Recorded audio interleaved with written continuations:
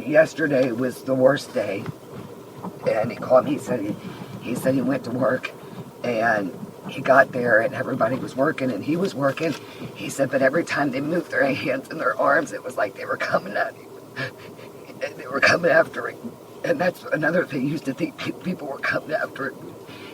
And so he said, I left work, Mom. I said, Chad, will you leave and go to the ER? Something's wrong, because he said, I feel like I've died. When I had that car wreck, I feel like I should be dead. And this was real. That's why I shot up through the driveway. Did you see that? Yeah. Okay. Be advised, shots fired, shots fired. 3 have been shot, not breathing. I think he had the body that he was carrying. I came out here to throw away my trash. They were at the porch area. That back porch area where the sliding glass is? No, almost the front porch area. Okay, on this left side. Yeah. Okay. And then they ran into the house. And I ran into the house. Later, I was in the house, locking myself in the house. I seen him I didn't see him run back there, but I seen him take up over his shoulder and to go back to this way. And that's when the cops pulled up. Okay. I heard screaming, and then I went to see, pulled in to see what was wrong, and the two laying there, and him with a gun in his. Okay. I don't remember if it was left or right hand, but he was holding it and walking across the driveway. My first thought was just to get out of the driveway. Were they moving at all? No. No? Okay. No, there was no movement. Did you see any blood or anything? It looked like the one that was laying here on the left side of the driveway had blood on it. Okay. Like, I heard they would have screaming matches in the backyard, and I'd hear them from in the house. And this was in May? Yeah, I mean, this was a normal thing for them, I guess. I just thought it was weird that he was so loud and like as if we couldn't hear him screaming at him. It was strange. And I seen Chad carrying out in his hands and laying down beside another that was already on the ground. Because it went bang, bang, bang, bang, bang, bang, bang. Didn't quit. And I said, God, target practice. He was target practicing? Yeah. Was you guys able to hear any yelling and screaming after the gunshot? No. Begging me to go over there and stop it. And he would ask me to get a job and say, I work all the time around here, I do all this, and I homeschool. And then he said the other day, he said, out for summer. He said, out for summer, so I'll ask to get a job, babysit. That would help with the bills. I said, it would help a lot, Chad. Take the stress off you on everything else that you're doing. But it just got worse. It got worse. Did he have a domestic violence in 2010 with you as the victim? Yeah. Did you ever know him to have any type of short temper or anything like that? At that time, he did have a short temper with. Well, he was intoxicated that day too. Yeah, Well, he called me that day that he did this. It was about noon. He said he only had one regret, and that was, him beat me up, and that was the only that he felt really bad about. Mm-hmm. They had a good relationship. Yeah, but we had a great relationship, from that time. But the things he was saying to me, he called me right before he did this. He called me the last time and said, Mom, I was born dead, what? And I said, He said what? I was born dead. I said, well, you were resuscitated. You weren't breathing. He said, my hands and feet were black. They almost had to amputate him. He said, I was born dead. He said, I'm not meant to be here. He took Jesus as Savior, but... Keith, was there ever a time, when you would quote any scripture to him? No, not really. No. I always... We never quoted scriptures. We don't know it by heart. Right, yeah. But, I always say, hey, it's not... You always do right. You always do, try to say, live your life with God and stuff like that. But I was never a real scripture guy. Scripture guy with the Bible or anything. All right, we're recording. All right, Randy. Is it good for you? And is this a current address? Yes, sir. And Do you need it? what's your phone number, Randy? Area code. Yes, sir. Okay. And Your vehicle is parked there in the driveway next door here? Yes, sir. And I took a picture of it with the license plate number and everything. What kind of car is that? It's a Chevy Cobalt. I think it's a 2008. And that's blue, right? Yes. Okay. And who? Thank you for your license. And who were you with in the vehicle? My 16-year-old stepdaughter, Onyx. ONYX? I don't. Yes. Okay, I'll guess. That was a good guess. That was really good. All right. Does she have a phone? You know? Yes, she does. I'll have to get you the number because I don't remember it by heart.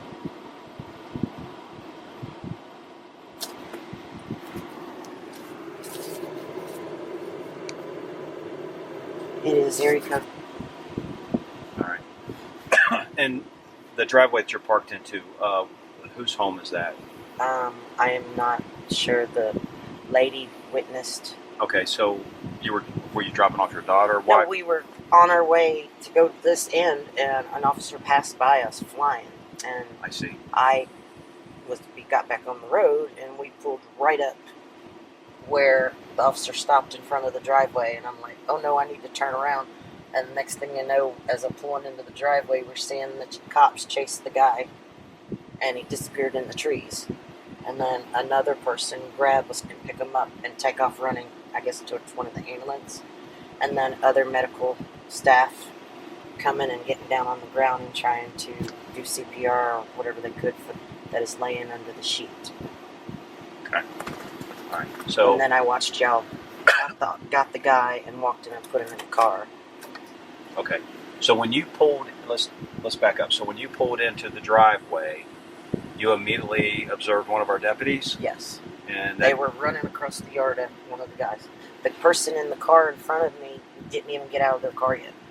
So there was a person in front of, did he pull over? This person pull over It too? was an officer that was in front of me. Gotcha. Okay. Hadn't even got to get out of his car yet when I saw that. Okay. Going on, and then. All right. So what you observed, you saw two people, one man, a deputy, and another deputy trying to chase that guy down. Okay. So can you describe the guy? I think he had brown kind of hair. I mean, we only saw him for a minute. I didn't really realize what was going on.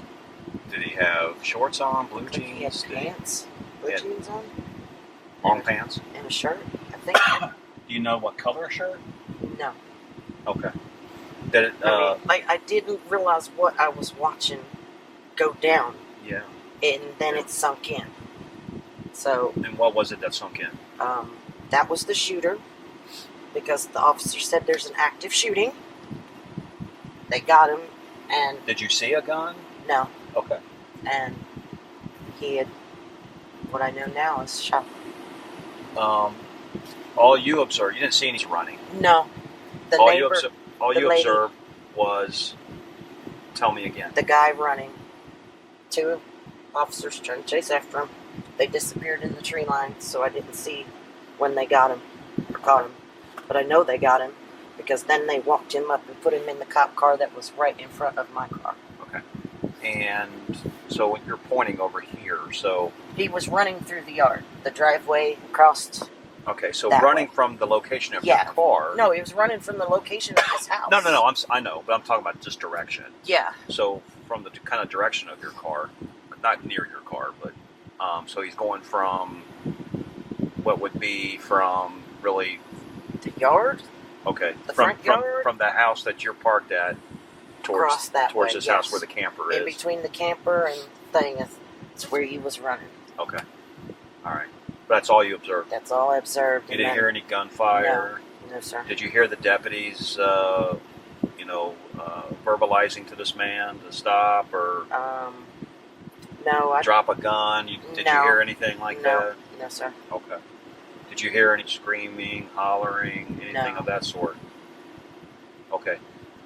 So you didn't hear anything said by the deputies. You didn't hear anything saying about this guy who was running. No. You just heard, I guess one of the deputies said there was an active shooter. Now, which deputy was that? Was there a third deputy? There was whoever got on the scene in front of me. He's already left. He's the one that took the guy off. The guy was in his vehicle. That is the officer that told me there was an active shooter. Gotcha. Okay. All right. And your daughter, Onyx, she observed what you observed? Basically the same thing that I observed. Excuse me. Okay. All right. I'm not going to need to talk with your daughter right now, but if we need to talk with her, I'll call you first. The worst thing about this is they are friends with the she goes to school with. Okay. So she was like really freaked out that her friend might have. And you guys were. We were on the way to go up to the stop sign and turn left, Gotcha. and we pulled up on all this. Understand. Okay. So, since you talked with me, I don't need to talk with your daughter. As far as I'm concerned, you're free to go. Okay. You can go. I appreciate you staying around. Take my car. No problem. This is horrible. Yeah. No, I'm going to let you take your car, and you can go on. Are you wanting to leave? Yes, I need to leave. I understand. Like to go home. I understand. So I appreciate you sticking around. You can do that. Yeah, you can take your car. We'll get you out. Go the other way. Okay. Okay, I appreciate it. So it's just you and your daughter. That was it, right? My daughter and I. Okay. Yeah, I got your card and you gave me my license. Yes, ma'am. So today's date, June 15, 2023. The time now is 7:17 p.m. 6 Forever 29, 6 Forever 60, 391 open line. 29.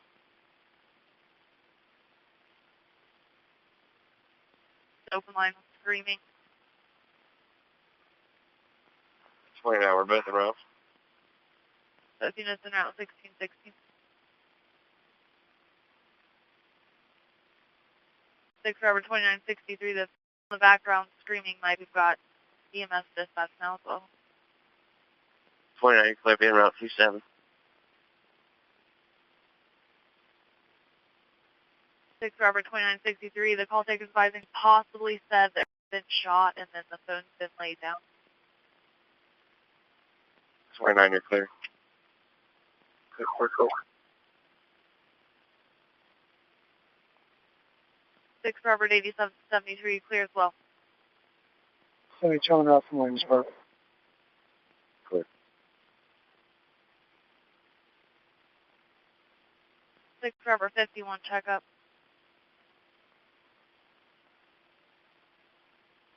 One on phone. 1617. Robert 34, I passed my complaint. We're going to be out at 1450 Club at the church. You're good. 63, fires. Negative. Sounds like we're getting another call from someone in the area. Break. Go ahead. Getting a call now from Misty advising that her grandfather told her that her grandfather was killing everyone in the house and that they went to the fire station. Break. Go ahead. There's a male actively shooting at the firehouse. Base is on 99. 24, I'm converting in route 7. Route 14, stay traffic. 63, how many house down firehouse?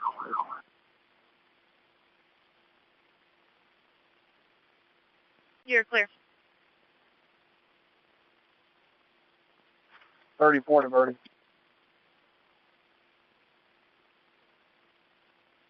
63, what's your ETA?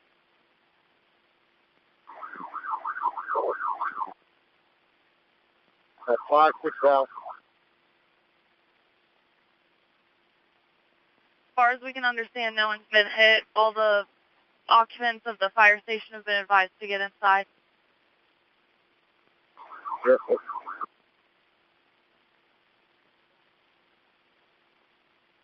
Number 51, clearing this traffic stop also being around.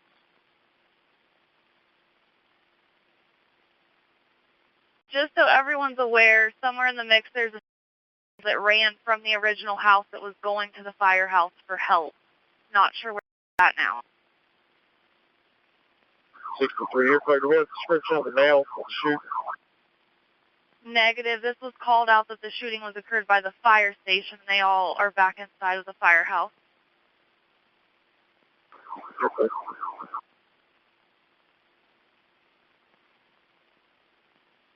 The traffic, your digital.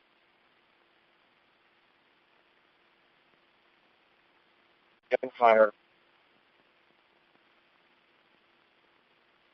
Radio is still digital, but the fire department is who told us that shots were fired. The male shooting, white, green shirt, blue jeans on the front porch of...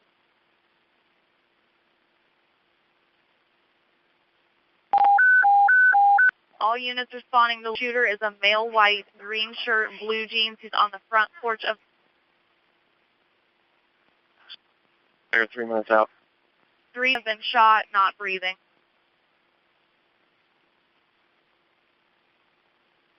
Additional call sounds like the shooters of the...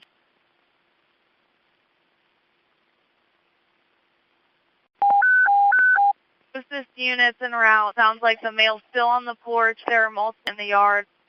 Non-breathers. 29, you're clear. Mile and a half out.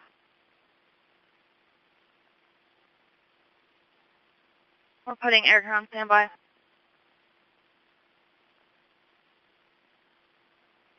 For information, I spoke for about how it's going.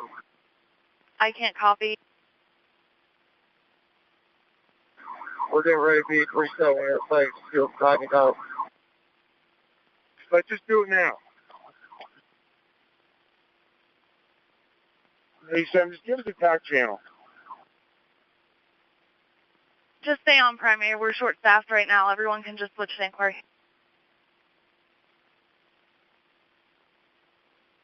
Chad, I'm going to kill the siren right here.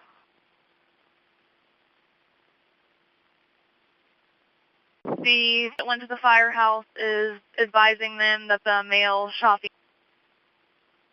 29137. You're clear.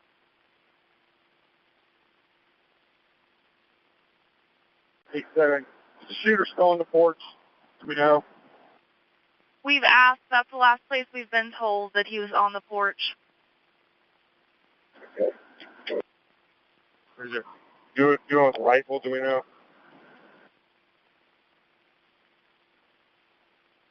We got a visual on the male. Not showing his hands, not following commands. Visual on male not showing hands or following commands. His name is Chad Doerman. Chad Doerman. If people need first aid and he's not complying, and you know he's the shooter, shoot him. 6 Robert 29 and 63 to check up. We're not working right now.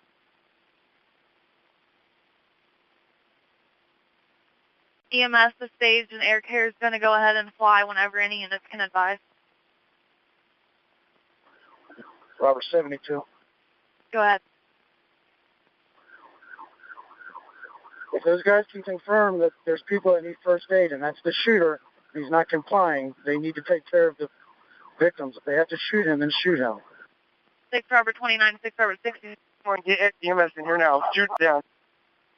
You're clear. 21 EMS responded. 29, we got 3 down. 3 down, 1627. 63, we're 21. Have EMS respond over here. You're clear. They're being advised. Robert 34, just start a mass casualty response. 63, do you want them to respond to the rest? Where exactly do you need them? Right in the front yard. Medic 33. Mag 33, go ahead. At the station or you're on scene? There's a man across the street with a firearm. He's actively shooting. Have him expedite.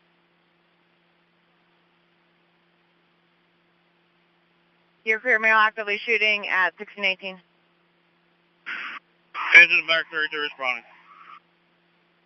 Be advised, shots fired, shots fired. You're clear. Shots fired at 1619. At station 33, 1619. Lieutenant 3302 to medic 33. Get in the station. Medic 33, get into the station. Right now. Chief 3302 is route. Chief 3302, you're cleared. Lieutenant 3302, what is the status of PD? PD's en route. I have, appears to be 7 deputies en route at this time, trying to get a close location for you. Medic 33, can you advise if you're actually in the fire department now? Lieutenant, correction, Chief 3302. Go ahead. This information, the shooting occurred, the assailants, I believe the victims out of station 33. You want me to dispatch additional medics to stage somewhere? We have a number of potential victims. Station 33, can you advise? Station 33. Engine 32, we got Station 33 on public service. They're unable to get inside the firehouse at this time. Can you ascertain a description of the shooter? We're trying at this time. Okay, and also if anybody's still shooting, we're trying to relay the information to the deputies. Lieutenant 3302, they're unable to get a description. They're pinned down at this time. They're stating that the assailant has a couple parties with him of some sort. You're clear. Can they advise that there's more than one person with a weapon and shooting? Negative. We can hear gunfire in the background.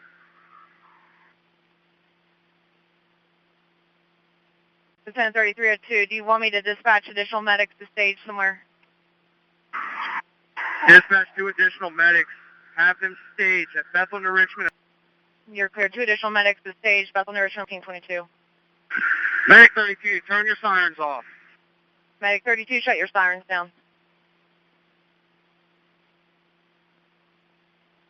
Medic 33. Medic 33, go ahead. Be advised, we have a security in the station. The male is still at the residence. They're directly next to the station. The male is still on scene.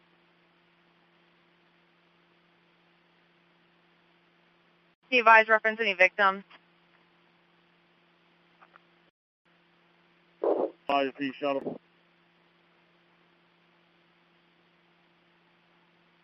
Okay, we are putting air care on standby at this time. Also, Medic 36 has been dispatched. Trying to get additional medics. Chief 3302. Go ahead. Go ahead and give me an additional engine response from mutual aid department. Have all units stage 232 and Liberty. Okay, new staging location 232 and Liberty, 1624.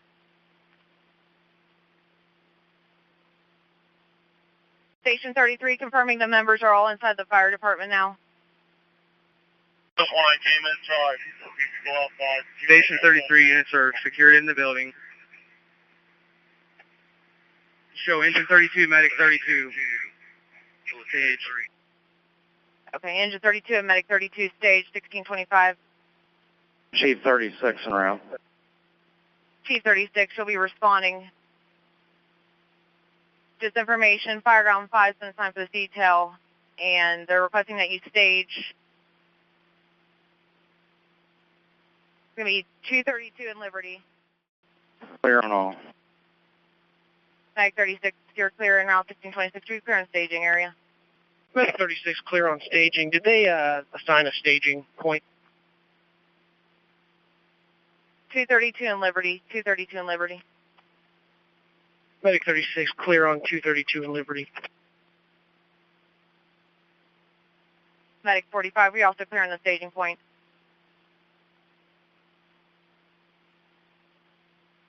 Chief 33, do you have an ETA on law enforcement?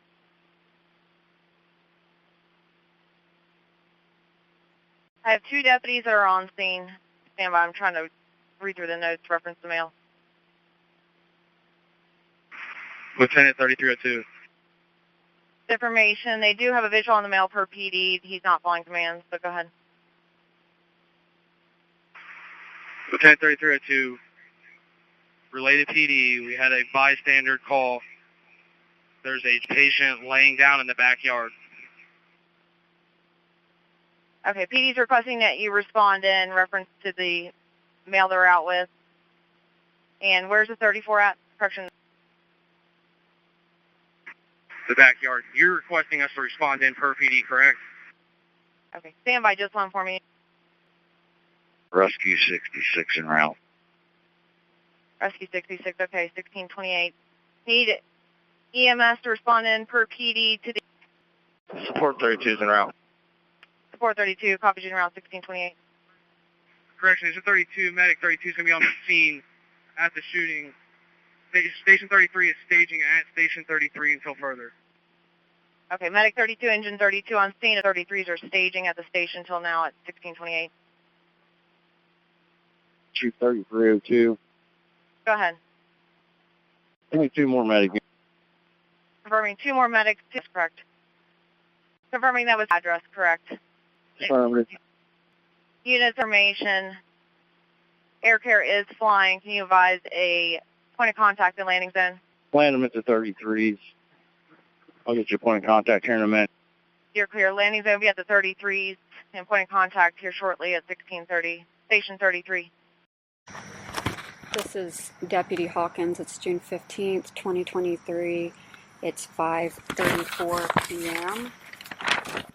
I am currently and I'm out with, if you go ahead and state your name, sir. Bo. Is Bo your given name? Yes. Okay. B-O? B-E? A-U. A-U. Thank you. Your birth date and your address. Okay. What's a good phone number for you? Mister, can you tell me what you saw? Yeah. We're sitting on a back porch. We heard a lot of screaming, heard a bunch of screaming, yelling. At first it was kind of like not really out of the ordinary, like they scream a lot over there. And then it kind of got like a lot more, severe yelling, screaming than normal. So kind of turned around. I saw a gentleman, a grown man, running. And everyone was screaming. I heard, 4 or 5 gunshots. Then the screaming subsided for a second. Then the screaming got substantially worse. And I saw him run back through this field behind this house, in between, our house over here and his house. Okay, so you saw him run from here back over to... Right. First I saw him running. When everyone screamed at first, I saw him run out there, like behind this house, straight back. So behind the house that we're at right now? Yeah. Maybe in between their houses, right? Hard to tell. But in this field behind this house. Okay. Ran that way. Heard the gunshots, which isn't out of the ordinary either. Like, a lot of people shoot their guns around here pretty often. So, but it definitely was like, wait a second, that something is wrong. Okay. So... pretty much right after that, saw him come back. I don't think he had a shirt on. If he did, it was like skin-colored shirt, right? Okay. And it kind of appeared that he was carrying, when he went out and came back, like he was carrying something, right? A few moments later, saw him walk back out there. And then he came back with a kind of lifeless, smaller body flung over his shoulder. Now you said you saw him walk back. Where was he walking back to? The same place where I saw him before, like pretty much same path, straight back behind this house. He was back there. Where was he walking to? I didn't see where he actually went to, but I can show you my point of view. Yeah. You want me? So pretty much this gap right here is where we saw it. From the back of the house. Right about here. And pretty much you can see the caution tape. That's where we saw him run across, right? Mm-hmm. Then heard the gunshots, saw him come back towards the black deck. Okay. A few moments later, he came back out, and then we saw him carrying, I think he had the body that he was carrying. And then we heard horrible screaming. We heard people in the road. So you said you saw him carrying a body back? Yes, from this vantage point, pretty much right where that caution tape is, towards the black deck. And it was over his right shoulder, like this, draped over him. Okay. So, and you said what he was carrying. Did you recognize any of the people that you saw? I didn't. I know who lives over there, but I couldn't clearly tell you who it was. I couldn't see his face. Okay. Can you describe to me what he looked like, what he was wearing? Like I said, if you had a shirt on, it was like a tan or skin-colored shirt, light-colored, khaki tan shirt. And he was a little taller than you, a little shorter than me, right? Like here-ish. Okay. Height, probably, and pretty average build, Okay. Did you see if he had hair, what color hair he I had? couldn't really see, like, his If he facial. had anything on his head? Couldn't tell. Okay. Lincoln 20. Go ahead. Did you see anybody else? Lincoln 20, Nope. please show me on the road to Claremont Mercy Did you Hospital. hear anybody say anything? Not clear words, no. Okay. I heard lots of screaming. Okay. I can't clearly, no, I don't remember And clearly. do you know when this happened? I called 911, so Okay. it was like, Did you call 911 right when it happened? it was or? like Lincoln 20, not where are even you 2 minutes. transporting Couldn't have been from? 2 minutes. 419. So it was pretty much right after. Like at first, the only hesitation was, am I overreacting? Like, that wasn't right. And so then you we saw, heard all the you screaming saw them in the running. road. Yeah. Okay. I may have called 911 after I saw him carrying the body. Okay. It might have been that time in between, right? Okay. That I, So did you see anybody else? no. Okay. Or you believe it to be? It was my initial assumption, yes. But I heard a lot of voices, right? Okay. But the only one I clearly saw was a grown man running across that field. And then when he came back, he was carrying a smaller body. Okay. Is there anything else that you think I that we just should received know? a call that you want to know where I'm transporting from. The ambulance is transferring from Centera. Never in my wildest dreams would I imagine something like that would happen. Like, the guy was kind of a jerk, but never would I have thought that he would go unhinged like that and do something so horrendous. Yeah, totally freaked out, really. Like, I just can't, I can't even believe it. Okay. Well, if you think of anything else while you're standing around here, for just sure. get a hold of someone. Okay? Yeah, the stuff that, like, I know for sure that I saw and heard is definitely what I told you. Okay. Right? And if something else comes up, I will. Okay. Thank you. The time is 5:42. This is Deputy Hawkins with Claremont County Sheriff's Office. It's June the 15th, 2023, 5:11. Will you go ahead and state your name? Mandy. M-A-N-D-Y. Hi. Mandy, just spell that again for me, if you will. And your birth date. And you live at this address right here where Yes. we're at? What address is it? I saw one of them run to the back field. I seen the coming after. Looked like he had a shotgun in his hand. I thought it was a toy gun. I looked away. I looked back. He was on the ground, not moving. That ran away from with the gun in his hand, back to the house. I went outside to go take my trash out. I heard saying, and then I ran back into the house. At some point, I did hear a gunshot, but it was very faint, and that's all I've seen. Oh, I guess, yeah. A little while later, I seen him go back out to the field and grab it afterwards. So, what time did this occur? I have no idea. I didn't even look. Maybe an hour ago. Maybe an hour ago. This all happened within 10 minutes, I would say. So from the time you saw running after, and then what time did he come back and get?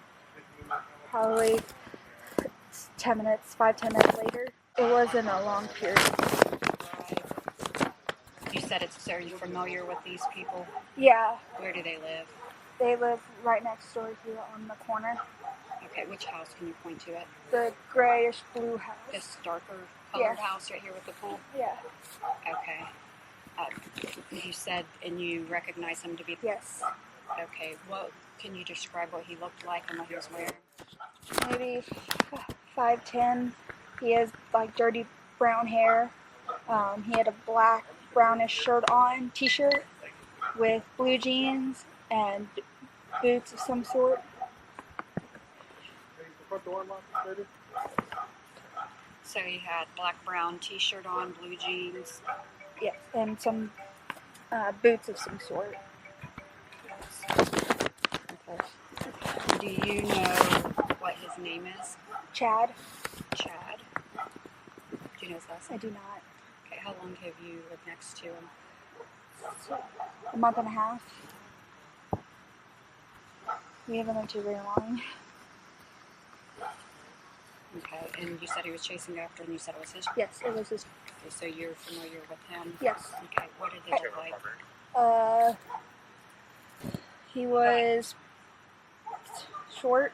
He had blonde hair, like pure white blonde hair. He had he had. Do you know what his name is? Do not know his name. I don't know if it's. They both kind of look the same. You said that you saw him chasing him. The chasing after the Okay, yes. and you turned away? Yes, because it's normal for them to chase after the Okay, when that, you said that's normal, in what context is that normal? Is it play or trouble or just out of boundary? What would Pretty you much say all that is? three. It's either be in trouble, playing, sometimes they do play outside, or out of boundary. Because sometimes they don't like going down in the dip without I don't know which one would be, but I know they changed that. Do you know what kind of relationship they had? I know that it was very loud and aggressive, like yelling wise. I knew he kind of drank a lot. Did you see him drink? Not today, but I've seen him drink before. What about Was very nice, very sweet every time we see him. Is always home with. I have seen them both in like yelling matches sometimes, but nothing like aggressive. Okay. Who all lives at this house here that you said they live in? I know that those are the three, or they all live there full time. I know they have a that's there, maybe partial of the time. I don't see her all the time. Okay, what's his name? Do you know? Okay. I know. Is there anything that you think that we should know, or anything that ever concerned you about them? No, I know that have a really bad temper. He got into a screaming match with my boyfriend about a week ago. What was that over? They were over here playing with my dogs. They were being a little aggressive with them. I asked the teacher to make them stop because I wasn't going to yell at his. And they were, and then went back. He went over there to say thank you for work on stuff with him, and then they both got in an argument. He started screaming at him because we don't like his something like that. Okay. So he's very kind of erratic when he gets drunk. Have you ever seen, you said he's aggressive and loud, have you ever seen him harm, or is there anybody else at the home? No, I have not. I haven't seen him put his hand on anybody. I know he's very loud, but that'd be pretty much it. Okay. Like I said, is there anything else that you think I should know? Not that I know of. I mean, it's here most of the time that it works. So can you point to me where you saw him running and where he went down? Yeah.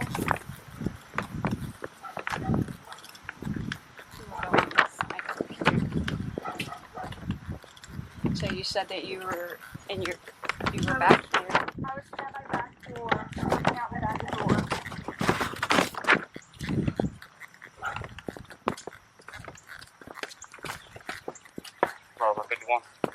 I seen running from my back of my shop here, running back there, coming following behind. Okay. I turned back. I seen him come with the gun. Turned back. He was on the ground. It ran back to the house. Okay. Did it say anything to you when this happened? No, I don't think he realized I was even here. Okay. And so you said he had a gun, but you thought it was a toy gun? Yeah, because they took toy guns all the time, like the little, the rifle guns. Okay. So it was somewhere in there. Yeah, it was more in the green area. I can see the peeking out from the grass. Okay, but close to that.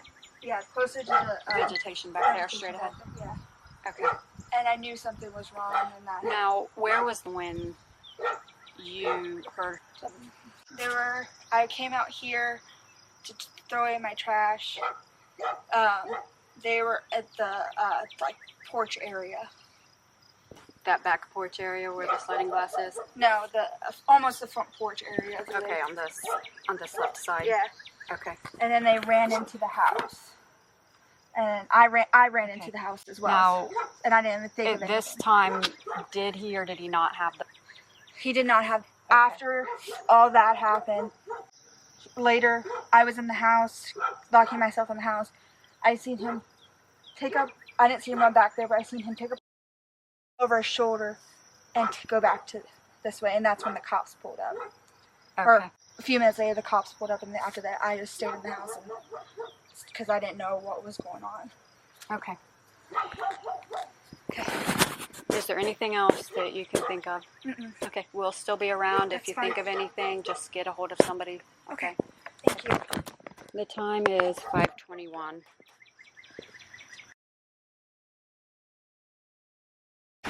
Today is June 15th, 2023. Approximate time is 17:10.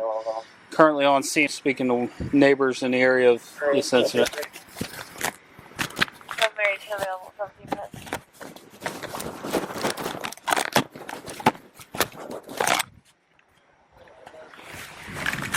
Hey man, you said you live here? Yeah. Can I talk to you real quick?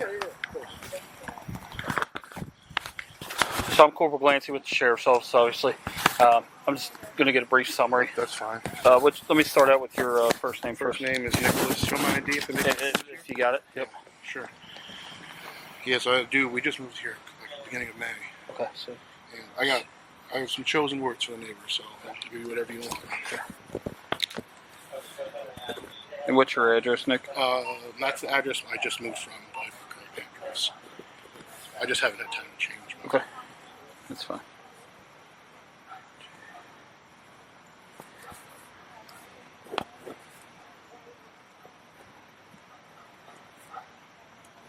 Let's go find it for you, Nick. Here's your license back. Appreciate it. All right, so obviously, like I explained to you here, I'm not here to talk to details. I'm here to talk to you about. Obviously, you stated you moved in May. Yeah, May, like beginning of May. Of 23? Yeah, this year. Yes, okay. Sir. Have you ever had any interactions? Yeah. Okay. At Country View, 41, Stevens Girls, check on George, hasn't heard from him in a week. And then third day I was here, I noticed he was really aggressive towards the yell at them. Like I was yelled at growing up. Right, okay. But not like that. Like I heard they would have screaming matches in the backyard, and I'd hear them from in the house. And this was in May? Yeah, I mean, this was a normal thing for them, I guess. He'd yell, he'd get drunk, and when he got drunk, he came up and bitched at me one day. We were all, I don't know if you bought the property at all. I haven't. But no. behind my house, or behind my shop, I'm building a shed. Okay. And he came over to put up my dogs. And I just told him, hey, take it easy on the puppies, I don't want them getting hurt. Anyway, dog ended up getting out, chased the dog, went over and said, hey, appreciate the help. And then he got in my face about me bitching at him. He was drunk, I could smell it on him. Okay. And he was squaring up, like he was getting real close to me, and his hand in a fist. So I just kind of walked away and let it go. And then the next morning, I guess sober him came over and apologized, but that's pretty much sums him up. Okay. So in your 5 or 6 weeks of living here, you would say the screaming and yelling, is it a day a week, 3 days a week, 7 days a week? 1 to 3 times a week. Okay. Some weeks it didn't even happen, and some weeks it did. So it just depended on his mood, how much he was drinking, and I guess When he'd be screaming at for whoever was else at the house. I mean, just a. How was the tone? it was aggressive. Yeah, it was like don't fuck normal, with me kind of thing. Yeah. Okay. It wasn't the normal hey like firm voice we had growing up. Right. It was the don't fuck with me kind of thing. Okay. And they had the same tone with me, even when we were having a casual conversation.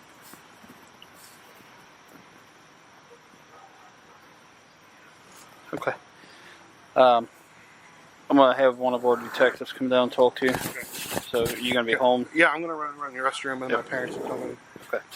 Just they usually come for dinner. Okay. Every night. All right. So I'll let them know. Okay. I appreciate All right. it. Thanks, I'm just man. gonna wait here. I'm gonna go to the restroom. Okay. Thank you. All right. This concludes my interview with Nicholas. Deputy Halchin, June 15th, 2023, 17:26 hours. I'm going to be out speaking with a Carol. Could you state your name for me? Carol. Okay, is this where you reside at? Yes. Okay, how long have you been home, Carol? Since about 2 o'clock.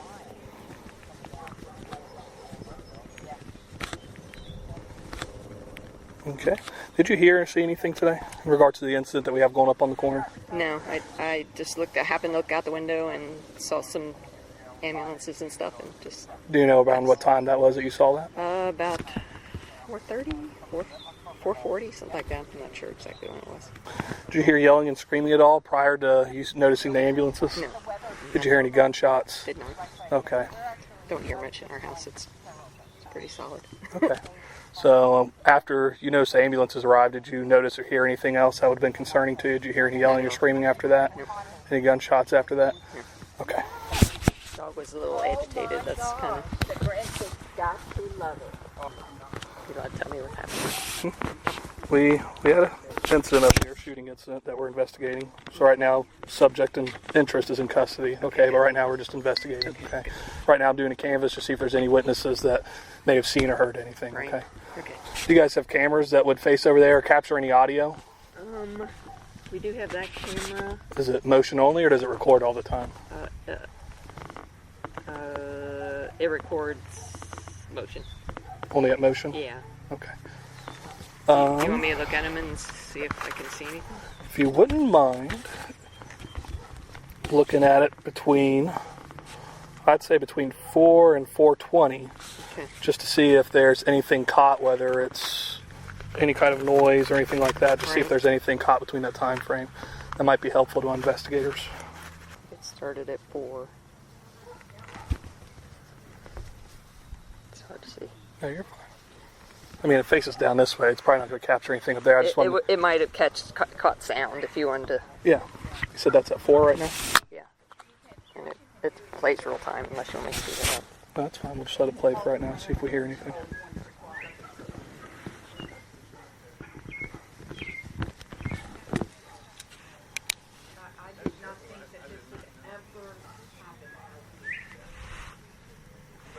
Oh, I was like, who's that talking? It's the news people.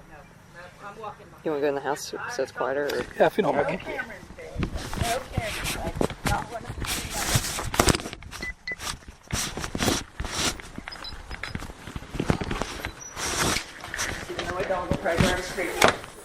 He's alright. We can just watch it. I'll turn the TV down. So Okay. Is it still playing right now, or do you have a pause? Yes.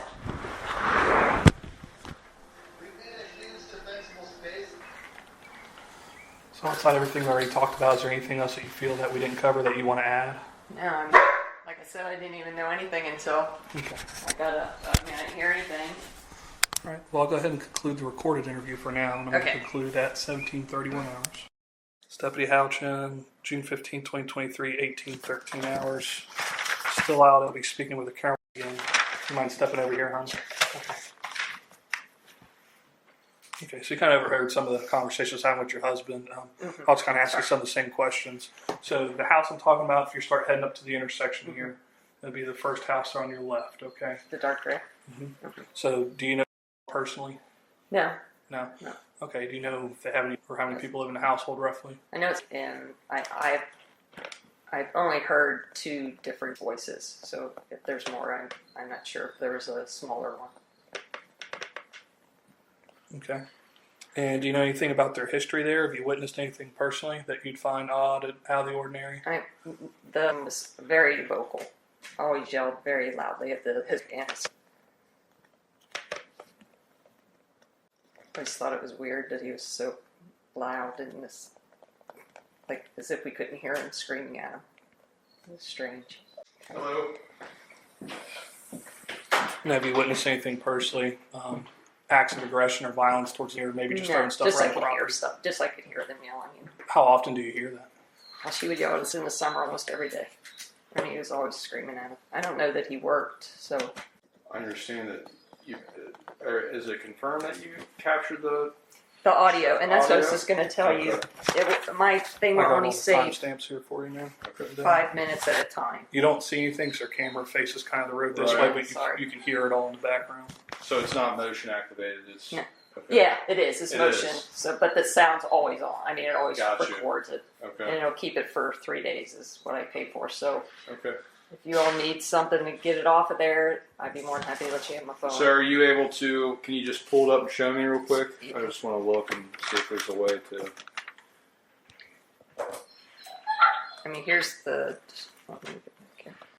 You just find where it starts. But in order to download it, will only download 5 minutes at a time. That's fine. 4:15:18.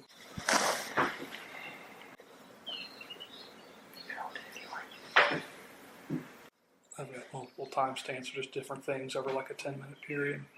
Some things you can make out specifically it's being said, other times just. You didn't know personally, did you know any of their names or anything like that? You never witnessed any acts of aggression or violence, you said? No. Seeing nothing, no, but screaming at each other. Is there anything else that you want to add that we haven't touched on with them yet? Yeah. Okay. I'll just go ahead and conclude your second interview at 18 hours. Yeah, Mechanic Sheriff's Office, 15th of June 2023 at 17:27 hours. I'm here, Laurel Automotive. So what happened today that you can recall? Just give me what you just told me. What I just said. Heard a lot of screaming. It went on for about 4:15, and finally walked out. Maybe about 4:30 when I walked outside, and I seen over at the firehouse, and I seen Chad carrying out in his hands and laying down beside another that was already on the ground. And I seen another gentleman going into my shop real fast, telling me he was waving a gun around. Okay. Did you see, do you know the Chad guy over there? Yep, Chad. I can't say I know him at a personal level, but he's a customer of mine. Okay. You know his last name? Doerman. Doerman? Okay. Yeah. I can look it up if you need to spell it. No, you're fine. So they yeah, dude was definitely a hothead. I never figured he would hurt anybody, but he definitely, that time they come over here, they were really nice, really friendly people when they were over here. Okay. And you didn't see any shots or hear any shots fired? I didn't hear any shots. No. Did you see him with the firearm in his hand? I did not. I was too far away. Okay. And we already discussed you got cameras here in the building. I do One have cameras, but they don't points out work. toward the corner, but they don't work, right? Yep, I got hit by lightning 2 years ago, I think. Okay. And that's on my to-do list. Okay. Once he laid down, what did you see him do? He looked like he said something to, and looked like he was yelling something. I couldn't hear top songs. Okay. But he said something, and turned around, walked away, and sat on the porch. Okay. And he pretty much just sat on the porch the whole time. Okay. Porch side steps, I guess it really is. Okay. And, yeah. All right, I'm going to end the recording at 17:29. Deputy Houchin, June 15, 2023, 18:10 hours, and we'll be out at speaking with a Dan. Could you take a name for me, sir? Dan. Is this where you reside at? Yes. Okay. Around, how long have you been home today? I got home probably about 5 o'clock. Yeah, right around 5 o'clock. When was the last time you were home before that? I left the house this morning at 6 a.m. So you wouldn't have been here for the actual incident? No, I didn't. I wasn't here. Everybody was already ambulance and everything. The road was blocked off. I had to go around the back road to get back home. Okay. And the ambulance was in my driveway. I didn't move so I could get in. So. Okay.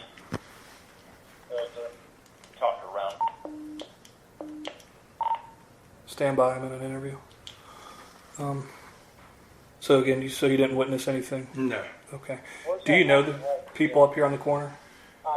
In the gray house, right there. So if you're facing this way, and you're at the intersection, it's the one right on the left. On the left, I do not know them personally. I've seen them, out in the yard and stuff. Okay. And they have a pool. I seen swimming last summer, but yeah. But you don't know them personally? No, I do not. Have you ever observed anything odd or unusual at that residence? No, not. I mean, I gotta say, are you talking about the gray house? They're going to come down and meet with you real quick, okay? Oh, okay. Okay, I'll do a follow-up interview with you in a second. Okay. So, you've always noticed them kind of playing out in the yard. You noticed the pool and everything. Do you know how many they had?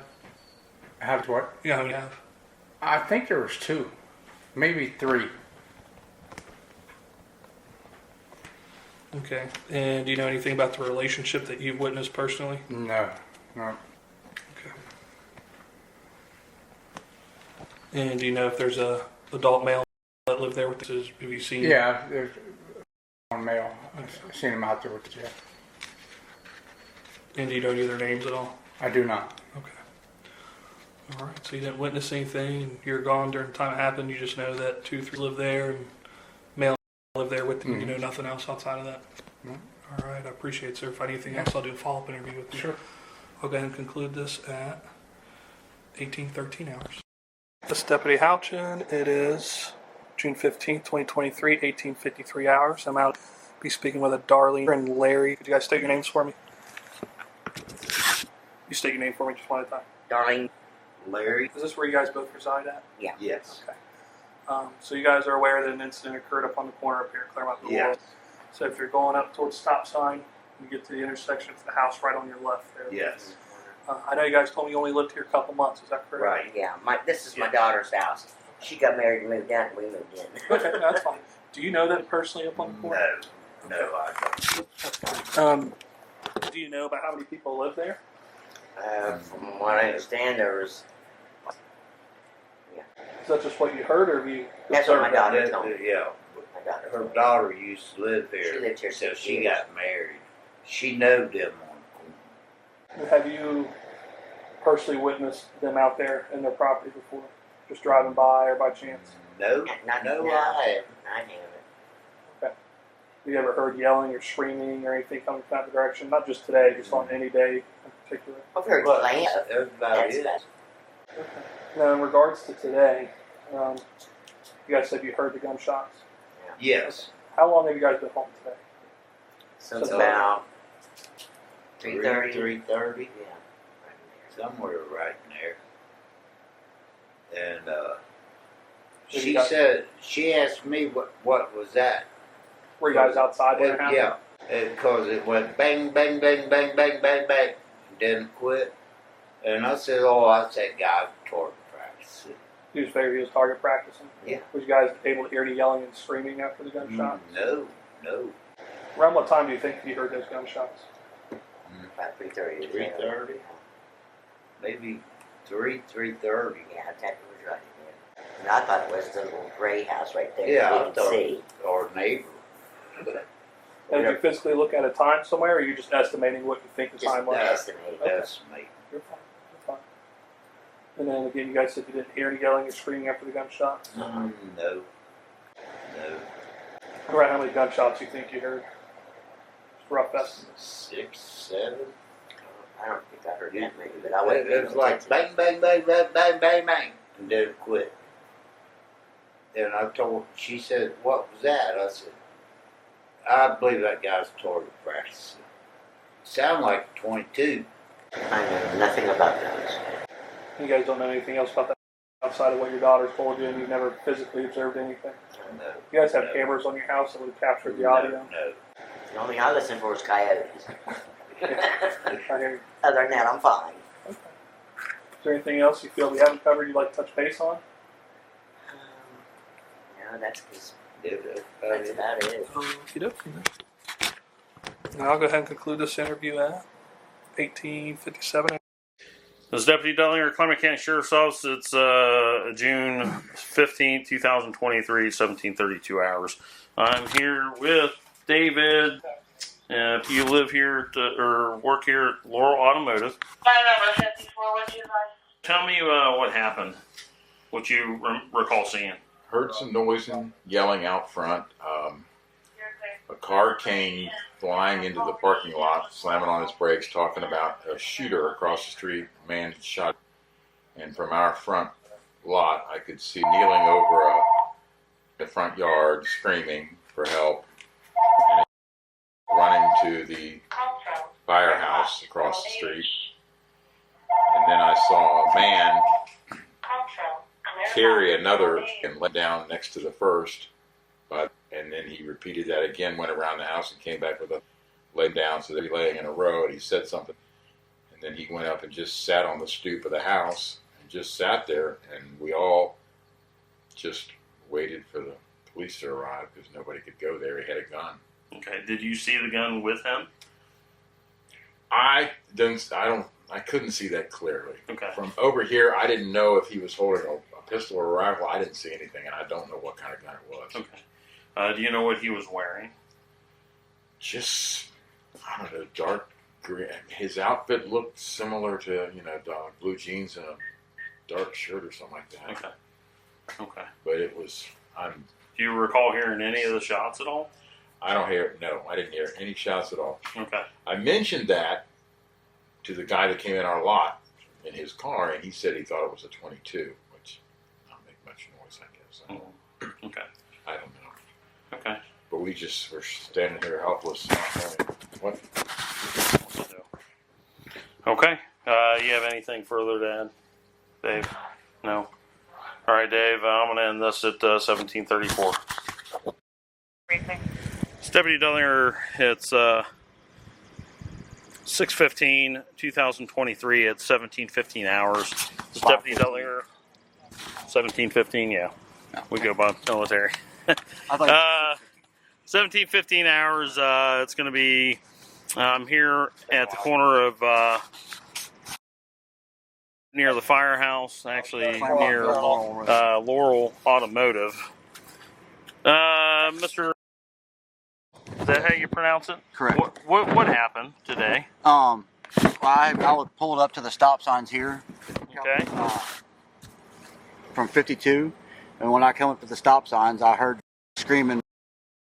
Okay. And I saw a bike laying in the yard. I thought maybe fell off, got hurt, or got hit or something. Mm-hmm. So I pulled in.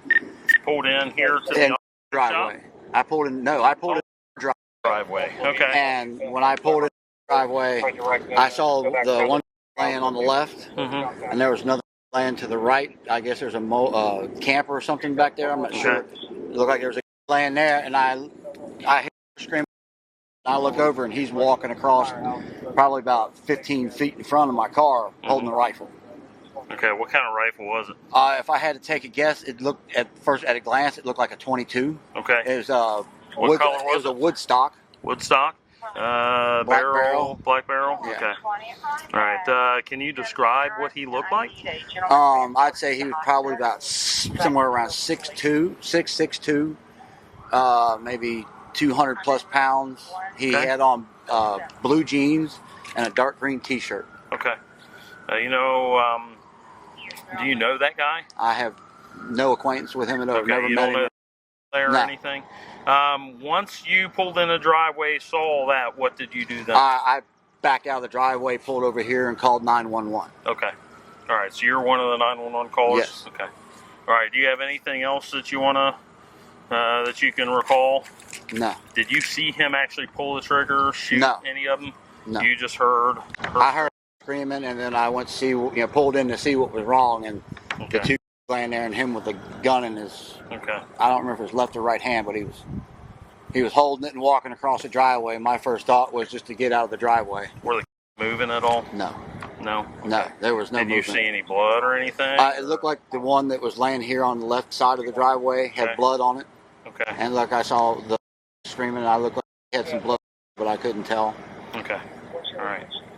All right. Well, I'll. What car were you in? I'm in the Honda Civic. Honda Civic? Okay. I'm going to go ahead and take a few pictures, and then we'll get you out of here. Okay. I'm going to end this at 17, 18 hours. It's Deputy Hal Chin. It is June 15th, 2023, 18:42 hours. I'm going to be out speaking with Linda. State your name for me. Linda. Is this where you reside at? Yes. Okay. How long have you been home today? We've been home since 2 o'clock. Have you left anywhere since then? No. Around the time of 4:15, or we can just say between 4 and 4:30 p.m., did you personally hear or witness anything out of the ordinary coming from that direction towards Claremont Boulevard? No. You didn't hear anybody yelling and screaming? No. Did you hear any gunshots? No. Okay. I wish to God I had. No, you're fine. Okay, do you know that on the corner by chance?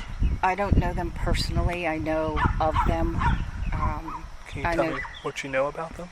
I know we've seen them playing out in the yard. About how many you think they had? 3. Do you know how many adults have you seen there? Just 2, I think. Male? Yes. And you don't know them personally? No. So just from driving by or any other interactions that you've witnessed in person in previous times, have you ever seen anything out of the ordinary? Any acts of aggression or any yelling or screaming or anything like that? The only thing I know is kind of hearsay. Mm-hmm. My daughter lived across it. That is her house. Mm-hmm. And there's a guy named Chris who comes and mows the big field and bales it. Yeah. And when he came over to do her yard, and this was last year, he was going to do back here as well, and he had to go through their yard up at the corner, and the guy in the house went off on him. He went off on him? Yeah. He got really angry. He was shouting and cussing. But that's really about the only thing I know. And what's the address there? My daughter doesn't live there anymore. She's married and lives in Bethel. But my husband's ex-wife lives over there. And she said that they heard the shots. She told you that? Yes. Okay. So you might want to go over and talk to them. That I will do. So outside of what you've heard from hearsay last year and you just seen the playing on the corner up there, do you know of anything else that might be pertinent to us? I don't think so. Okay. All right. Well, I'll go ahead and conclude this at 18:45. There may be some things that you remember after this. Just if you think about it, write it down. If it's something important that stated to you or something, I'll come down and follow up in a couple days or so. Okay. Your first name's Carl. Yeah. Carl Watson II. Phone number for you, Carl? Okay. Okay, so the time's 17:30. It's Thursday, June 15th. This is Monroe Firehouse Station 33. 33? Okay. And so, Carl, you and I talked a little bit before I started the recording, okay? You're visibly shook up, and I feel for you, man. You got to take care of yourself too. Okay, so let's just take our time, and if you can recall some things or what you were doing when you came in, do you know the name?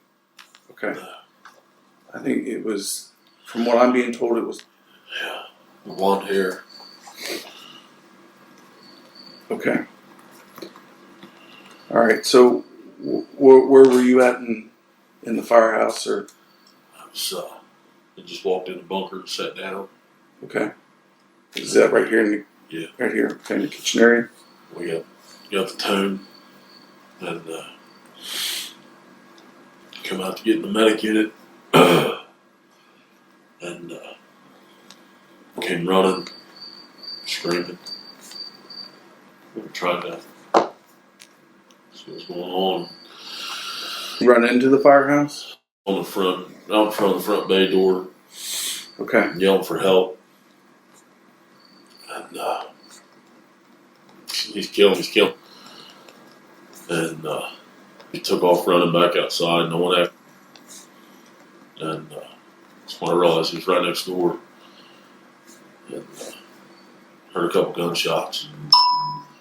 Was trying to get back in. We're running back to the house? Yeah. Okay. Begging for us to go help. How'd you stop? I just kept grabbing. Okay. So you were trying to keep him going back over there, which is... Just trying to grab back in the top.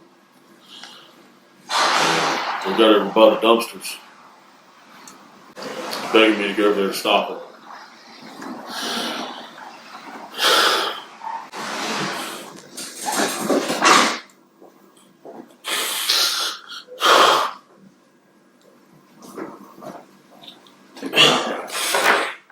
Take your time out.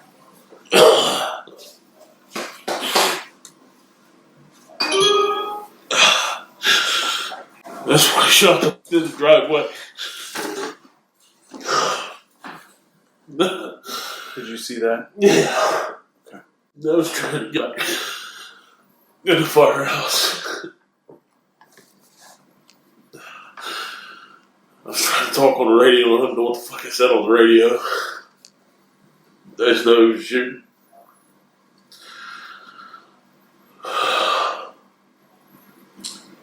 Was it that's closer to the road? You just looking at. Yeah.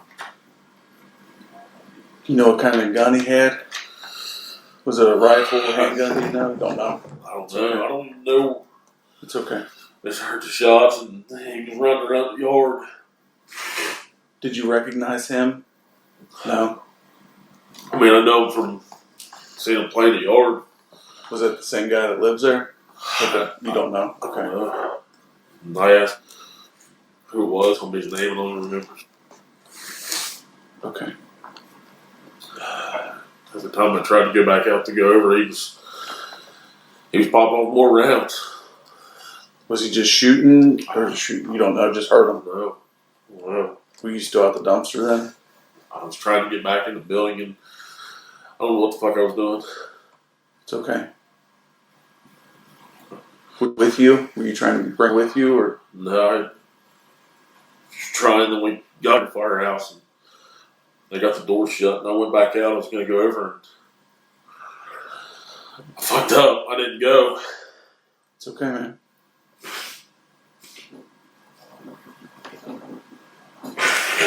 Honestly, Carl, let me ask you this, man. You saw him shoot. What could you have done over there besides become a victim yourself? No. I don't think you did anything wrong, Carl.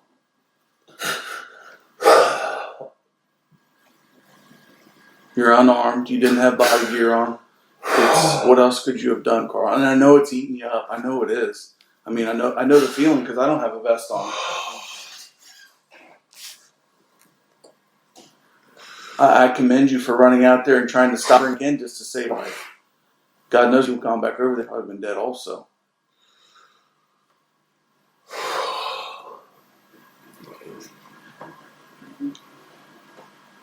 Hello. But you can't beat yourself up over it. Okay, I know it's easier said than done. I know it is. I mean, I've been there. I can't say I know exactly how you're feeling because everybody's different. But seeing the emotion that you're showing,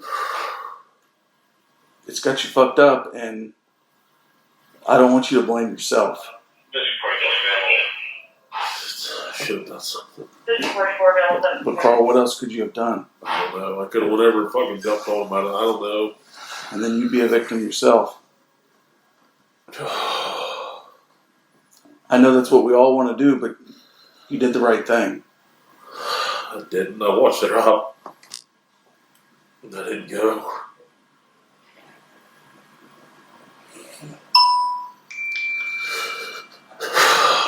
Carl, in our line of work, we want to save everybody. Yeah. And I had no doubt in my mind that if you were equipped, or if you thought you could have neutralized the problem, you wouldn't have hesitated. But instinct did kick in because you had to protect yourself. I know it's easy for me to say, man. I know you're probably thinking, I don't even know what I'm thinking. And I don't expect you to. I don't even know what to think. You saved one person's life.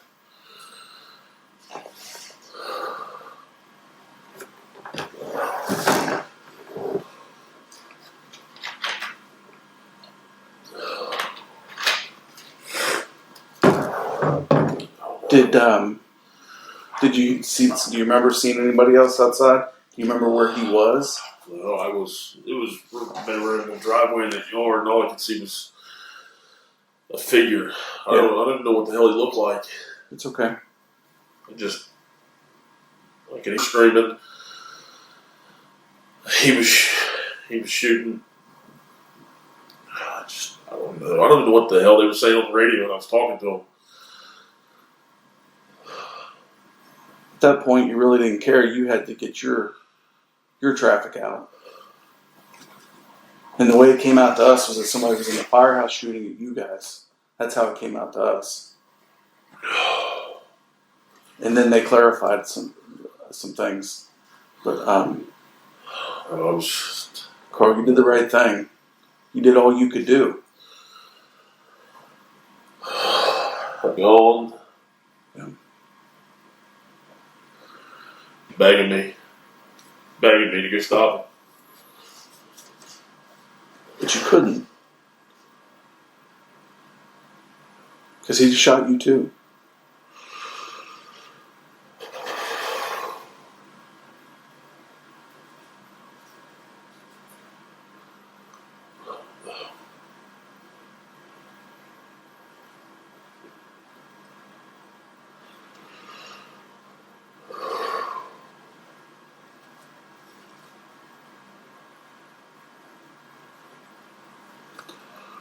You'll remember some things here in a couple days, like I said, okay?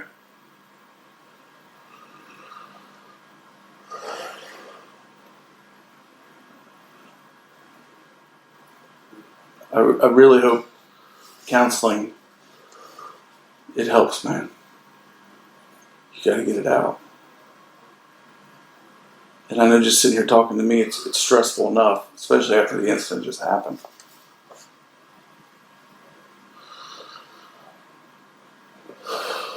Do you have children? It doesn't make it easier. Because in your line of work, you do this because you're trying to help people. And I get it, you felt helpless today. But you did everything you could, man. Please believe me on that. You saved a life. I don't feel like it. I know you don't. Because heroes never feel like it. I didn't know what to do. Yeah, you did. You did the right thing. You put her to safety. That was instinct. You had it in you. Your heart was telling you to go. But your mind was telling you something different. And your instincts would keep you alive.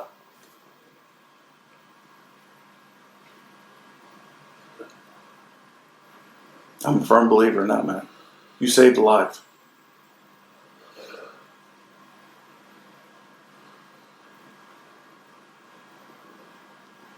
He'll hate me forever. Can't hate you. I was begging and I didn't go.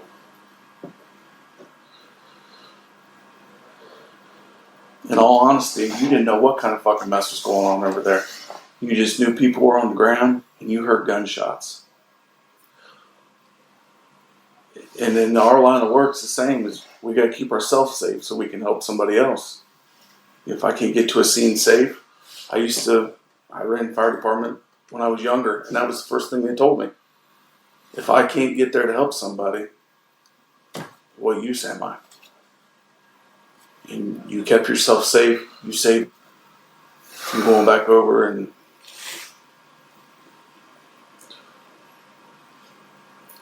I know, buddy. I know. I don't know. I know. I don't know. I'm gonna give you my card here, okay? Yeah. You need to talk to someone. I don't care what time it is. I'm gonna save your number on my phone, so I know it's you calling.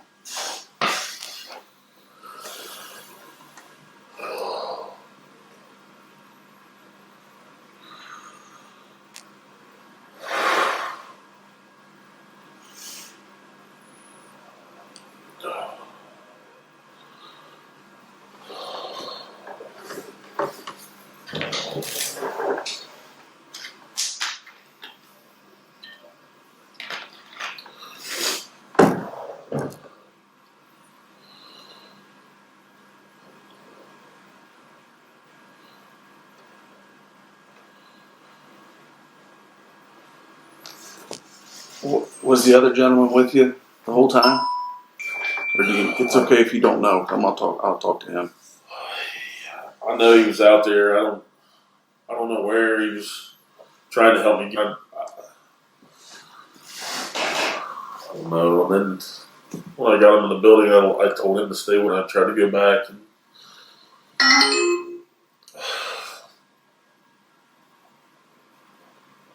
You knew what would have happened if you'd gone over there. And you knew at that point you couldn't do anything to change the outcome other than what you'd already done. You knew that. Instinctively, I think you did.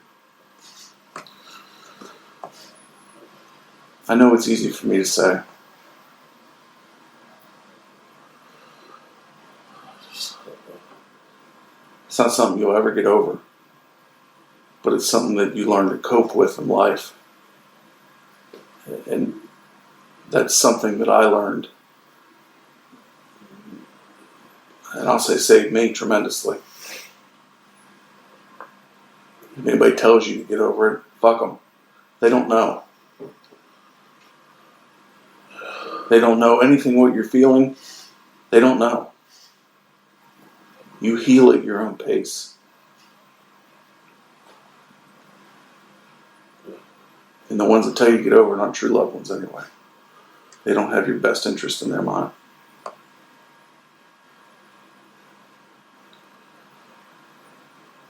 I commend you for what you've done. I think you're a hero.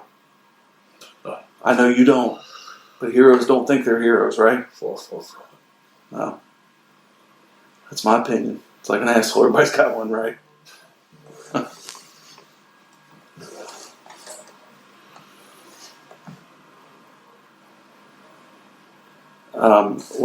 What's your chief's name? Steve Downey. Is he here? I don't know. Okay, Steve. What is it? Chief, Steve Downey. Downey? Yeah. D-O-W-N-E-Y. Assistant Chiefs. Greg Lane. He's here. Was Greg the one called you on the radio? I don't know. When I was walking over. Greg Lane or Lang? Lang, L-A-N-G. Okay. That was Michael Welch, my lieutenant. Okay. On the radio. Oh, okay.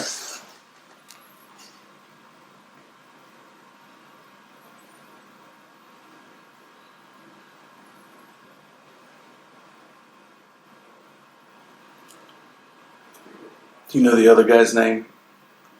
The one that was with you, the other one I need to talk to? I know you know it. Michael Nichols. Michael Nichols? Okay. Let's see. Well, let's.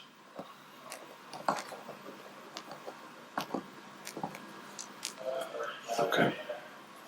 Do you want me to send them in? If you're ready, if you're okay, I mean, we'll see here as long as you want. I know you don't want to talk to me, but this, so it's Mike Nichols. Mike, what's the phone number for you? And this is, I didn't write it down up here. What station number is this? This is station 33. Okay. Station 33. Okay, let's see, the time is 18:04. It's Detective Schubert. Today's June 15th, 2023. So, Michael, like you and I talked before I started the recording, I don't expect you to remember fine details. I don't expect you to remember everything. If there are some things that you can explain to me that would help me understand the scene and stuff that was going on, did the retire name? Not that it's important, but We would say name, but I can't remember what it that's was. okay. Okay, so where were you running over? I was sitting in the recliner. In here, the kitchen area? Yeah. Okay. And the tones went off for unknown problem. I opened my phone because we have an app that gives us notes on what it is. I read screaming and shots were heard. I quickly grabbed my radio strap. I opened the bay door, which leads out from the room that I was sitting in. Is that the one? That one right there that you see. Oh, this okay. Yes. And I hear someone help. I run over to where I hear the screaming, and I see screaming for help. He's saying that is shot. I said, "Where is he right now?" He said that he's still over at the house. I said, "Where do you live? Where is the house?" Goes right across the intersection right here. Runs out the bay doors. The bay doors were already open. Runs out the bay door, and I try and yell back, "Okay, stay inside. We need you to stay inside." At that time, my partner is coming behind me. He's radioing to the comm center of what is happening. I believe it was the residents screaming. I look over, I see two figures. I assumed that the one that was on the ground was just sitting down. Then I saw another figure walking. And then that was when we heard another gunshot. Where were they sitting in the yard at? The person was right next to, I think it was like a concrete porch right at the front of the house. That is what I saw. And then if that is presumably who I saw, I was just figures from a distance. But the man, I will say, was behind, guessing probably around 10 feet behind, roughly. I heard the gunshots. My partner radioed what we heard. I quickly tried to get back inside the station. It was not compliant at first, but we managed it. We closed the bay doors. And I tried to comfort the best I could. My partner was... Is that Carl? Carl. Okay. Carl Watson was managing the incident at that point, radioing to everyone. I did not hear everything that was said. That's okay. Yeah, that's okay. But I was talking to, just trying to cover. I did not know really what to say. I was just trying to calm down. I hugged a little bit and tried to just help slow breathing. He started explaining point of the view. Do you want me to go? Yeah. If you remember it, yeah. I know that was saying was shooting people, and he said that when it initially started, in a run. I don't know where they were in the house at the time, but told that they need to run. They ran out of the house, and then at some point ran back into the house and grabbed one and started running back out of the house. And was there and said, said to drop or I will shoot you, and stated that freaked out, dropped, and then that ran over to the station.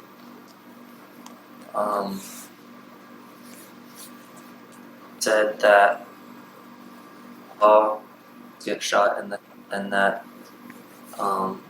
they also witnessed a shot in the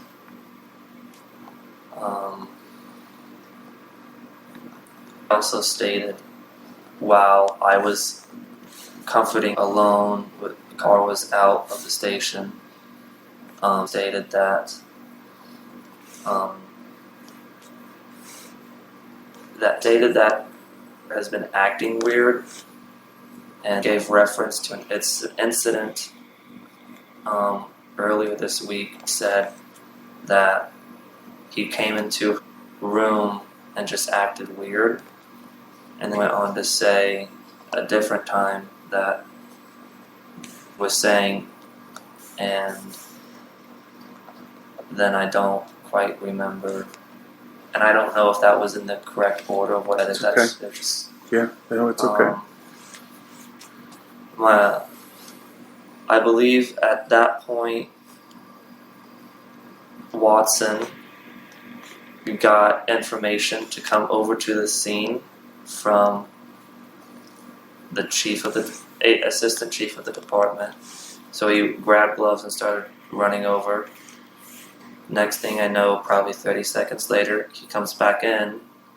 He says, "Nichols, get in the squad. We're going over to the scene." I talked to them. "Can you promise me that you'll stay in here? We have to go over there." And saying that I have to know it's safe. And I said, "That's why we're going over there. We're going to deal with the situation. But I need you to promise me that you'll stay in here." I got into the squad. I grabbed gloves, put my gloves on. I also grabbed gloves for Watson as well. Carl blocked the intersection with the ambulance. I got out of the ambulance. I ran around the front. Lieutenant Welch was standing there. He gave instructions for Watson, and he gave instructions for me. My instructions were to help firefighter paramedic Disher with that was located behind the tree, which is right next to where the driveway is. I ran over there. When I ran around the tree, Disher was performing compressions. I got down. I took over compressions so paramedic Disher can continue her assessment and what she needs to do with ALS treatment. Assistant Chief Lang came over. He did his assessment and he determined that was not viable, and he told us to halt compressions. Disher and Assistant Chief Lang walked over to another. I continued CPR for a brief 10-15 seconds because I was uncertain if he was telling Disher to go to the other patient or if he was telling us both to halt our procedure. But I did, after about 15 to 20 seconds roughly. I looked up, I looked over, and I saw Assistant Lang giving me a signal to just stop. So I stopped my procedure. I ran over to where Assistant Chief Lang, Disher, and firefighter EMT Wilson was at with another. I asked Disher what she needed. She said she needed on the monitor, which is hooking up a 12 lead. So I prepared the 12 lead cables by putting the stickers on each of the leads. By the time I completed that, Disher had put defib tech on the. Wilson was using a bag valve mask on the. And at that point, Lang gave the order that this was also not viable. So we halted procedure on this patient. He gave us orders to grab everything except anything that was used during the procedure. So we took the monitor, but we left the stickers and stuff there. Mm-hmm. And I brought the monitor and our medic bag back to the ambulance it came off of, which was Station 32's ambulance. We put that in there. I got orders from my Lieutenant Welch, to stand away from the scene, which would have been where he wanted us to stand was in the intersection closer to the fire station.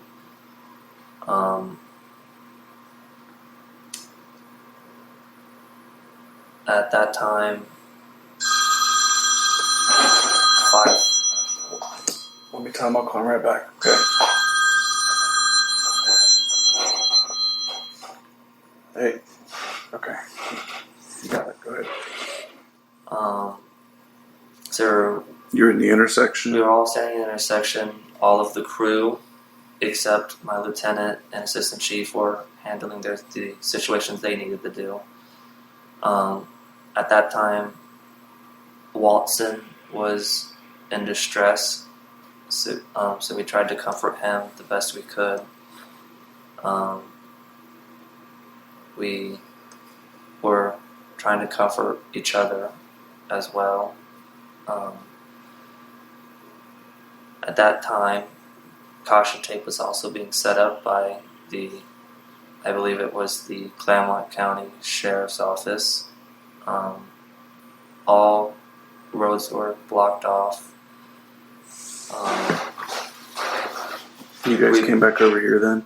Yeah, we primarily stood over there. Then Okay. I know that they called New Richmond's, which is Station 36, to transport them. I don't know any other details besides that. No, it's okay. And we came back into the station and into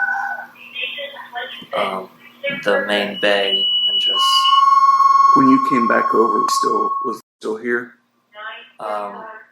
When I approached the first, I heard the screaming again. I assume it was still at the station. Okay. When I approached, I witnessed behind Station 33's squad that was in the intersection. Okay. And at that point, I believe the sheriff's department took, I don't know if custody would be the right word, but they made sure it was safe, and I think they put back of one of the squads with, I don't know what squad or where, but I know that they were dealing with that primarily. Okay. So he comes over yelling help, and then says that shooting my. And then, did you hear? And I don't expect you to know the count of shots fired. Was it a continuous, or was there like a break? Could you hear yelling? Do you remember?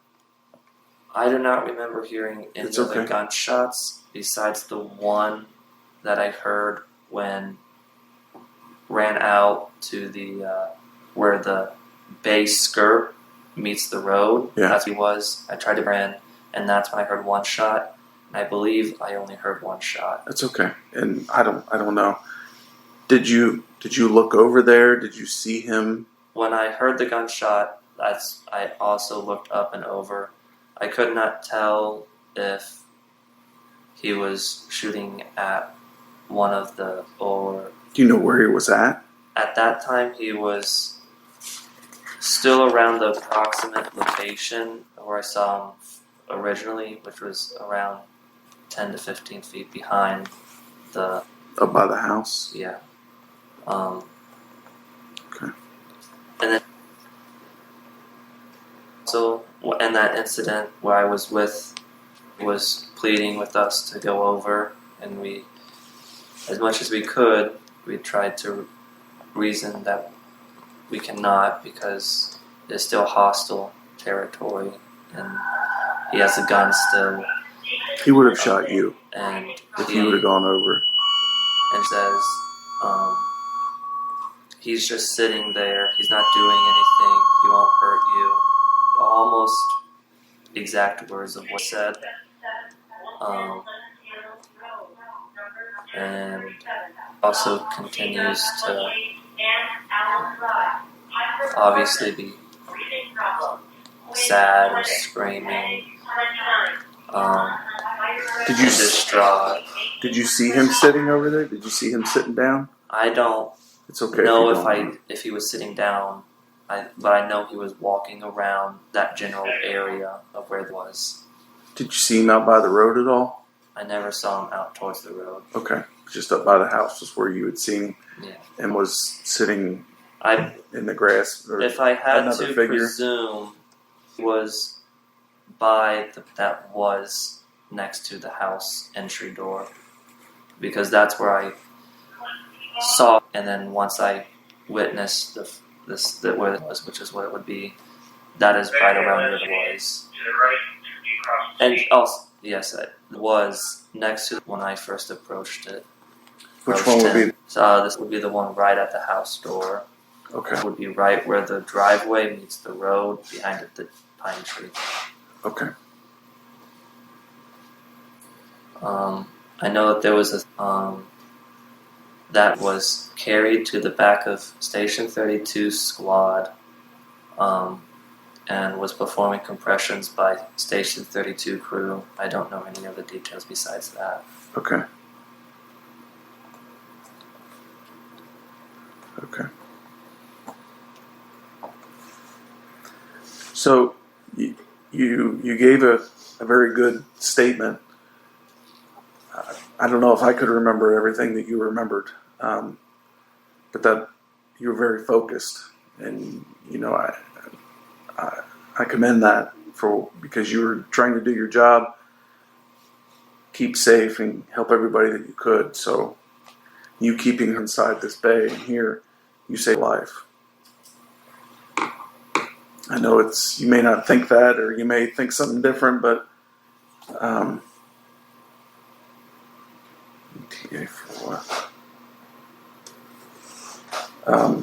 that's what happened. And what I told Carl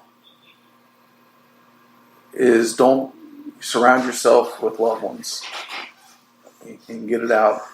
Counseling, it helps tremendously. What you witnessed today was something that we all dream we never see. But keeping it inside and bottling it up, not talking about it, it will tear you up inside.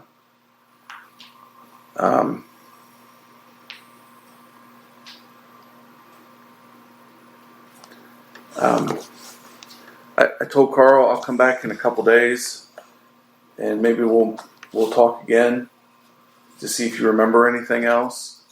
If anything comes back in your mind or anything, try and write it down if you can. I know I have to, because I become very forgetful, especially with things like that. That's why I'm trying to take as much notes, even though I'm recording, so I don't forget anything.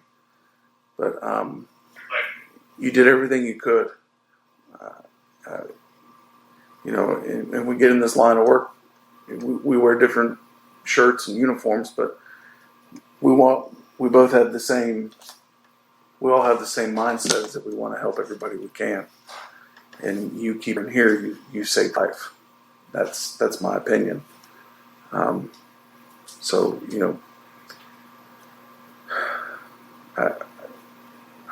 don't know what else. I'm sorry you guys had to witness that or deal with it, but if you need anything, there's my number. Give me a call. I'm not always on duty. You just need to talk. Just call me. I'll just listen. You want my opinion? I'll let you ask for it. Otherwise, I'll just listen, because sometimes that's the best thing to do. Do you have any questions for me or anything? I know I'm transported to UC, and I think they're with. Yeah. You didn't notice any injuries on you? I do not know. I'm pretty sure I didn't. Was alert and oriented. I didn't see any bleeding. I didn't see blood on either. Okay. From or from someone else. Okay. Okay. All right. Yeah, we moved here. I guess it was June of last year. So this is Deputy Houchin. It is June 15th, 2023, 20:05 hours. He's speaking with Rick. You say your name for me, sir? Yeah, it's Rick. Okay. And you weren't present for the incident that would occur around 4:15? No, I just now got home. So around 2000 hours, you just arrived at your house? Okay. I noticed there's a camera on the front of the house there, and I know we kind of talked about before I started the recorded interview here. Yeah. You're saying Yeah, we don't have a SIM card in it, so it doesn't record anything. It just gives her a She just gets the alert notifications when there's somebody motion. comes up or motion or whatever. And she can only watch it live? She can, Okay. she can see it live. So it doesn't save to anything, no cloud, no SIM card? No, okay. none of that. Okay. Too bad. I mean, I don't know if... I don't really know a whole lot about these people. Like I said, we moved in probably last June. Yeah. And I know that there was a kid up the road here by the school that used to cut his field and our field back over here and baled it up for hay. And he come up and talked to me about it, and I'm like, yeah, I don't care, it don't matter to me. But this guy, he wanted to charge him $200. And he says, I only get 3 bales of hay off of him, and it's like $62 a bale. So it's not even going to pay for it. But so I don't know what the guy's deal is, but they got the dog. The dog runs kind of loose, but he never really comes over. Now, do you know anybody that lives in this house personally? Like, do you hang out? Do you know their names or anything? No, I've never talked with them. Oh, you're fine. Like I said, last fall, it wasn't too long after we moved in, they was out there shooting, and I think it was only a 22, just target practice, but they didn't shoot very long. So I don't, other than that, they've got a goat cart, and he's been cutting that field himself, and they've been running a goat cart around the field. So you've seen that live there? Yeah, 2 little ones, I don't know, probably about, I'd say 4. Okay. 4 and 5, something like Do you know if it's just the adult male that lives there? Do you know if there's any other adults there? I have not seen anybody else. I've seen him cutting the lawn, and that's it. You can also see there's a protection order attached on there as well. Have you ever witnessed anything out of the ordinary over there? Like, you ever seen any acts of aggression from him, like towards anybody, or No. hear any yelling and screaming from I've over heard there? him yell at the dog once in a while, but nothing, nothing, not There's to anything Michael like that. Rosenhagen. I do not see a protection order entered. Okay. Yeah. You've never noticed anything, nothing just ever stuck out to you like that's weird or that's okay. Yeah, I mean they've been, working on. I don't know if they're working on that house or if it's the one next to it. They've been working on remodeling and stuff and fixing it up. Okay. But yeah, I mean it's been a pretty quiet neighborhood. I mean we hear some shooting going on back here and we're back in there. Yeah, I get it. It's common to hear. You see that there used to be a protection order against. All right. Well, I just seen you drive home, and I just wanted to double check with you at least for the camera stuff, because even if it doesn't like physically capture, because there's somebody else that I found that has cameras, but even though it doesn't actually record the incident going on, you can hear the audio, and it also helps us establish a timeline about what's going on before people call 911. Sometimes operators can't hear what's going on. I had said something to her about it, and she goes, "Yeah, I know about it. I seen all the cars." And I'm like, "Okay, did you hear any guns or, nothing?" I said, "No." Okay. So, all right. Well, I'll go ahead and conclude this interview at 20:09 hours. This is Deputy Alchin. It is June 15, 2023, 15:35 hours. I'm out speaking with Samuel and Kaya, both reside here. Could you both state your name for me one at a time? I'm Samuel. And I'm Kaya. And you both reside here, correct? Yes. All right. So my understanding, you guys are telling me that you guys weren't here during the incident. You said you left around 16:08 hours, which is 4:08 p.m. Yes. You got home around 6:17 or 18:17 hours. Yeah. Okay. And you guys already checked your cameras for me. You don't have anything in between those hours that would have got captured. Correct. Okay. So my only other line of questioning now would be, so if you're heading up towards the stop sign here, going up towards Firehouse, the house on the left on the corner. Yeah. Kind of a gray house or blue house there. Yeah, that's like a little pull behind camper in the driveway. Yeah. Yeah. Do you know the people that live there? Do you know the people that live there? Nope. Okay. Have you ever witnessed anything going on there? You guys ever seen any yelling, screaming, acts of violence or aggression in past or anything like that? Nope. Nothing out of the ordinary? Nope. Not that I'm aware of, no. I've just seen the yard. How many do you know live there? 3, I think. A couple. I mean, yeah, more than 2 is what I've seen.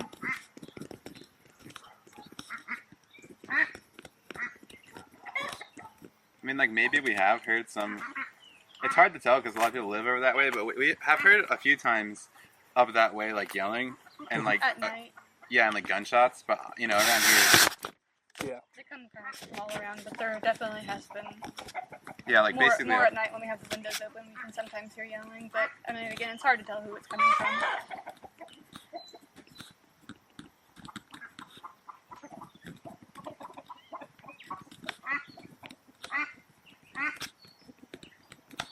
Sorry, I'm just taking notes. You're good. And you guys don't know him personally at all? No. Okay. And you guys never witnessed anything out of the ordinary, like nobody like throwing anything around over there, like. This fence kind of just blocks our view from everything that way and the Yeah. tree line. But when we drive past, like I said, we've heard yelling at night mostly when the windows are open, but nothing else other than that. Are you able to make out what's being said or anything? Is it usually a male or female man yell? is usually yelling. Male yelling. And I don't really know what he's saying, but it's definitely like a heated argument. Yeah, actually, now that I think of it, do you remember the other night there was like someone was like really mad? Yeah. Well, again, it's hard to tell where it's coming from, but yeah, there is usually a man who sounds angry Yeah, a lot. someone like a few days ago was yelling. I don't even remember what day it would have been. We were outside and I was like, I think it was dark, and we were like, wow.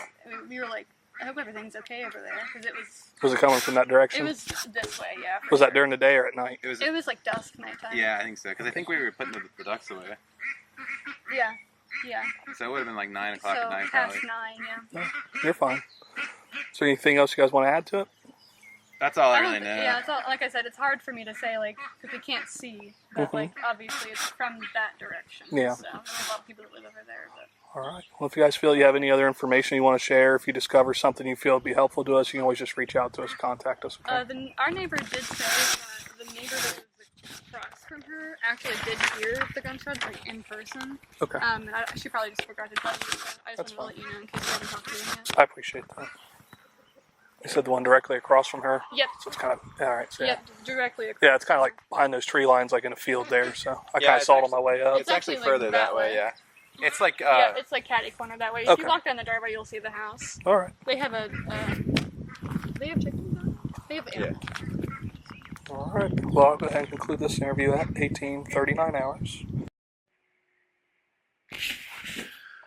Today's date's June 16th, 2023, 10 a.m. I'm at the sheriff's office. Be attempting to contact a Tom, I believe is the spelling.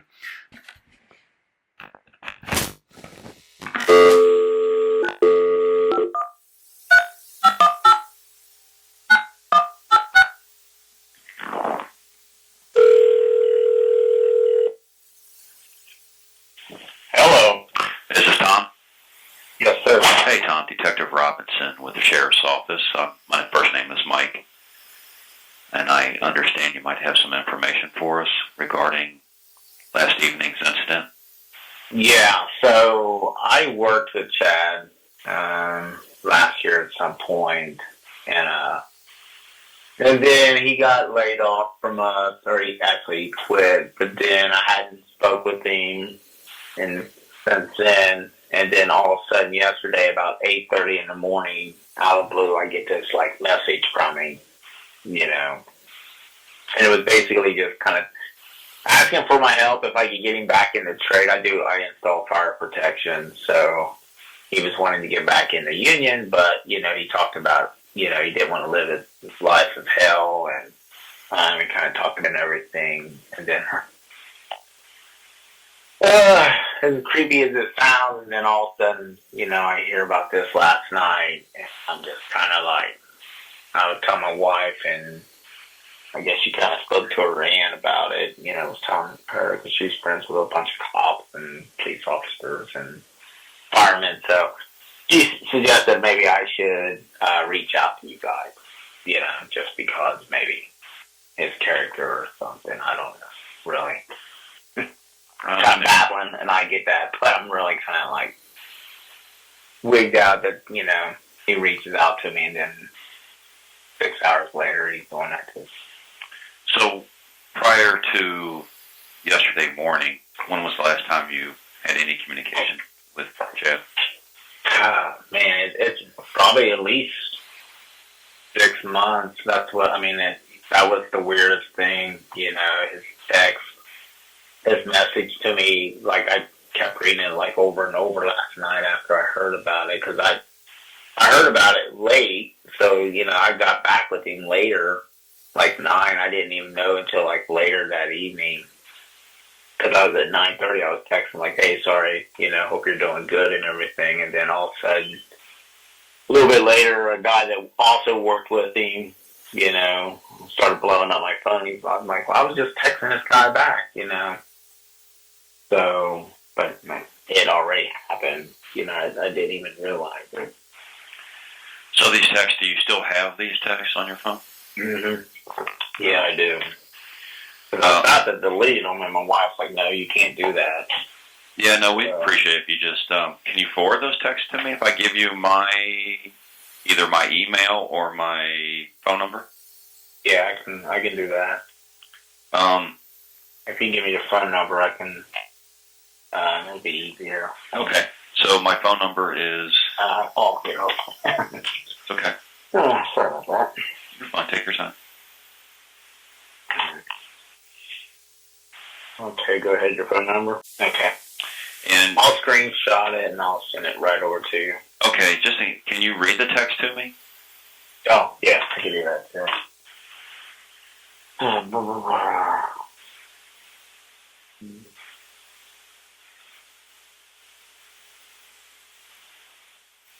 Said, hey, Tommy, it's Chad Doerman, your apprentice. I'm not giving up. I'm not slowing down, or I'm not giving up, and I'm slowing my butt down. I don't want to live in hell. I got a good right arm, left one shot, but I can do it. For me, money really not an issue now. I don't care if I lose everything past my back. I truly believe now. Church every Sunday, could you help me, sir? And I said, well, what are you wanting? And he said, I want to get back in, but I don't have the VA's number. And that was, then like I just continued to work, and then,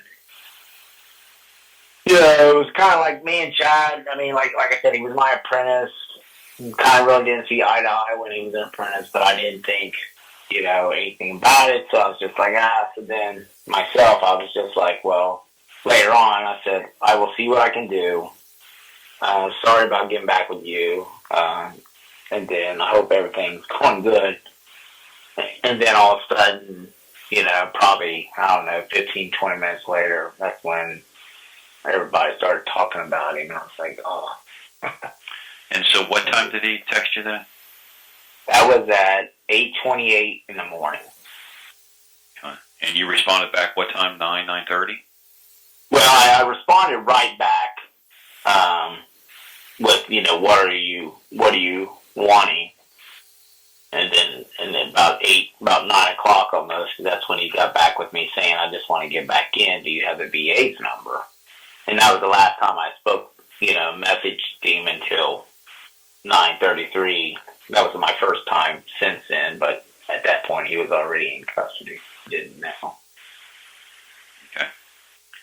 Yeah, Tom, if you can send that to me, I'd certainly appreciate it. And can I get your address, Tom? Yeah, it's Okay.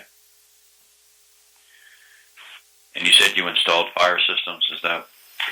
Yeah, I work for a union sprinkler outfit.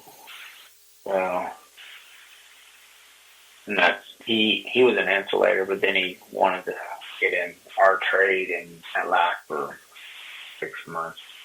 So that lasted for 6 months, you said? Yeah, he took a pretty good cut in pay,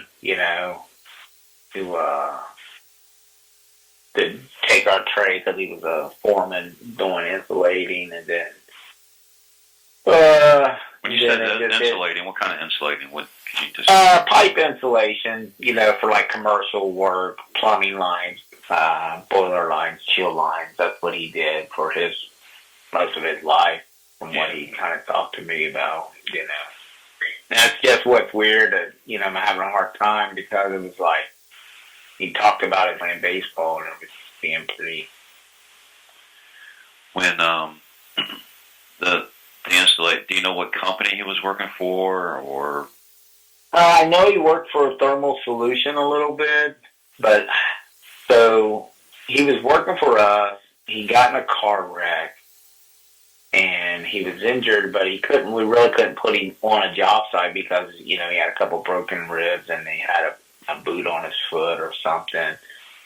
So then all of a sudden he just quit, he's like, I guess he went back to insulating, and that's, for me, that's the last time, that's all I knew about it, and So thermal solution was that wasn't where he was installing piping, right? Is that something? That's the insulation. Yeah. Okay. Yeah. Okay. And the company that you work for, what's the name of that? Cincinnati Dayton Fire Protection. And that lasted about 6 months. Yeah, maybe a little sooner, but yeah, it wasn't very long. And he just quit. He just left, stopped showing up. Yeah, basically we couldn't put him on a job site, and he needed money, and I think even at one point he might have been delivering pizzas too for a little pizza place around where he lives or something, So why couldn't he be put on it? Was it because of his injury or? Yeah, because of the injury, being in a boot, we had him on they're just not going to let you come in working on a boot. And I think he had a couple broken ribs too, so he's just a risk, of getting hurt or getting one of us hurt because our job is a very physical job, so. Okay. All right. So that lasted about 6 months, maybe less. He just kind of quit. You didn't hear anything from him? No, that's why it was just so overwhelming that, just out of the blue I hear from him yesterday. And I've been in this trade a long time, so when a new guy started with me, I really try to take him underneath my wing and give him the advice and help him out, with everything. And he started with me when he started with our company, so I spent the most time with him. Yeah. But, yeah. No, I'm glad you took the advice of your wife and reach out to us. It is extremely important. It really is. So appreciate that. I'll be looking forward to receiving your the text chain. And Tom, would it be okay if I reach out to you, give you a call back if I have any additional, or maybe one of my other coworkers have any questions? Yeah, my phone's got a weird thing where it doesn't recognize phone numbers, so it's silent. So if somebody calls from a different number, just please ask them to leave a message and I'll get back with them. Absolutely. Absolutely. All right, Tom, I really appreciate it, sir. You have a good one, okay? Hey, you too, man. Thank you. Thanks a lot. All right, bye.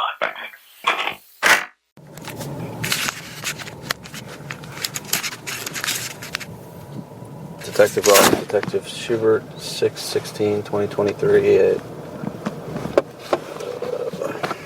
11:04 a.m. Follow up with.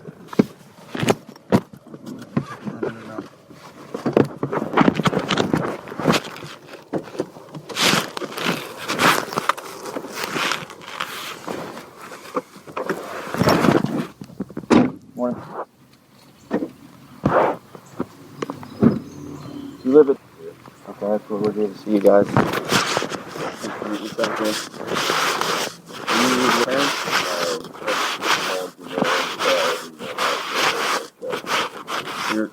Are you Chad's father? Yeah. We actually were wanting to talk to you also separately. We didn't know you'd be here. Yeah, we came up last night. We live in Florida. Yeah, I was going to call you today. Maybe should we talk to him, right now since we're out here before we go inside? You want my wife out here too? Can.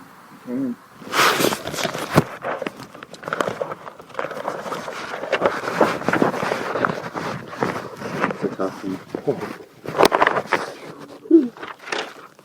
I see the comment. Now what to tell him? I thought he was going to take his own life. Yeah. What's your name, sir? Chad? Keith. Yeah. Can we go by my car? Sure, yeah. No, I'll grab my wife if you want her. Yeah, that's fine. Yeah. Yeah, thank you. Let me get rid of some of this one. Right. Maybe, can you open your trunk up, or do you want to do it inside? No. Give us a ledge. Yeah, give us like a ledge.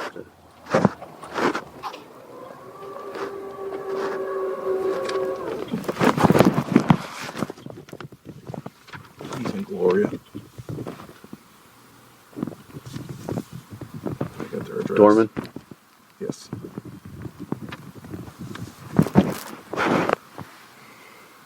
Mom wanted if we could do it all inside.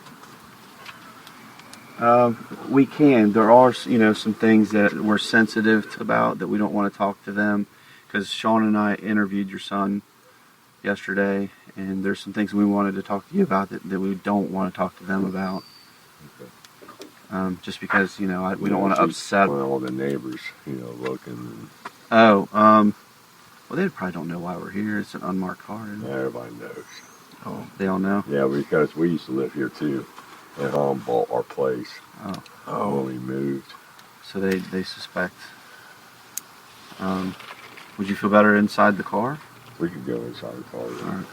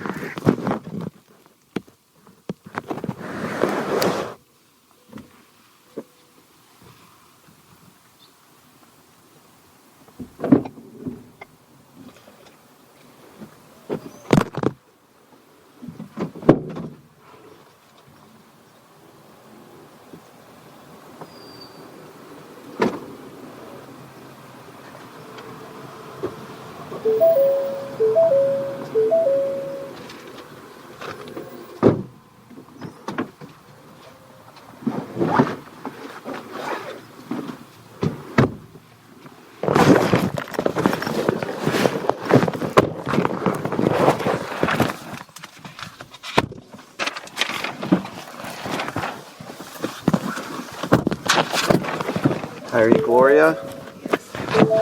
I'm Detective Mike Ross, and this is Detective Sean Schubert. Do you have enough room? Yeah, I got Okay. There's an armrest on your chair too if you need it. Sorry for that tackle box. Can I first get some basic information, like Keith, what's your birthday? And a phone I can call you at? And Gloria, what's your birthday? And a phone number I can call you at? And where are y'all living at? Florida. St. Paul. What's your address?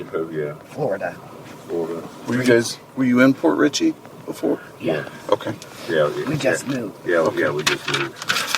I got transferred. So if it gets too cold, let me know. I can turn it off. Or you get hot or whatever, I can turn it up, okay? Gloria, I was telling your husband that Sean and I interviewed last night, and we did want to talk to you two about some things some comments that he made, but we wanted to do it away from, because we're sensitive to their emotions about this, and it's things that we don't want to talk to them about, but wanted to talk to you about. And Keith, you said that you kind of saw this coming, but you thought that he was going to commit suicide. What makes you say that? From last October, they came down for Halloween, and he was just talking, just the way he was acting, and depressed. Like he was getting ready to have a nervous breakdown. Yeah, like a nervous breakdown type deal. Crazy stuff. Saying, love me, and off the wall, just off the staring wall, at me, and staring at me. Paranoid. We're really paranoid. But now that it started earlier in the year, but we didn't know about it.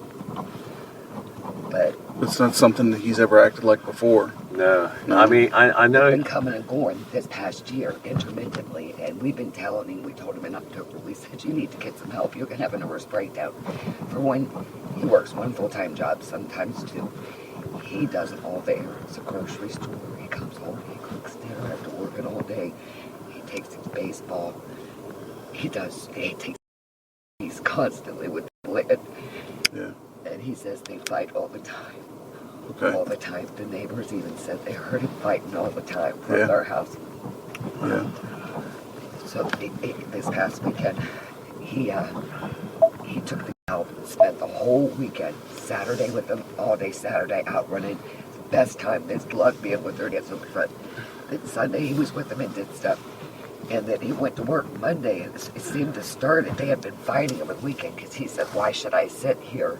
I'm just taking these out to have fun. I don't want to sit here and fight with them. And then during the week, he called me pretty often. I was the last one to talk to him. He called me and said, I just left work. He said, I don't know what's wrong with me. He said, I felt like I was going to die or something wrong with me. He said, I had to go home.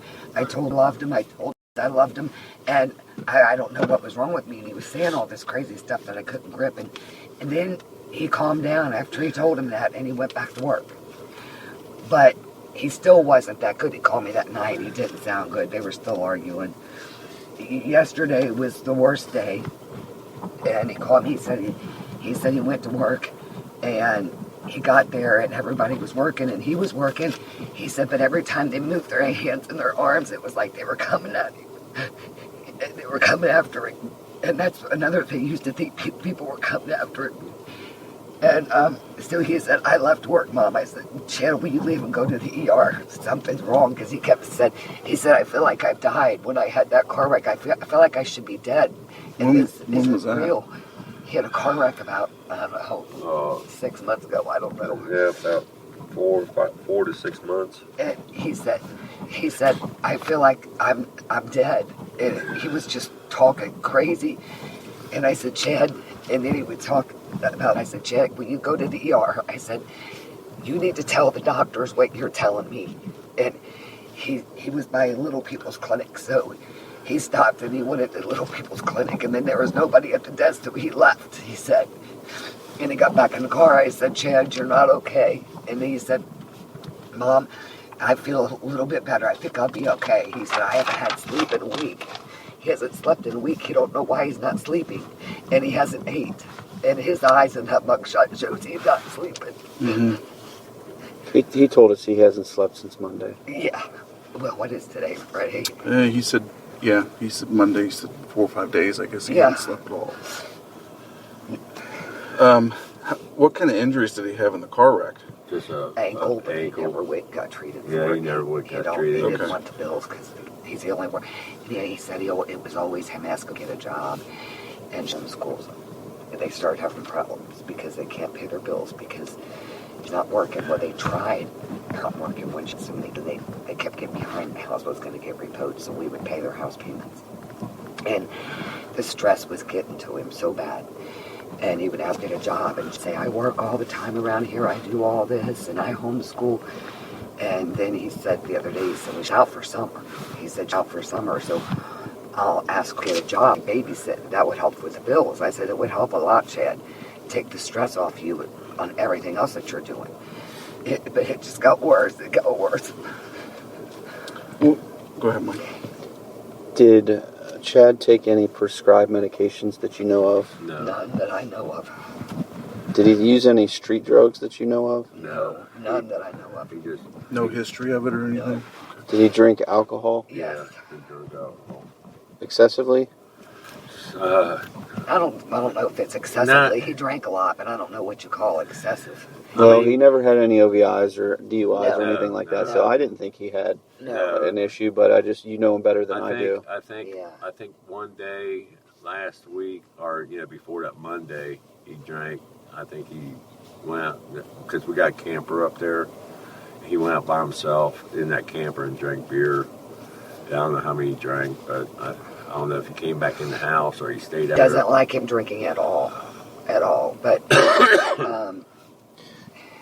did he have a domestic violence in 2010 with you as the victim? Yeah.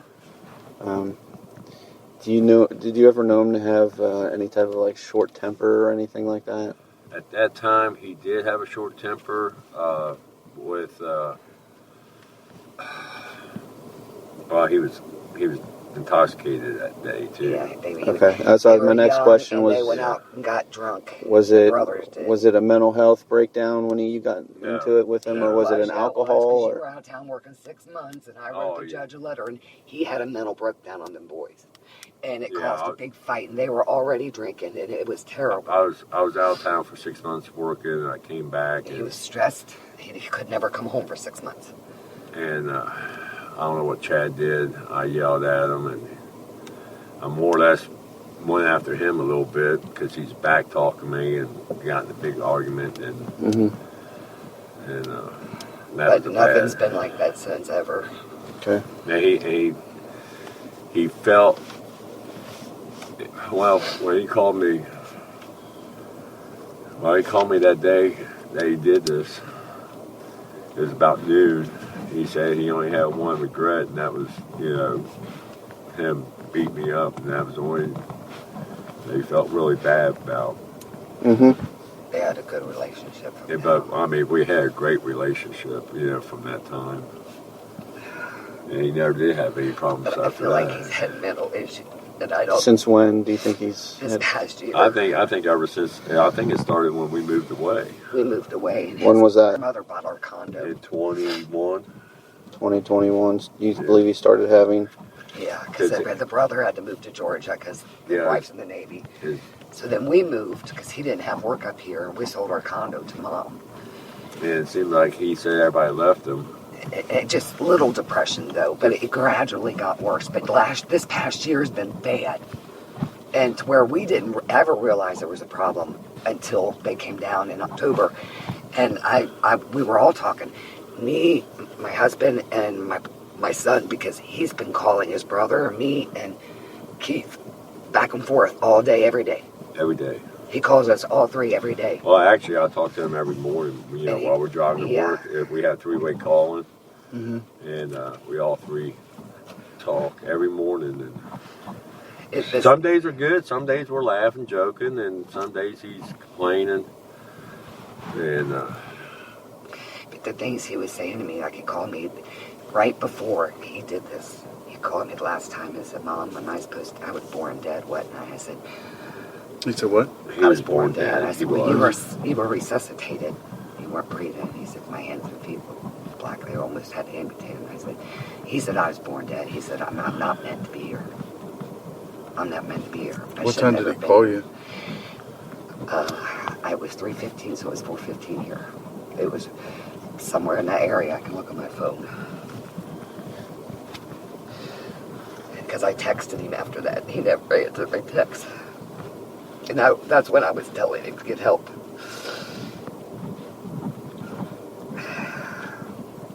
Yesterday. That's it. Last time. Oh, I tried to call him to make him up. Goes down. Do you know, does Chad go to church? They did, but he quit.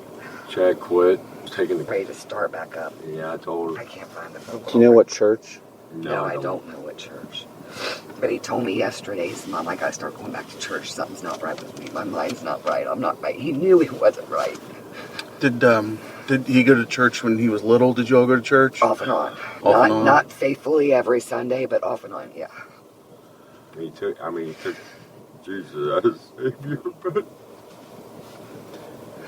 Keith, was there ever a time like when you would quote any scripture to him? No, not really. No. I mean, I always... We never quoted scriptures. We Not don't know by heart. Right, yeah. But, I always say, hey, it's not... You always do right. You always do, try to say, live your life like... With God, and... and stuff like that, but I was never a real, like a scripture guy with the Bible or anything. Do you ever remember talking to him about, and I don't know the exact story, or which chapter, or which part of the Bible it is, about sacrificing your son? No. He was reading the Bible yesterday when he called me. Okay. I got a text from me. He was he scared and told me that he was scared. And I said, you want me to call him? And that's when I called him. So there was one thing that he's quoting the Bible and looking in the gun and said, it's scaring me. Can I read it? And I said, I'll call him.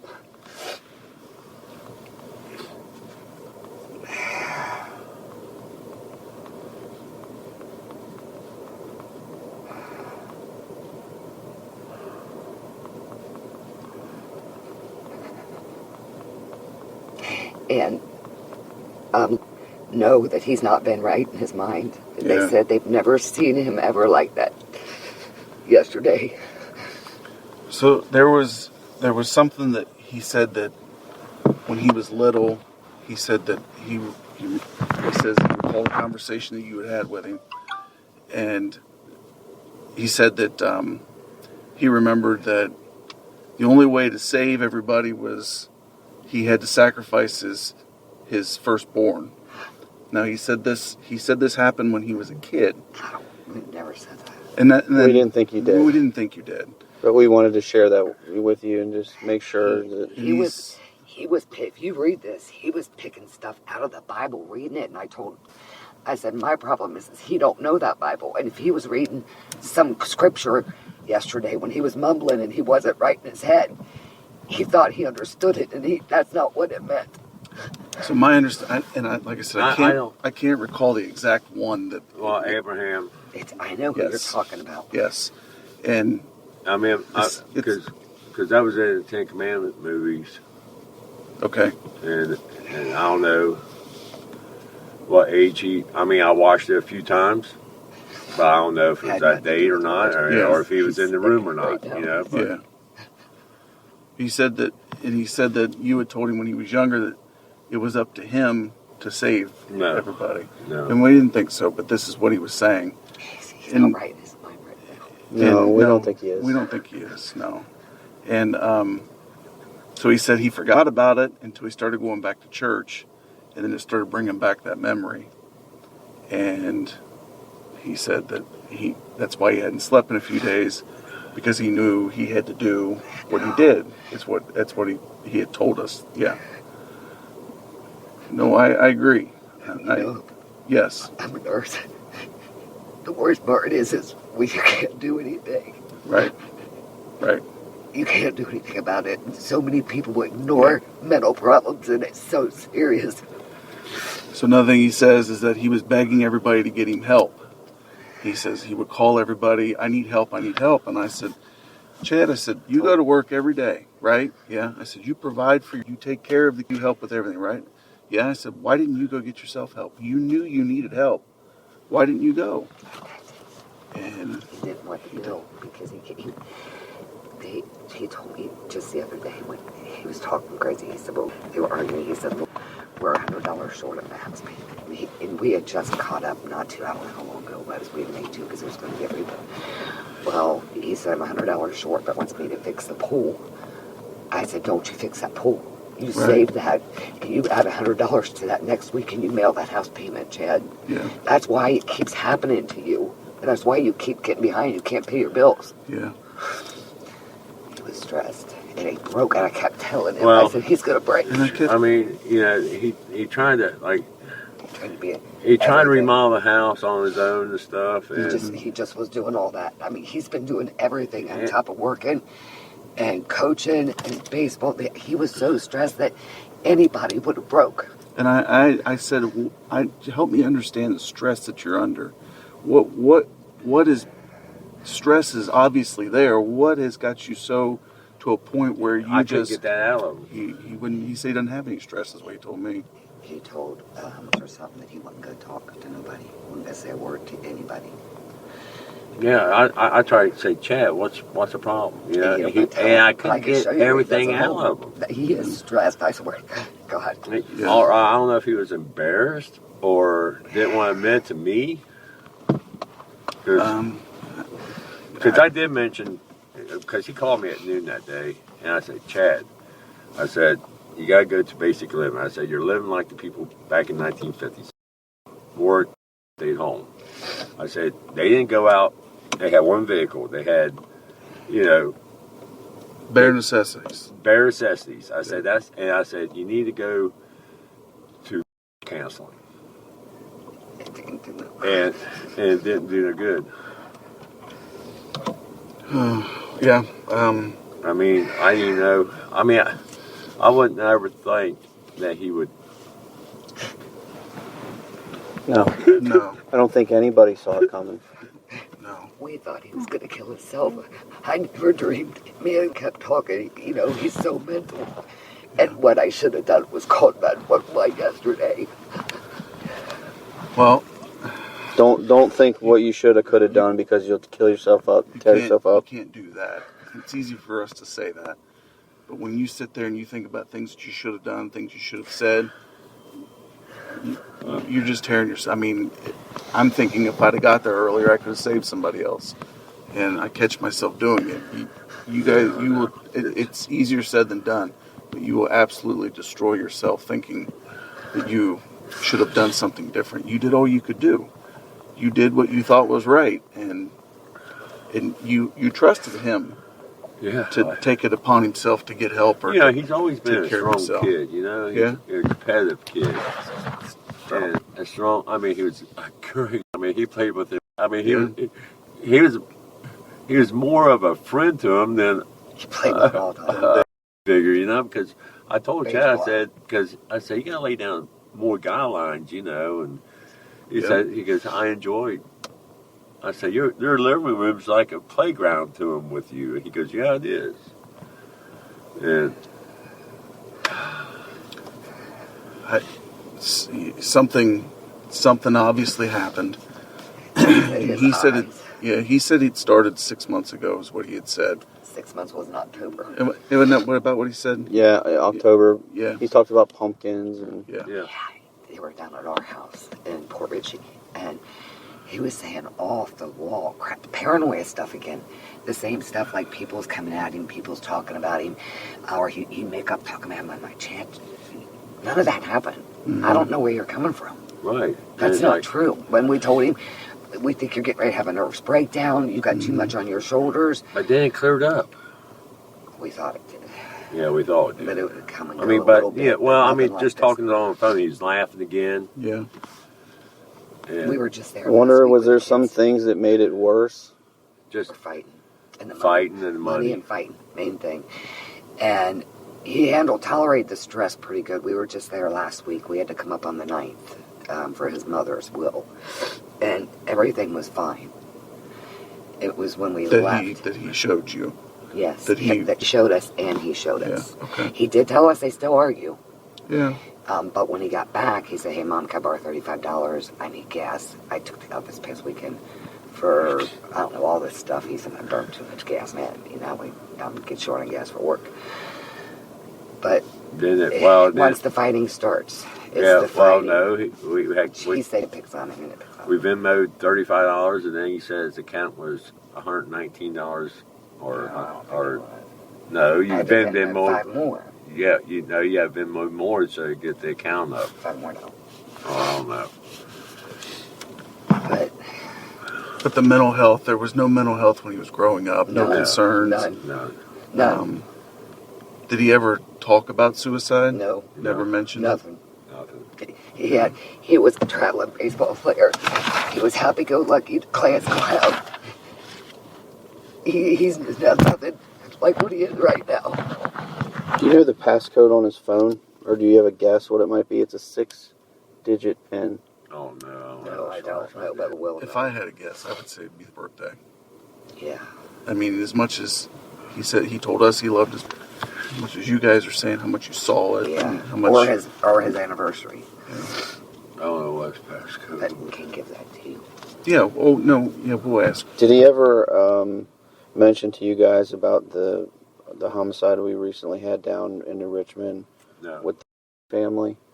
He talked about something happening, but I never know what it is. I didn't pay attention really. The family,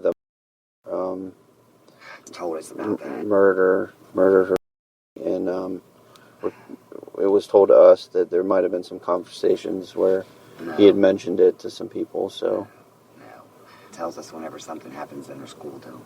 Okay. FaceTimes me all the time. He's trying to look for phone though right now. She hadn't had one in quite a while. All right. Chad ran from the phone for lying about where it was, and then when pinged where it was somewhere else. Well, you know. So Chad grabbed for a month, and they were fighting over that. He thought have phone back to call Grandma and never phone at all. Have access to a phone and lie about that. So they would fight back and forth about the phone. But they never worked together. It was like they worked together. They're never a team. No, Yeah. never. It was like they worked against each other. And no matter if he tried to do something right, he'd say wrong. It was hard. Yeah, it was. But the one thing he was an excellent. He worked hard every day. I mean, he went in with a bad foot and stuff after that wreck and never climbed ladders and never missed a day. Never missed a day. He needed the paycheck. He's the only paycheck coming in, and he refused to get low income money, like any kind of help with food, because we always mention that to him because we know they qualify. He refused it. He said, "No, Mom." He says, "I'll keep working. We'll do it right." Well, he was working 2 jobs when he had that wreck. He was working on a farm. Oh yeah, that's how he had the wreck. Going to the second job after working the first job. So it sounds like this is not somebody that you've ever known him to be. No. And not just from the tragic events that happened yesterday, but even the thoughts and some of the things he was quoting and reading and saying. It's not anything that he, in the 32 years of his life. No, he was more of a jokester than anything. He was a good guy. I mean, I'm not doubting that. Something triggered something. Yeah, something triggered. It triggered it. It said something was wrong with him because his eyes are red and he wouldn't even blink. It was, they'll describe to you what they described to us, and it's not normal. And they know it's not normal. And it was asking about why he was like that. And it's mental health. It was a mental health issue, and it needs to have awareness because a lot of people don't pay attention to it. Right. And that's the only way I can explain it. Yeah, I bet. Well, I mean, you all are. I can't imagine what you guys are going through.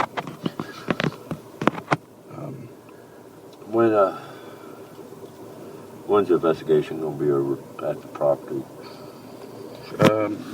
Probably today. That's what we're trying to firm up some things about what happened yesterday. Okay. And then once we know better what happened, the people at the house can check those areas where we know things happened, and then we can release the house back. Okay, and the reason why we're asking is we have a little small camper on the property. If you see it's a teardrop. Yeah. But that was always our motel room when we came to Chad's because he only has 3 bedrooms. But we were going to take it to Eastport because we can't go back home right now.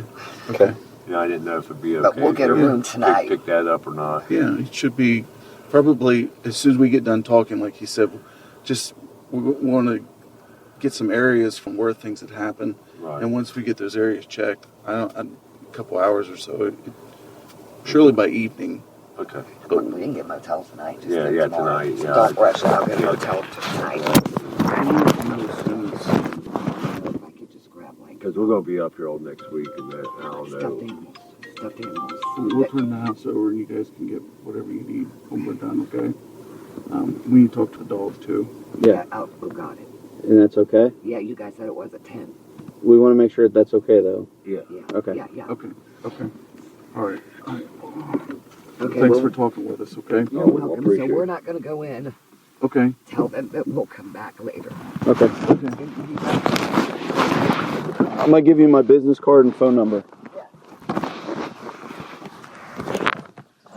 On the 11th, we'll be back. For sure. You can call me anytime. Okay.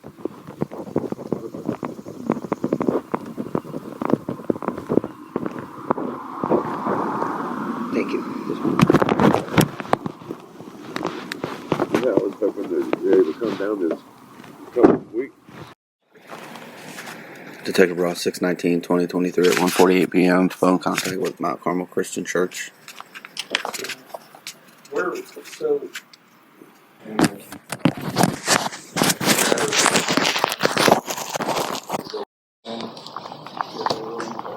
Was it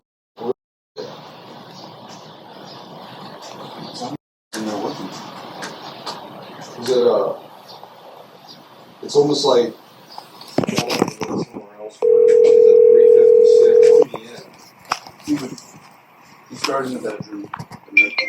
This is Lisa.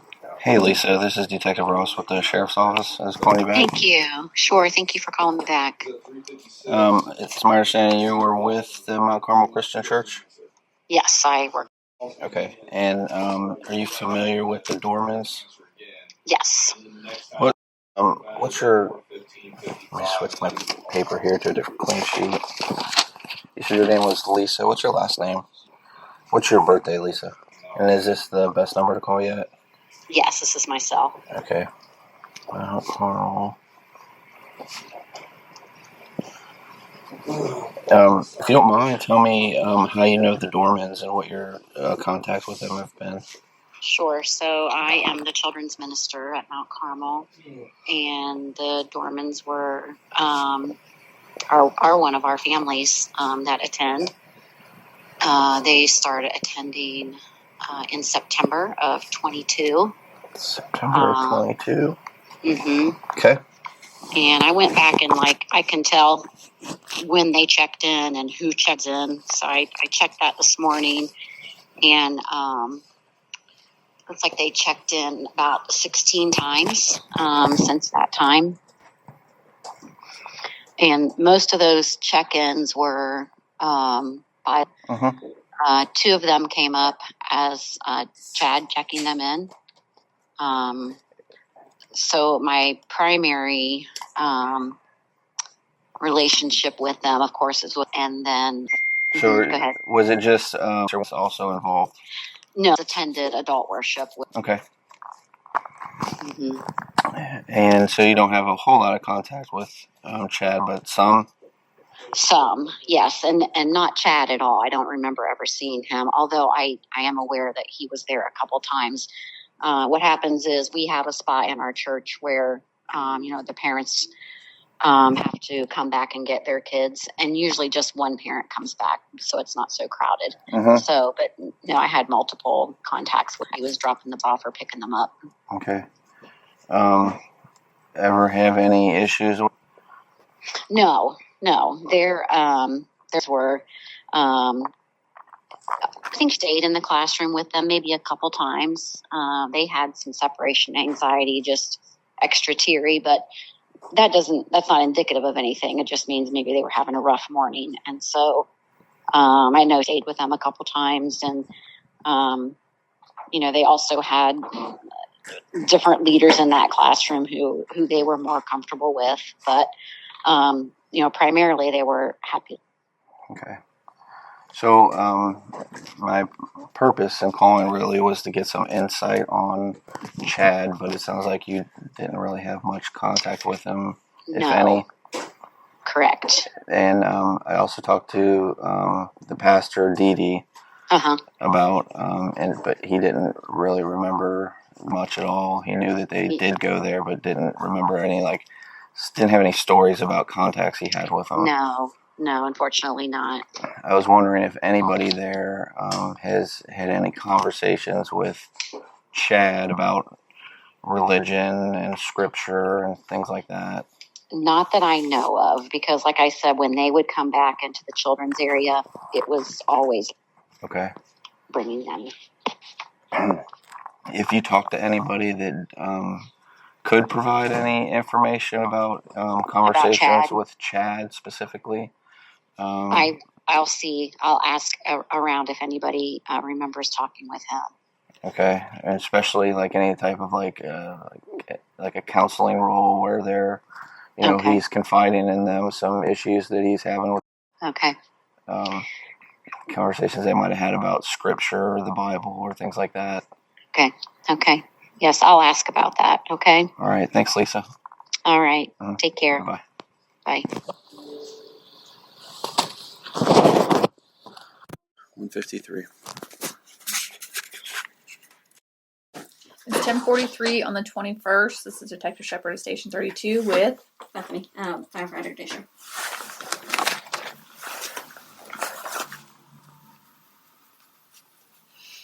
Bethan.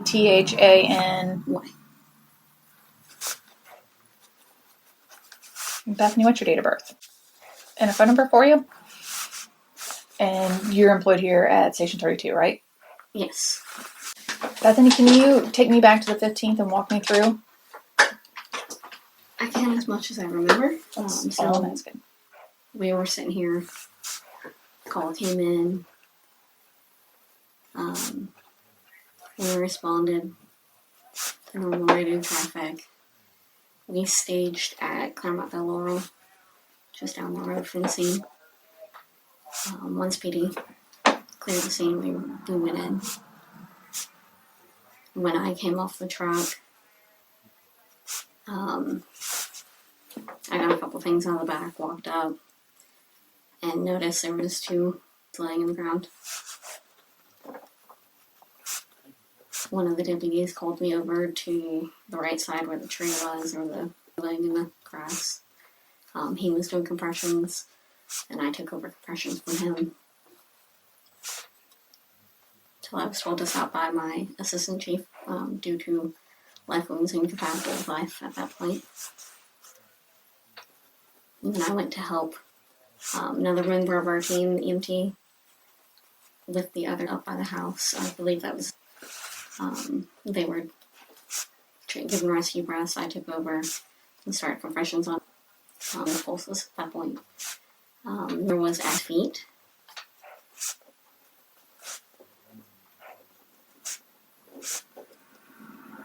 And again, I did compressions until I was told to quit by my assistant chief at the time, again, due to life injuries incompatible with life.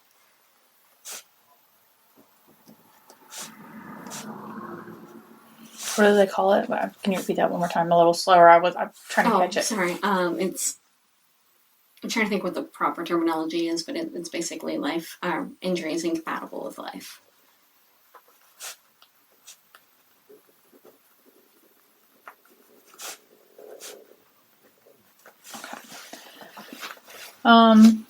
Just want to go over a couple of things. So you said you got out the truck and the deputy was near a tree and he called you over.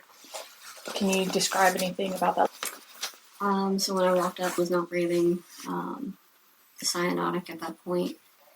Had some blood down right neck, I believe, a little bit right arm. At the time, I didn't see on the front, I should say, I didn't see any wounds that were sticking out at me at that time. When I was told by my assistant chief to discontinue compressions, I did see that there was a bloody spot on the back of the head, which looks like that's where the blood had run down from. Do you remember what he was wearing or anything? T-shirt and pants. I honestly couldn't tell you what color any of that was. And then you went to the other that was down where? So if the house is sitting here, right here next to the driveway, like right outside of that side door on the delta side of the house. And was there one there or two? There was one at that point. And who was there with you? So firefighter Wilson was caring for, and then was athlete. And do you recall anything about that? I remember when I pulled up the shirt to put the pads on, I had a small round hole, like right here. I wasn't immediately clear on what caused the wound. It had some blood on its head. Do you recall? And the call that originally came out, what was the call that originally came out? So what came over our system, so we get texts and whatnot, it came in as an unknown problem. When I opened it, I kind of glanced down and saw that the note said that, and then the rest of the information was through MDC and getting updates by dispatch. Are there any other calls? I'm sorry? Any other radio traffic or calls that you can recall? For our station, no, but there was other counties, or I'm sorry, other stations in the county having some calls at the time. Okay. And when you staged on Claremontville Laurel, do you remember seeing or hearing anything? Not at the time, no. Okay. And it is 10:50. It's Wednesday the 21st, 10:09 at Station 32. It's Detective Shepard and Chief Craig Wright from Pierce Township. How are you? All right, how are you? Pretty good. So, Chief Wright, can you tell me about the 15th? Yeah, so I was at my office at Locust Corner, and we heard the radio traffic from Station 33. There's just them yelling out shots fired. So I headed to my vehicle and started headed towards Monroe Township without even being aware of what was going on. Do you remember about what time you got to Station 33? I do not, because I didn't even put myself in a route with the county. Okay. So I showed up probably a minute or two behind Medic 36. So I came from 52 up Claremontville. And as I pulled up to the scene, they were just backing their vehicle into park. And when you arrived, did you see or hear anything? I did not. Initially, when we got there, Medic 36 had been requested to the scene for one with a gunshot wound. So we helped get their equipment on their cot and helped them get up to the scene. When we got up to the intersection, they went to and then I stopped with Assistant Chief Lang. Just to see what he needed or where he needed me at. And did you ever go onto the scene or provide any care? I did not. I mainly stayed in the intersection of the road, just assisting Chief Lang with and Chief Feldkamp. We coordinated getting units moved up to Station 32 for area coverage and getting the peer support team on the way and just doing some support stuff for them. Okay. By the time that you had arrived, there were deputies already on the scene? Yes. Okay. Yeah, deputies are on the scene. They already had crime scene tape up. All the roads were blocked off. And you arrived behind Medic 36, you said? Yes, ma'am. Okay. I thought you said 56 for a second. I'm like, I think that's Miami, isn't it? Okay. All right. Well, I appreciate your time, and here's my card if you need anything else. Okay. Thank you. Not a problem. Thank you. Mine's myself in case you need something for me. Thank you very much. Thank you. All right. Ready for the next one? Yes, sir. Thank you. Welcome. It's 10:20 on the 21st. Detective Shepard at Station 32 with Curtis Boggs. Curtis Boggs. And Curtis, what's your date of birth? And a phone number for you. Eric. And Curtis, are you employed with Monroe or with New Richmond? Yep, New Richmond Fire EMS. Can you take me back to the morning of the 15th and walk me through that? The morning of was at work at my normal job. I work at Hamilton County Engineers. Got home that day around 3:45, 3:48. Was doing a couple things inside the house and got the tone dropped for a shooting up on. They dispatched our medic unit a little after 4 p.m. Got in my POV, drove to the scene. That is where I was met by Lieutenant Welch. Asked me to pull over to the fire department. I pulled over at the fire department, got out of my Jeep, and took off towards them. They were at the intersection there behind the medic units. Asked them what they needed. that is when I found out that there was that got shot by the. Upon after that, I heard a cry, scream that I'll never forget, coming from the automotive repair body shop area, that business, to where I looked up and I saw a taking off running. I ran after, I grabbed and stood up. As was, I was related, and he told me that he killed and he had nobody left. Didn't have a cell phone. He didn't know who to call.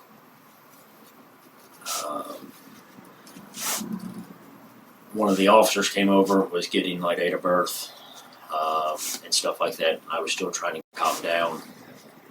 Went into one of the medic units that were stationed on the road to get a washcloth to wipe the tears away from my face and try to cool it down with some like saline. To where I opened the door up and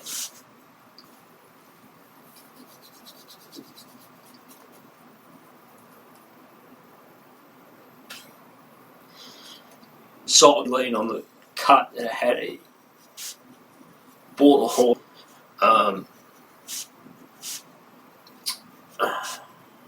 Walked out of that one, went back to the other one to where I found with a gunshot wound to it. Both of them kept asking how they were, and I couldn't answer that. Went back to and got basically reunited with. At that point in time, we took back to the very last squad that was there. In the back, was talking, and then a deputy came to the door, and I guess they showed up on scene.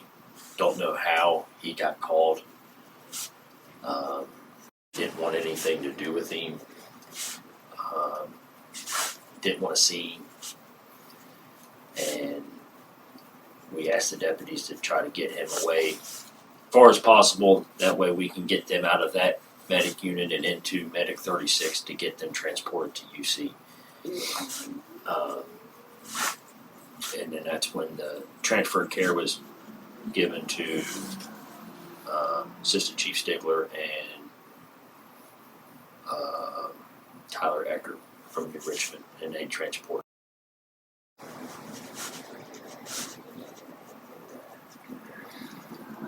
That was 36 in New Richmond unit, or is that a Pierce? That was Medic 36 from New Richmond. That transported to UC. They kept saying that he said, and later we found out that he basically hunted the down and drove back to the front yard.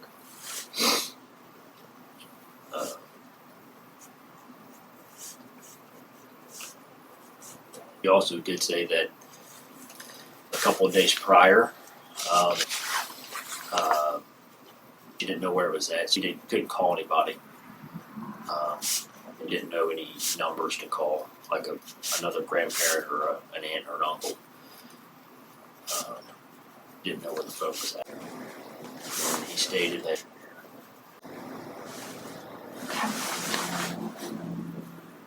And an interview at 10:27. Date is June 21st, 2023, times 10:08. We'll be at the Monroe Township Firehouse. Interviewing witnesses reference a homicide.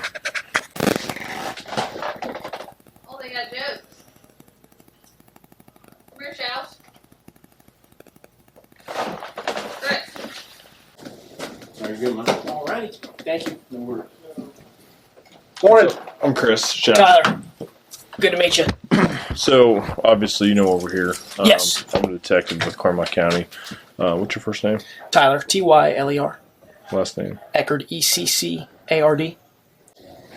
And just kind of, if you could start, were you on scene?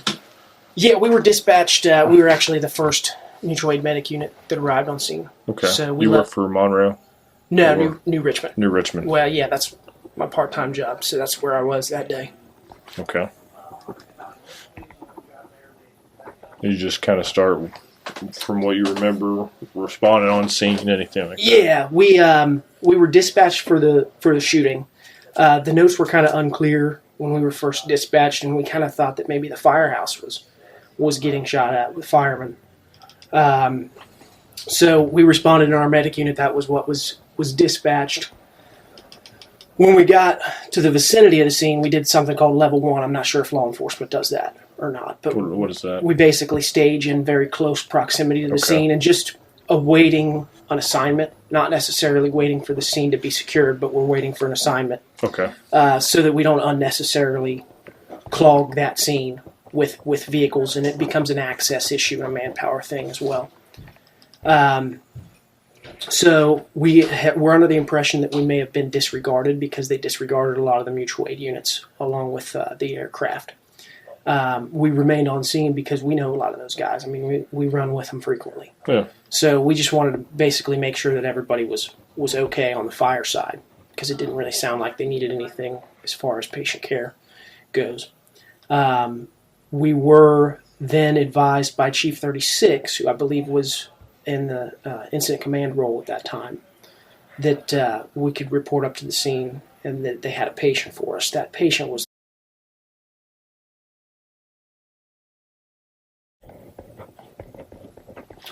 when we walked into the scene, we did notice in the front yard of that structure that was across the residence that was across the street from the firehouse there. Okay. The guy was supposed to be telling people to come in here. Can't find him. Do you mind if I? Yeah, that's fine. They were covered, but they were in the front yard. Okay. I made contact with Lieutenant Welch, right in the intersection, basically, of the two roads there. And we had our cot and our equipment. I made contact with Lieutenant Welch, and I know him personally. And when I first saw him, he was talking to me, but I could just tell that the lights were on, but nobody was home. Yeah. So I first was like, "Hey, are all your guys okay?" He said, "Yeah, my guys are fine." And then there was a lot of confusion, but we did end up going in the back of the Monroe Medic Unit where they had our patient. I think it was, Okay. Also was with In the back of the ambulance. both were in the back of the ambulance with a couple firemen at least. And they had bandaged up. There was no active bleeding. They had bandaged up. It was, to say distraught is an understatement.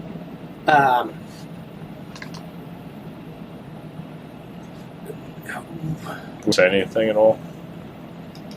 Said a lot. We tried to return that as quickly as we could to our unit where we have our own equipment. So we were on our cot over the course of the next few minutes, and he was flailing around, was going to the hospital, was willing to go to the hospital, was not willing to leave behind. Normally we don't let people ride in the back with us. Yep. We made an exception. Was uninjured physically. Was very worried about at that time.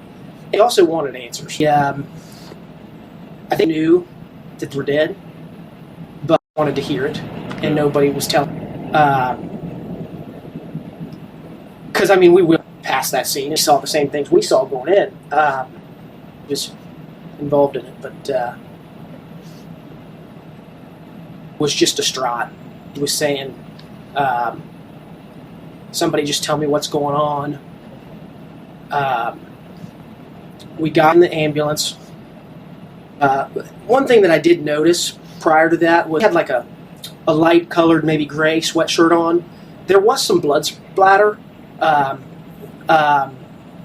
don't know that it was. I'm not sure. I didn't. Did have bandaged, and the bleeding was controlled, and I didn't really want to disturb that.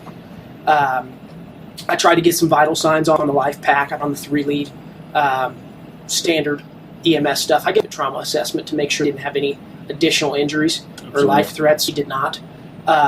My primary concern was mental status, was panicking. So I think may have been in like a compensated form of psychogenic shock, even, just because that would be my field impression. Okay. Emphatically refused any type of pain or anxiety management medications. Did you ride to the hospital? I'm assuming went to UC? Yeah, I went to UC. I established care. I performed the initial assessment, and I was in the back for approximately 20 minutes or so. At that point, I drove the ambulance, and my partner, AC Stigler, was in the back with me. Okay. I was able to start an IV line on left AC, which is right here. It was very difficult, and it took a long time just because I was so emotionally distressed. It was moving around excessively. It was manipulating with the straps on the car. Very worried about like I said, wanted answers. Knew them, I think. Yeah. That's my impression. Just wanted to hear it. And he said things like, I wrote a couple things down.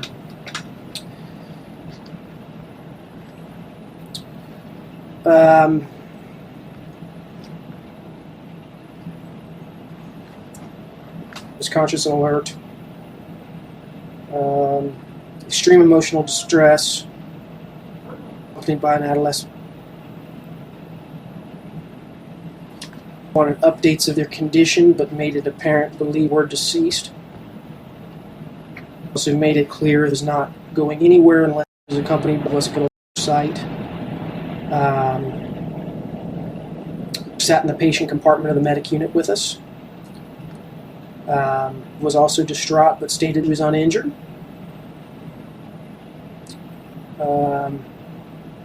Were both continually screaming and crying. Stated and shot them, referring to the. If I'm going too fast, let me know. No, you're good. They said they were shot with a rifle. He said that. Said something to that effect. Told me directly that I was acting strangely, and said that he was not among the living. He said he was already dead, and walked into another room of the house, got a rifle, and started shooting.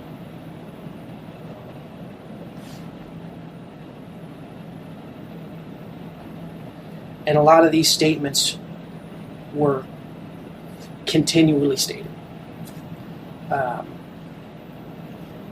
He did say he was in pain, but like I said, he was alert and oriented, and was able to make conscious and alert decisions. So, refused the medications. I can't give somebody something they refuse. I mean, if we would have refused to have us vitals, we wouldn't have taken vitals. You can't force somebody. Yeah. Until they're altered in a mental capacity or something like that, we can't really go beyond their wishes.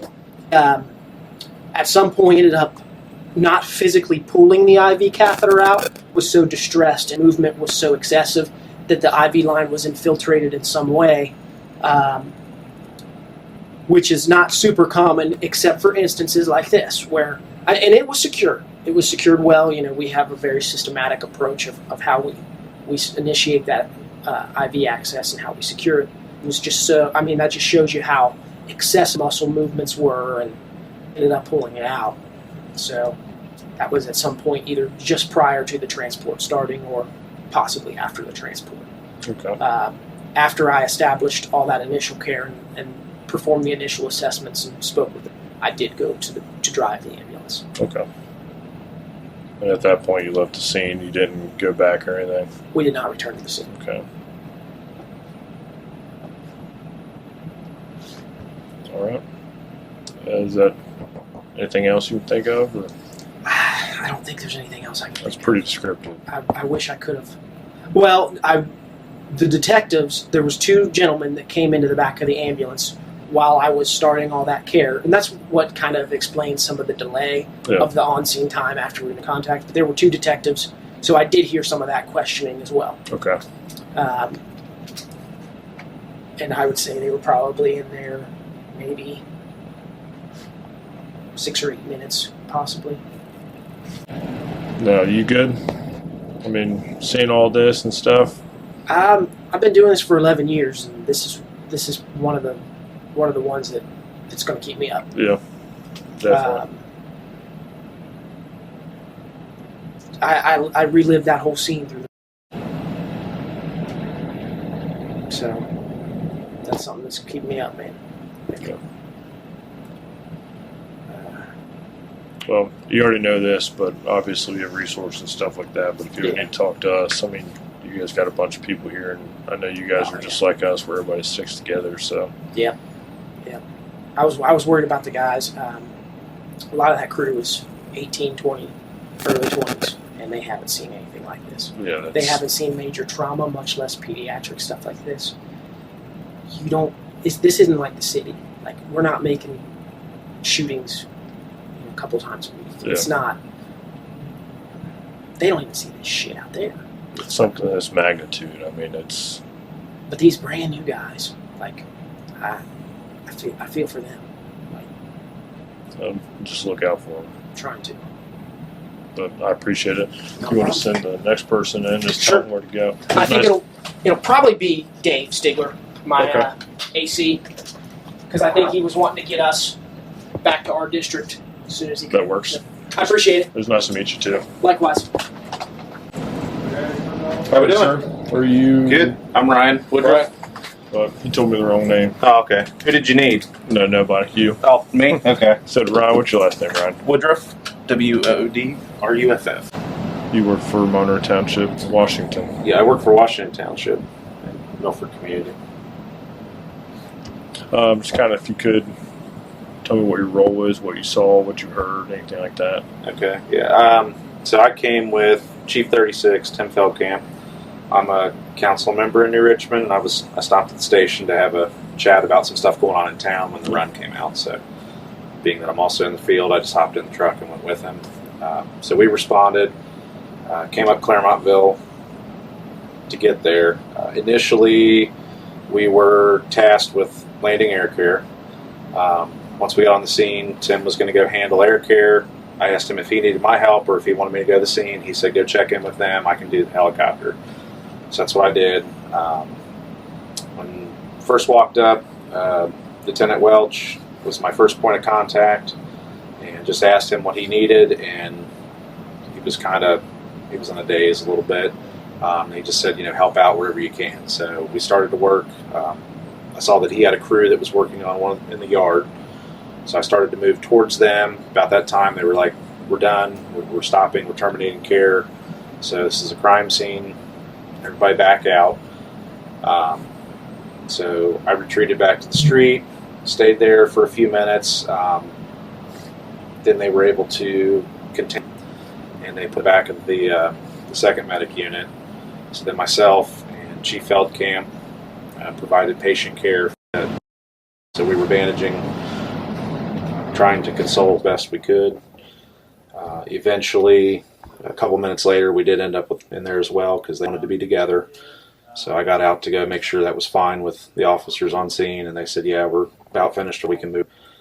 And then we managed patient care for the had no injuries that we could see physically. And again, just trying to be there for as best we could until Medic 36, the New Richmond crew, was able to move their stuff forward, and then we offloaded and did a transfer of patient care. They transported. So from that point on, I just kind of rolled into supportive care for the crew for Monroe Township, took their guys over to the 33's firehouse, sat with them for a little while. Once we got to a point where I work at Milford too, so I knew that our engine from Milford was coming to provide station coverage here. And I used to work here forever ago, so Okay. I was like, I had a guy that was coming from Washington pick me up from the scene, and we came here. We just Okay. stayed here through the rest of the night. But that's kind of the gist of what I did. I mean, what is there anything more specific? No, did you hear anything? Hear any gunshots? Hear anybody screaming? Any No, so everything, any comments? all of that was done prior to our arrival. I mean, Okay. just whatever the county radio traffic was, you could hear stuff in the background going on. But What'd you hear in the background? Like when they were talking, I could hear like screaming, lots of screaming in the background. I perceived it was just from dealing with once way in the back. It sounded like a very chaotic scene once our EMS crew arrived, or Monroe's EMS crew arrived initially. But then, as far as in the back of the ambulance, just kept going over, kept asking us, "Are they dead?" We're like, "Well, they're working." I mean, we knew, but we couldn't tell. Beyond that, and then verbalized that I think it said something about maybe that's what told us anyways. So kind of fucked up regardless, but yeah. So I guess from what I understand, which I believe showed up on the scene towards the end when we were trying to transfer from our back of Monroe's medic to New Richmond's crew, and that caused a whole nother level of drama. I want to go with him and stuff. So yeah, it's pretty. Luckily for me, pretty limited. I feel for these Monroe guys. Yeah, I had to be definitely. right there in the thick of it. So I appreciate it. It was nice to meet you. You just send the next person in. All right. Anybody in particular, or just whoever's on? Just whoever's in line. Okay. Thanks, sir. Thanks, Ryan. How you doing, sir? How are you? I'm Chris House. I'm a detective for Claremont. Cody Feldkamp. CODY. Yep. FELDKAMP. Man, you're young. Yep. You work for Monroe Township. Yep. I was here. So if you could kind of explain from the beginning, I know it's probably hard. You want to complete it from the beginning, from leaving here? From leaving here. If you heard anything, saw anything, what you heard on the radio, any small details. Okay. So we got dispatched for the unknown problem. We read the notes before we even got in the truck. Said something about it. Was advising open line, saying that been shot. So obviously we're frantic. Jump in the truck, get going. Took the medic and the engine from the station. I was in the passenger seat of the engine. Michael Welch was driving. I want to say before I actually said we were en route, I want to say Carl at 33 said that they and that advising has been shot. So we went en route. Oh, is that station over there? Yeah. Is that active or is that closed down? It's active. It's active, okay. Yeah, so that's station 33. So a guy named Carl and Michael Nichols were there. Carl got on the radio, was advising that there was there. Ran into the station, I guess, and was saying that I was shot. So he relayed that to dispatch. And so we're en route. And I mean, obviously, you probably listened to the radio. I don't know if you did or not, but it just was super frantic, back and forth. Doing like we were talking like we not normally would, not using private channels or whatever. We were just talking straightforward. We told Carl to get into the station. We told them to get into the station over the radio for their own safety. I want to say he got back on the radio and saying shots fired while we're still en route. Advising that they were in the station now, and this further explained, saying that all had been shot and killed. So we staged at Claremontville, right before the firehouse in the cemetery. That's where we staged. And Station 33, Carl and Nichols, they weren't answering on the radio, so I public serviced them, called them. And in the background, you could hear the shot. Not many shots, but I heard, whatever shot. So who's Carl Nichols? Carl and Nichols, sorry, I'm referring to Oh, people. Carl and Nichols. Yeah. You know their actual names? Carl Watson, and then Michael Nichols. So you called, Carl. You called Carl? Yes. You said Michael what? Michael Nichols. Nichols. So you called Carl. Called Carl, yeah. And you could hear gunshots. Heard a gunshot, I believe, yes. Not multiple, but... sound like it was close to him, far away? Far away. He relayed to me and said there was. Cause I said, "Are you guys in the station yet?" And he said, "No, we're trying to get into the station." Cause kept trying to run back. So, and I guess he was outside behind the dumpsters, and heard the gun. I could hear the gunfire. Okay. And he said, "There's shots fired. Whatever. We're getting back into the station. Whatever." So continue from there. And he wasn't. They weren't answering on the radio, obviously. So dispatch was trying to get a hold of them, saying, "Station 33, are you advising? Are you in the station yet?" And so we answered for them and said, "Yes, they're in the station. We have them on the, public service." We heard a gunshot in the background, and they also told Carl that I'm assuming, was in the backyard. So he told me that on the radio, or told me that on the phone, saying, "Hey, there's a backyard."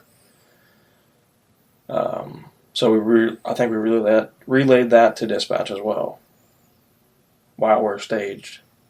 Just advising them that there was advise PD that there's the background or the backyard. Obviously, I think furthermore, got drug up to the front. So obviously the dispatcher is frantic. Eventually she told us we can respond in, but she was saying something else too. So we were just confirming that she was telling us to respond in. So we start going anyway, and we said, "Are you just confirming we're allowed to respond in?" And she said, "Just hold on 1 second or whatever to I guess get back to PD." And we were already going. We just were trying to confirm it. So by this time, she said, "Yes, respond in." We arrived on scene almost immediately after that. We were just right down the road. Arrived on scene. We told Station 33 to continue to stage at the station with the. And then I jumped out of the truck, put gloves on. I was the first person to run up. And I said, "Where are they?" I meant, where are they as in, where's the perpetrator? I meant they as in him or her, whoever's shooting. And somebody said, "Here." And I was like, no, the guy, the guy. And then one of the deputies was like, "He's right here, I got him." And so that's when they were walking him away. That's right when they put him in cuffs, is when I'm running up. So, run up to where they're laying. At this time, I did not see closer to the road. Where was that? I guess to put it in perspective, say this is the house. Mm-hmm. You got the truck in the driveway, car right here. Yep. Here, we parked the truck right here. I ran across. Here's the front door of the porch, and they were laying on their backs right there. In the grass, the gravel? Grass. I want to say, yeah. They was laying next. I want to say they was doing CPR. I can't remember exactly. Because when I ran up, was closest to the house, closer to me. I got down on my knees, checked for pulses, and nothing. And I thought I felt a slight pulse, but I think it was I think it might have been just my finger, obviously. So at this time, I'm on my knees. They're grabbing stuff out of the ambulance. Station 27, structure fire. So at this time, I'm on my knees, like I said. Check the pulses of both simultaneously. Screaming, obviously. Obviously, I'm not saying much at this time. And let's see. At this time, after being there for 30 seconds, I would say Sam Wilson comes running up. He was on the medic the same day. He came running up with the first in bag, which is all of our supplies in a bag. He sits down and he starts working on it. At this time, I'm already grabbed it and ran across the yard to the ambulance. And now Sam continued to work on the yard. And so I grabbed it across the yard. jumped up into the ambulance with the cot, did CPR. I'm gonna say for probably 5 minutes. It felt like 5 minutes. 5-6 minutes. And then Carl, from Station 33 that was staged, he drove the ambulance over, his ambulance, from that station, over to us. As I'm doing CPR, he jumped in and said he would take over, and I said, no, I got it. Continued CPR. Eventually, he took over CPR for maybe a minute. And then after examining, there was not much to do. So, let's see. So after that, we were still doing CPR, and our Lieutenant Welch walked up and examined and said, "You guys got to stop." So at that time, everybody had to stop CPR on everything. It was confirmed that they were dead.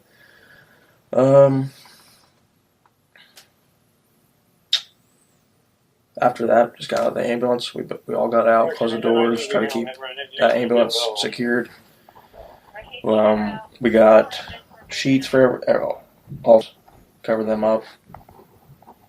And like I said, nobody was in and out of that ambulance at all.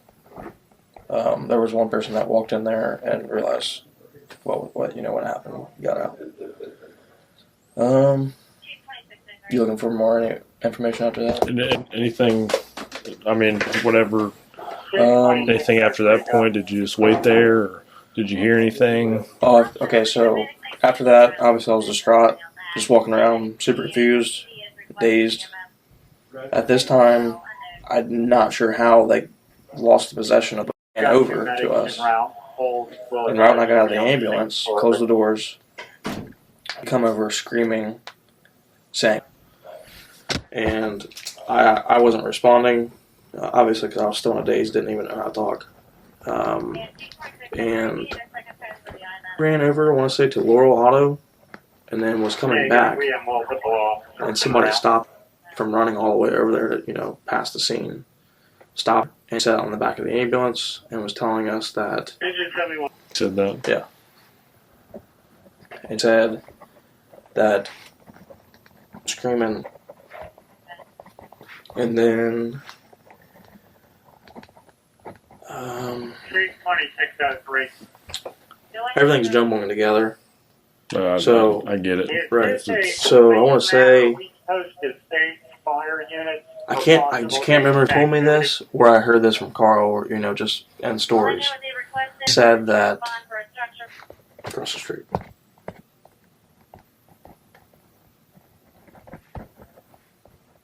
But like I said, I can't remember who told me this, or if I just heard it in general, because I sat down there and talked. I don't know, for roughly 5-10 minutes. So saying that basically he said stop or he's going to kill you. Yeah.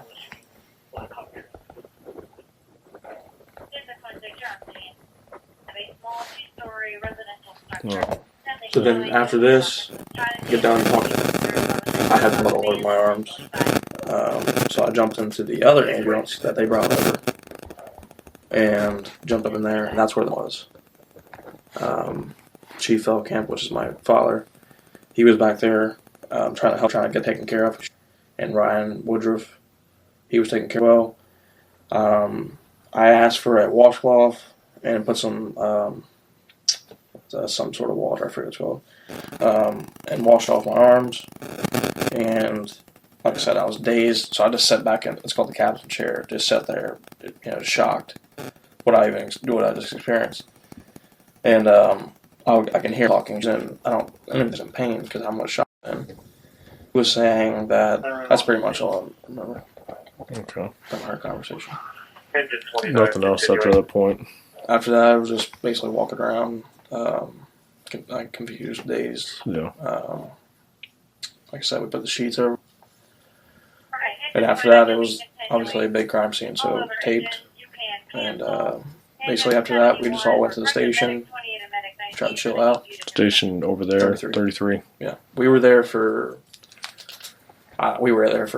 numerous hours, and then they had a crew come in and relieve us. and we were able to leave that night if we wanted to. All right. But is that all you need? Yep. Appreciate it, man. Yep. Like I said, take me up on that. Yep, I appreciate it. I guess you want somebody next? Yeah, whoever's out there, just point them which office it is. Okay, sweet. What's up, man? Oh, The last one. are you really? Yeah. Went quick. What's your first name? Greg. What's your title? Assistant Chief. Okay, that's what I figured. Just kind of start from the beginning, if you could. What you remember, what you I heard, was kind of all over. So I came from home. I knew where it was at, so I went in the back way down Bainham, so I didn't drive past the thing. The radio traffic said that there was one in the firehouse, so I went there first at 33. So as soon as I pulled in, the concern advised the deputies, to have EMS come in. So Carl was standing outside. I asked him, I said, hey, is there a shooting victim in there? He said, no, they're fine. So I shot over. When I got there, found the laying at the end of the driveway by the bush. So I checked first, blue, obviously not breathing, no pulse. And I felt the bullet hole, so I knew it was pretty much, there's nothing we could do. So went to the, not to interrupt you, the driveway, which one that was? It? Can I get my notebook real quick? Absolutely. I got all this shit written down. Lucked out. You don't have to do it. Oh, I did luck out. Oh. Are we done then? If you were last? Yeah, I'm the last one. You're good. Oh, all right. Trying to write the damn EMS report. I get information from Nick and them. So the one that was at the end of the road, was so I knew it was done. So then I went to this, which would have been before I moved to the ambulance, in the middle. I believe, the middle. I think it would have been the squad in the middle. So that's the same way. Blow around the lips, not breathing, no pulse. Felt the gunshot wound there. So it was done. Was actually sitting over top of holding basically my chest same way. Blue, no pulse, not breathing. Check the bullet hole. Since it's still there, we actually did start CPR on that one until I could get into the squad. I didn't have a shot at this time. So as soon as to the back of the squad, we stopped CPR there. So then I left. At some point in time, I'm not even sure who did it. One of them carried the one to the back of the ambulance. And then I got in the back of our other ambulance where I was at and realized he was shot. We were kind of talking with, what happened, and said basically that, and then I seemed being brought back over from the firehouse, sat on the back of our engine for a few minutes, talking. I kept saying was, You were saying this? Yeah. And then we put him back to the squad with him because said so. We there and ended up talking to UC, which we Richmond transported. Anything else you remember? Or is that about it? No, that's about it. I mean, I had a run with that guy 3 months ago. We got a call in the station. There was a burn ban. He was burning like some garbage and shit. So I just drove out there in my car. I got there and nobody was around. He came out the back door. I was like, hey man, I said, can't be burned. There's a burn ban. He was kind of a fucking dick about it. And they were there. They helped him put it out, but him was bickering back and forth in the house. He was yelling at him. So when I got there, I was like, oh, I've been here before, yeah. But that's the only run-ins I've had with him. So that was 3 months ago? Yeah. When you said they were yelling at each other, you knew what they were... It was just, he's like, I not to fucking burn anything, this is stupid. He was yelling back at him. But, yeah, I couldn't hear exactly what he said in the house without the back door. You ever saw him before that? No, just like if we were over at 33s, you'd be out playing in the yard and stuff. Did you ever see them yelling at each other or anything other than that? No. No, I didn't. That was the first time I seen him was during that open burn. Usually, if we're over there, he's out there or just... You said that was about 3 months ago? Yeah.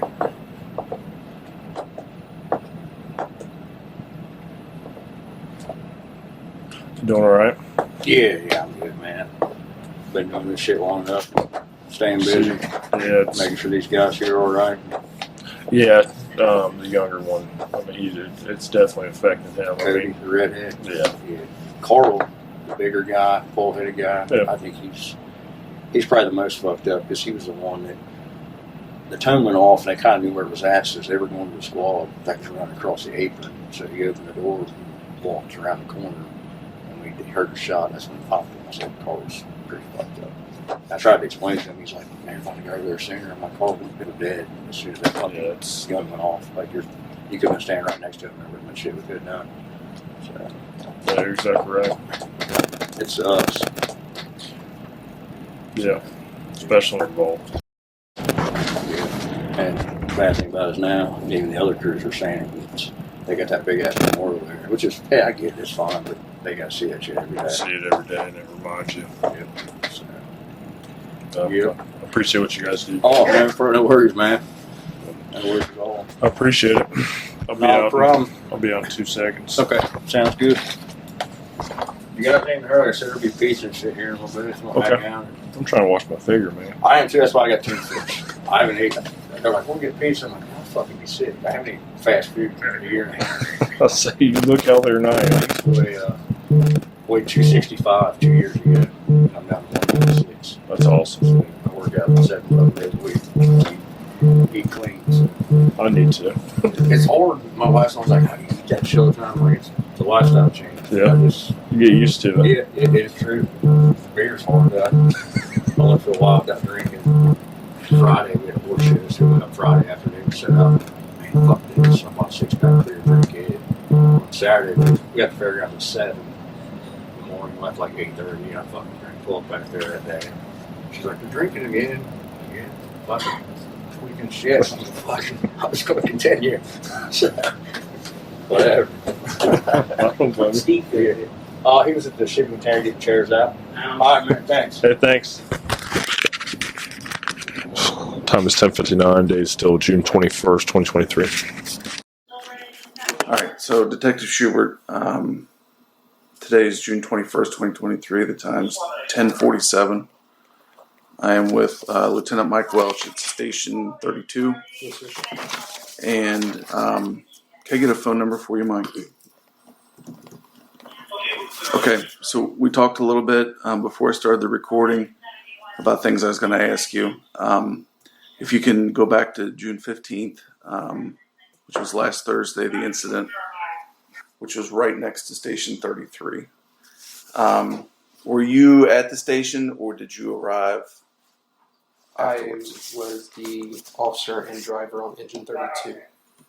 Okay. Which was the primary engine response from our North Station on 222. Okay, which is the station we're at now? Yes, sir. So you responded from here? Yes. Okay. And then, all right, so you guys get on scene and... We got on scene. I got out of the engine. The medic crew behind me, I approached them and told them to get all of their equipment that they needed. They approached the scene. As I was approaching the scene, I could see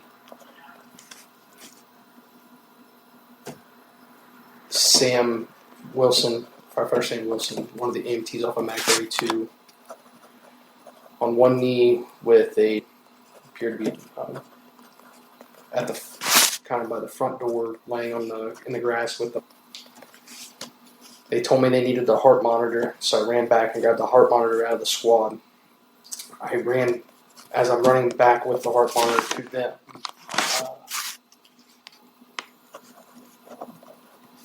Firefighter Feldkamp is carrying on his arms to Medic 33 because he did not have equipment to operate there.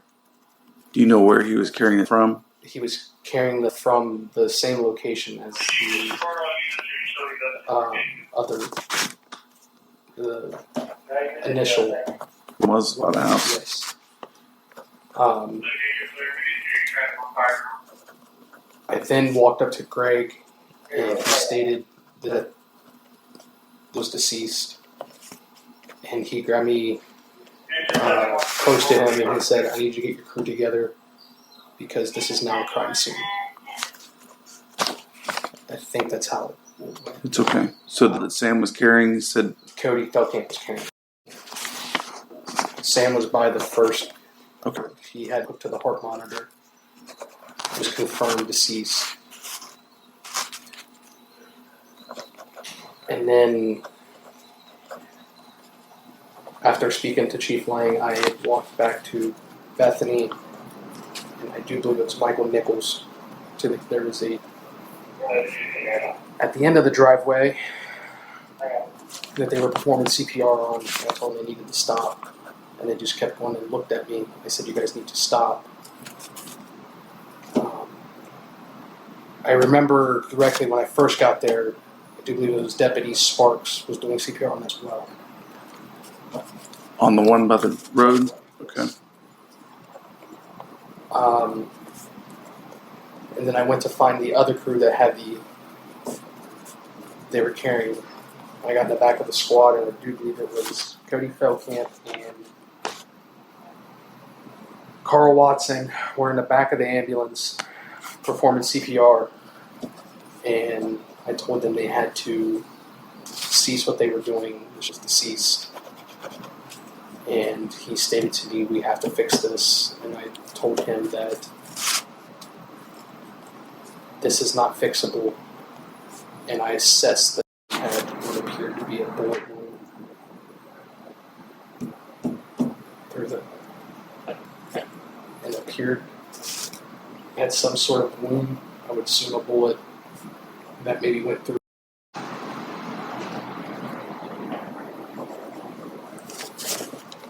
There was a lot of stuff going on. And this was that was in the medic unit? This was in the medic unit. And they pulled Cody's hands away from him, and I said, "I need you to get out of the ambulance now." I got all my crew together, and I sent them past the crime scene to Station 33.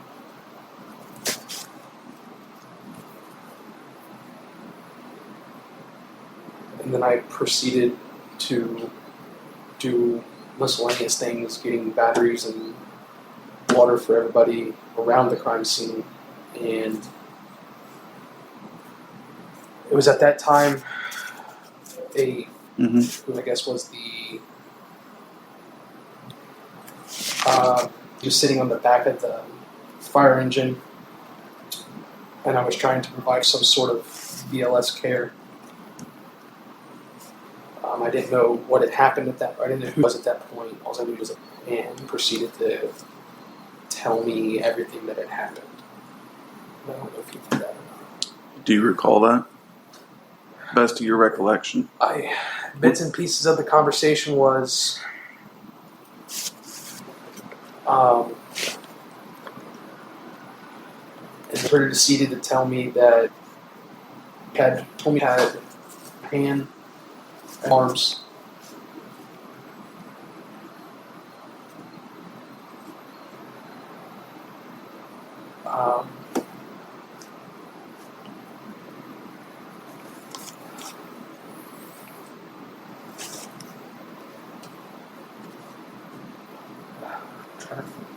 That's what I can recall in that conversation. Then that was in another ambulance asked that. So I assisted that ambulance.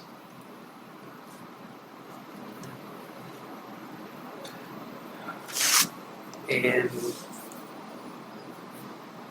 I recall saying in the back of the ambulance, wanted to know, had a gunshot wound to, I can't recollect which it was. It was at that point we weren't releasing any information that was to be done by the sheriff's office, is what I was last updated with. Yeah. And I told her we need to get to the hospital to assess that I'm not leaving until. Wanted to know if they were being air carried, going in an ambulance, or in a corner van.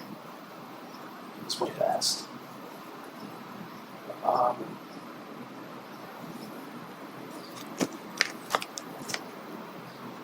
At that point, I got out of the squad to get Chief Lang and a deputy because updated information I got because I was told not to say anything. And then all of a sudden, getting out of the ambulance. And then when we were getting out of the ambulance, they got back in and said that I'm not leaving. And to find out it was Okay. And then they got out of the ambulance.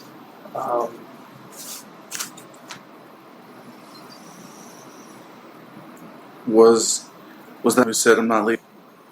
Stated, I think it was the said we were told that as long as behind the yellow tape we couldn't make the. I think it was the beller. Yeah. And the only way was going to the hospital was this. So we made that happen. Okay.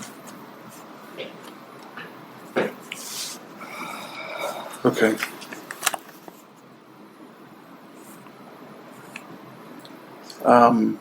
So when you arrived on scene, deputies were on scene, correct? Yes. Okay. Before arrival, we staged at. I think it was 2005 Crownville Laurel.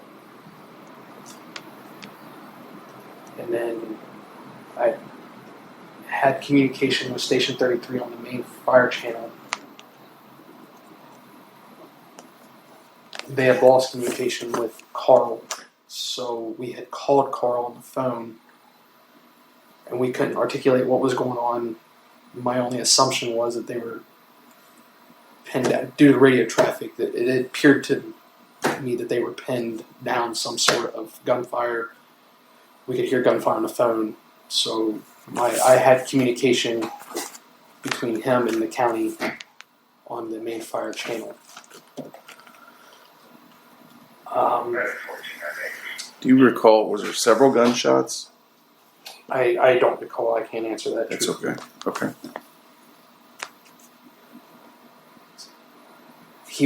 I knew he was trying to make his way back to the firehouse because that had come to the firehouse had got out again, and he went out to back in, and events were unfolding in the front yard of the residence. Okay.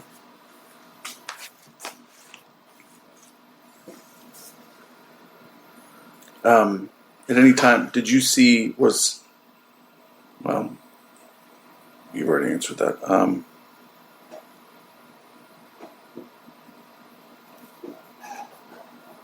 Okay.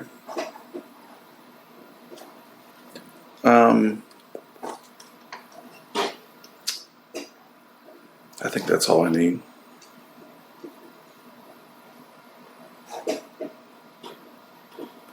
Did you assess that it was in the yard by the road? I walked up with Chief Lang. Okay. And we had noticed they had what appeared a bullet hole that was incompatible with life. Okay. Through his.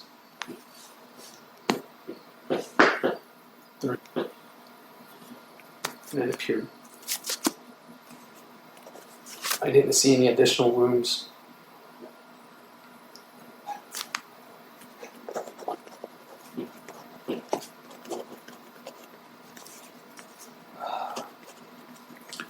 Did kind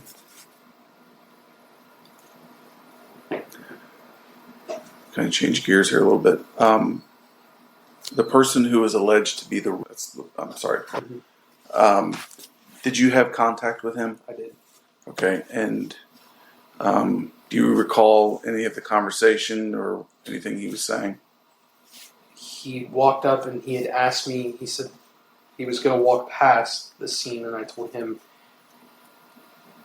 I'm not sure who you are, but you have to stay back here. And he had said, I got my ID. I can show it to you.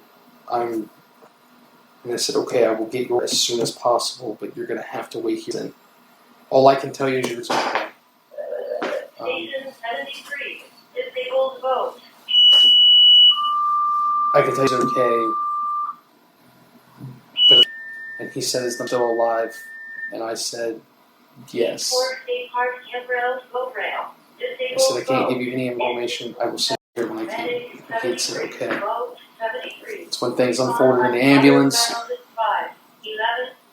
And came to the side door and said, I was very confused at that moment. I didn't know there wasn't a relationship there. So Okay. But he was compliant with anything you said, or yeah, for the most part. Yeah. Normal though, frantic. Frantic, yeah. Then when they had walked down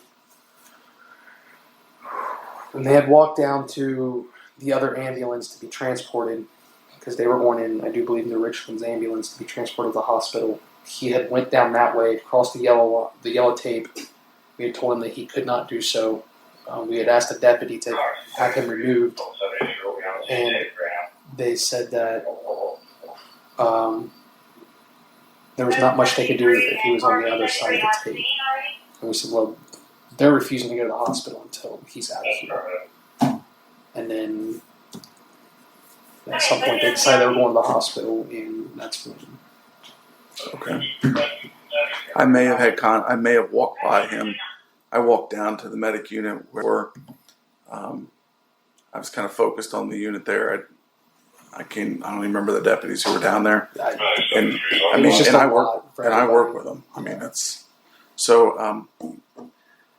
Some things will come to you, and when they do, if you remember any finer details of anything, try and write it down. Let me know. I'll give you my card here. I'm going to stop this. So it's Detective Schubert. Today is June 21st, 2023. The time's 10:13. I'm with Michael Nichols. Are you an EMT firefighter or medic firefighter? I'm an EMT firefighter. Okay. All right. What station is this again? Station we're at right now is Station 32. Station 32. And the one that says I'm on the Laurel's 33, right? Correct. Okay. So you and I had talked on June 15th.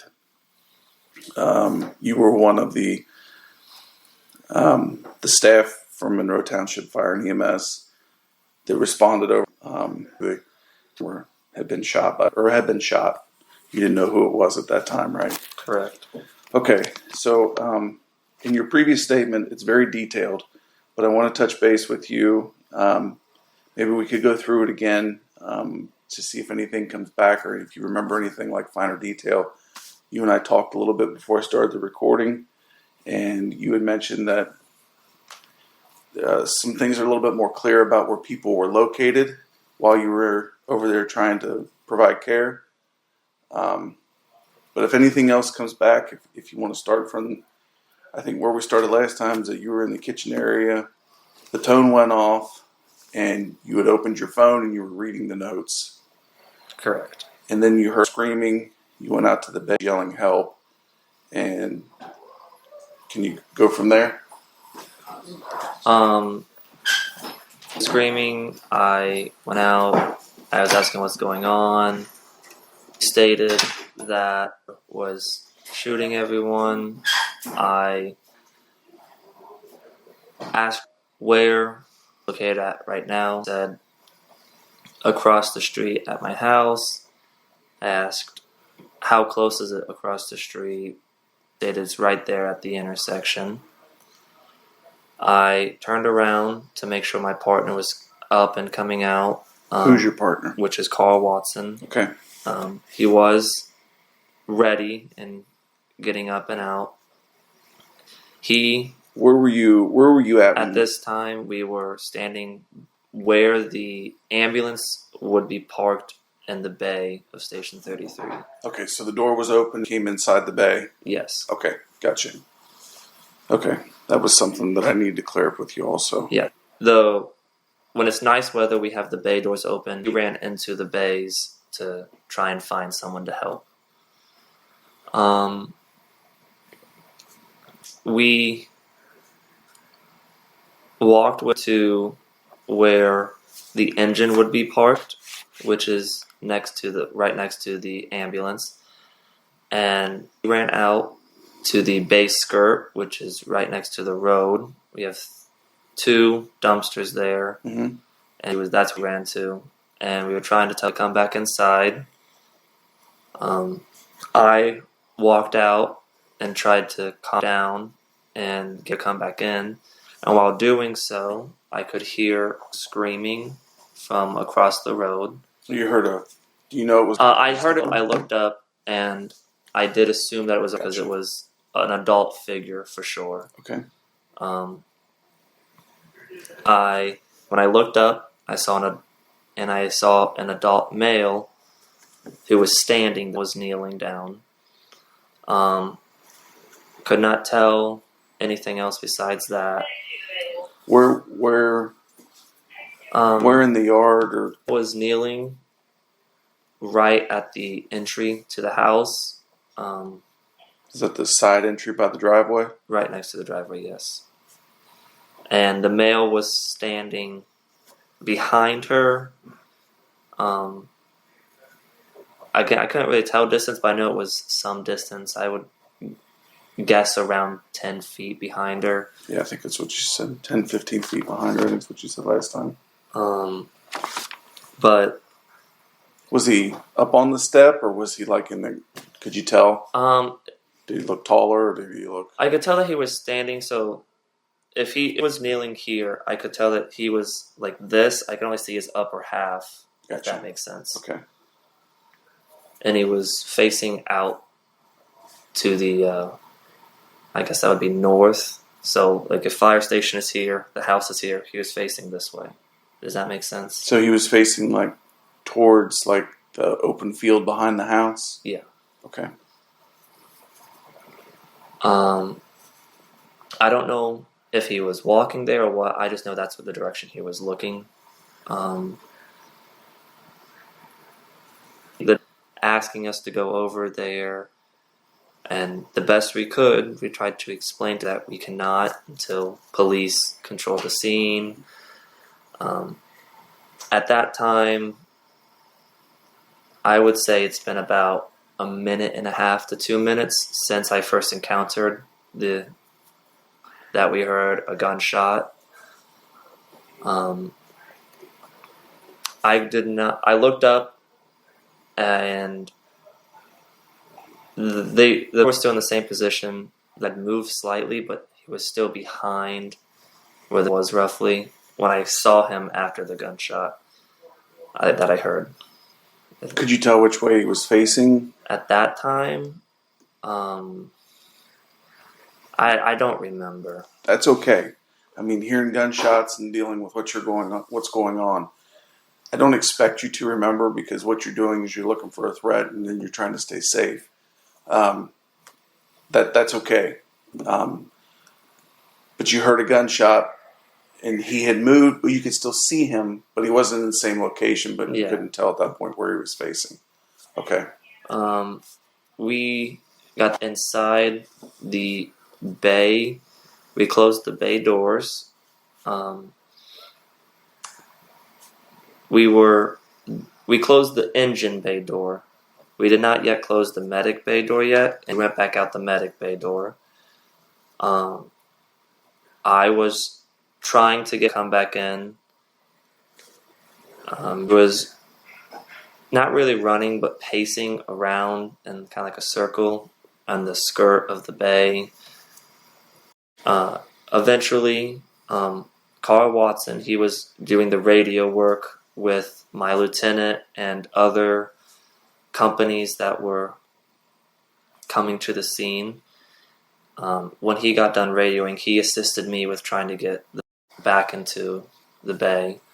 Once we did, we closed the bay, and we have a brush truck, and I sat in the brush truck and just tried to calm down. Is that the Jeep that was there? Yes, the Jeep. Okay. I was trying to calm down. I don't know time-wise, but I know I saw my assistant chief, Greg Lang, pull in his vehicle. He was talking to Carl Watson. I obviously don't know what was said, but he backed out, and that's the last time I saw him until for later.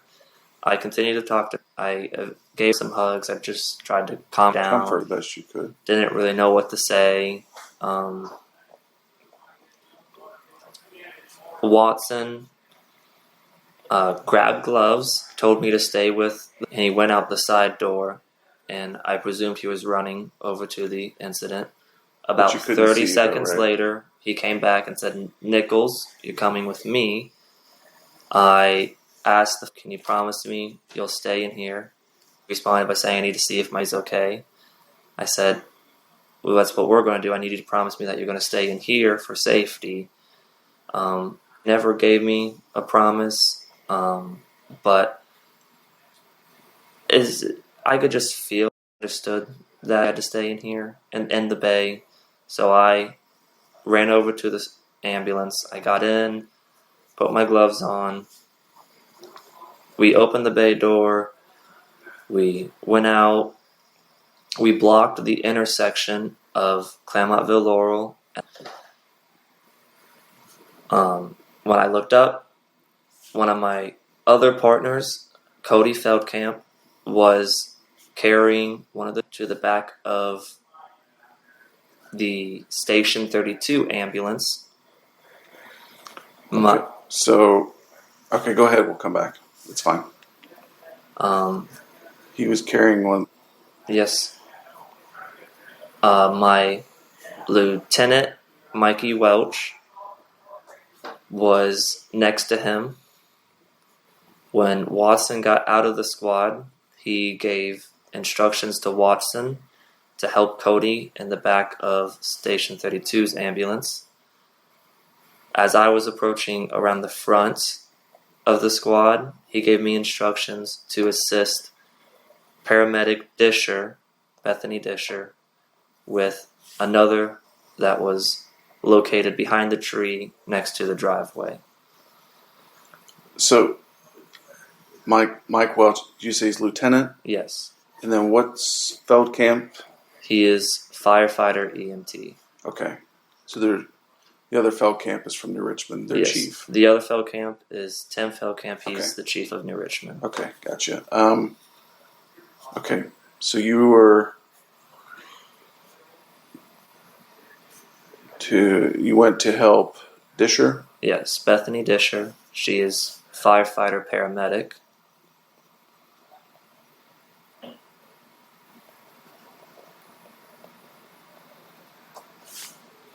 Okay, where do you remember what part of the yard you went to help her?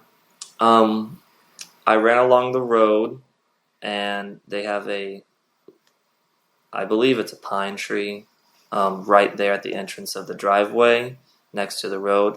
I come around, and it's right there next to the driveway. So it's, when you say it's so you have the road, then you have the house, and they have a pine tree right next to the road. Yes. So I'm gonna draw a picture here. There's I guess this is Claremontville Laurel. We'll say here's the intersection. Here's the firehouse. Here's the house. Okay. There's a driveway. The driveway pulls in and kind of opens up. Mm-hmm. There were 2 cars parked here. There's a camper that was here, and a big pine tree right here. There should be a pine tree on this side of the driveway as well. On the other side. There is. Yeah, there is another tree here, and then some little trees. Okay. Yeah. So I ran. I just want so you can see where I'm pointing. I ran along the road here, and when I got to here, I looked to my left, and I saw Bethany Disher right around here behind this tree. Okay. And that's where I went to assist. Did you see anybody carry that over there? I did not see anything right there. Okay. When I came around, I saw her performing compressions. When I got down, I said, "Bethany Disher, what do you need? Do you need anything?" She didn't give an answer, but I did say, "Let me take over compressions." She stopped. I continued compressions. Assistant Chief Lane came over and said that, I don't remember exactly what he said, but he said it's the essence of it is not viable. Yeah, I think that's, because it wasn't viable. and wanted you to move to the next one. He did point to the injury site that was on. I think it was.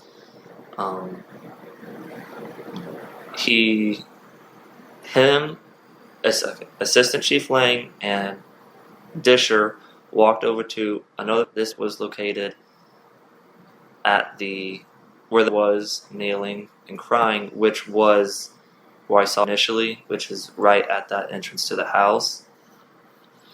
I stayed at, I'm going to call this the first that I first saw, where I was doing compressions. I was still with the first.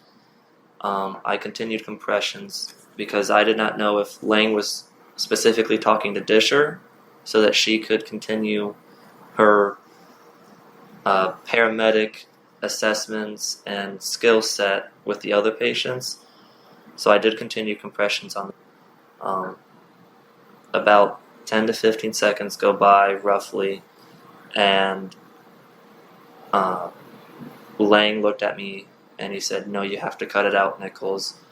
At that time, I did stop, and I see a Claremont County Sheriff's officer who was coming to run over to help, but then as he got closer and he saw that I was getting up, he stopped and realized that we were no longer going to proceed with this. I do not know who that officer was. Okay, it's okay. Was the male still in the yard, or were deputies on scene when you guys ran over?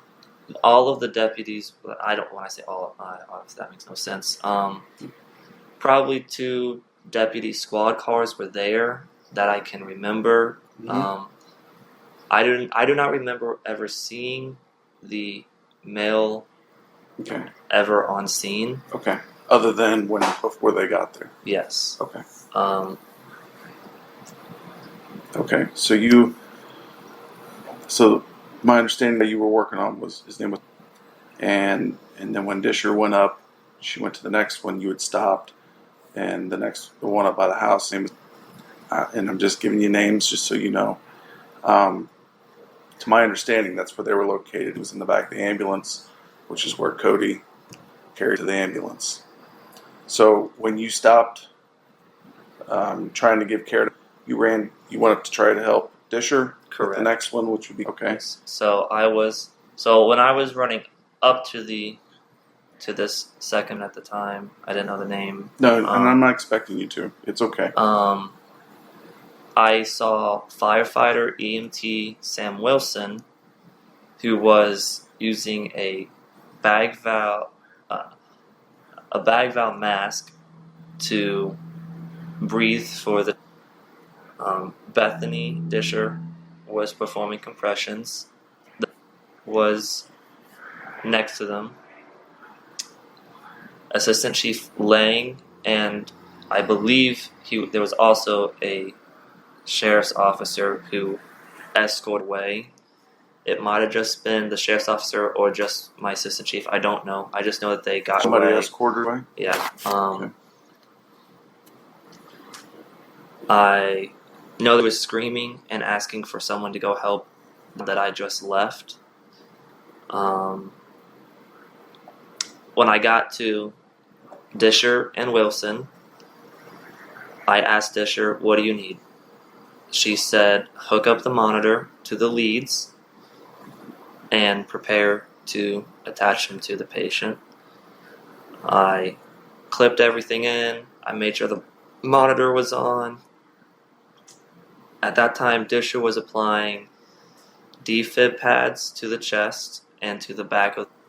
And as she was finishing, and I was handing Disher the leads to the monitor, Assistant Chief Lang came over and stated, No, scratch that. What happened was, as I was handing her the leads, Disher said, "Go get Lang." And I looked up and around. I saw him around the middle of the... Is this where the picture is? So I ran to... So we were around right here. Mm-hmm. I ran to about here, which is where Lang was located. Mm-hmm. I cannot recall who he was with, but I know he was with someone. And I said, "Lang." He looked up. I said, "Disher needs you." we both went over back to Disher, and that is when he stated that we no longer need to proceed, because that was also not viable. He stated that we need to take the monitor and the first in bag and leave everything that was used for any life-saving measure. We went back. I grabbed the monitor. Wilson grabbed the first in bag. We both walked over to Station 32's ambulance. I put the monitor and hooked it back up, and I assisted Wilson in handing me the bag so I could put it in there. At that time, in the squad, the other was laying in there. There's no one else in the squad. They had already stated to not continue on that, is what I identified when I got up there and saw them in that ambulance. When I walked out of the ambulance, I closed the door. I walked back to the front of station, that ambulance, and as I'm walking, I hear my name. I look over and I see my lieutenant, which is Lieutenant Welch, and I see Watson together where the intersection is. And so I walk over there because he called my name. Watson is crying. Lieutenant Welch went behind the squad. He took off his body armor. I don't know what that's really called. Mm-hmm. And he went back to Watson, and at that time he was trying to calm Watson down. As I was approaching the intersection, at that time, I believe it was Officer Zach Couchin was putting up caution tape around the intersection.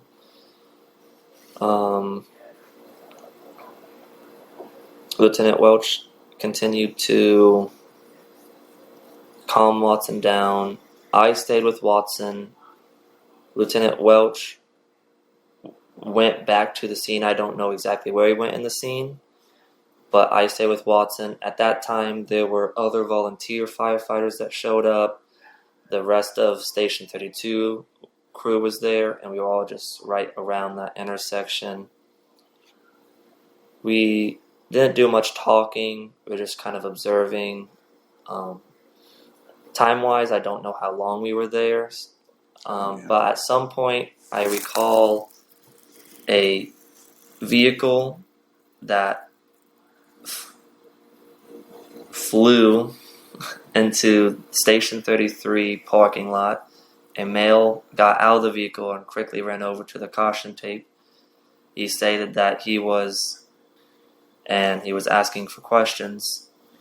Well, he was asking questions, not asking for questions. And I stated, I cannot give any information. If my lieutenant or chief comes over and gives you information, then they can. But I cannot until if I'm told that I can. So I got my lieutenant and my assistant chief. They identified that the man was and they gave updates to what they could. I think they stated that was shot and that he was going to be transported from Station 36 medic unit to UC, and that was unharmed. That is what they told him. I don't know if they told him anything else. Do you know who was talking to him? I believe it was the assistant chief, Greg Lang. Okay. I don't remember who was talking, but I know that my lieutenant and assistant chief were both there talking to the guy. I don't know who stated what I just said. Lieutenant Welch? Yes. Okay. They were both there talking with him? Yes. Okay. And there was also So there is a body shop / junkyard company that is on the other corner, right here. Mm-hmm. They had witnesses and people that were working there. They were also talking to him as well, telling him what they saw. Okay. I don't know any of their names. I just know they were also talking to the. At some point after that, we get a order from Lieutenant Welch to go inside of Station 33 and close the bay doors. We go in there. We kind of talk to each other. We kind of just sit in silence. I don't know anything else that happened outside. I remember getting a radioed from Lieutenant Welch saying, "Watson and Nichols, come meet me at the caution tape." So we go That's back what I out was there. walking over, wasn't It was a different officer. Okay. I don't remember his name, but I talked to him. He was asking and trying to clarify if there was one incident at just this property, or if at some point the person shot at the fire department. He was trying to determine that, and he determined that it wasn't. And I pretty much told him what I told you, like just the beginning of it. I didn't go further into the situation with him. Watson and I went back into Station 33.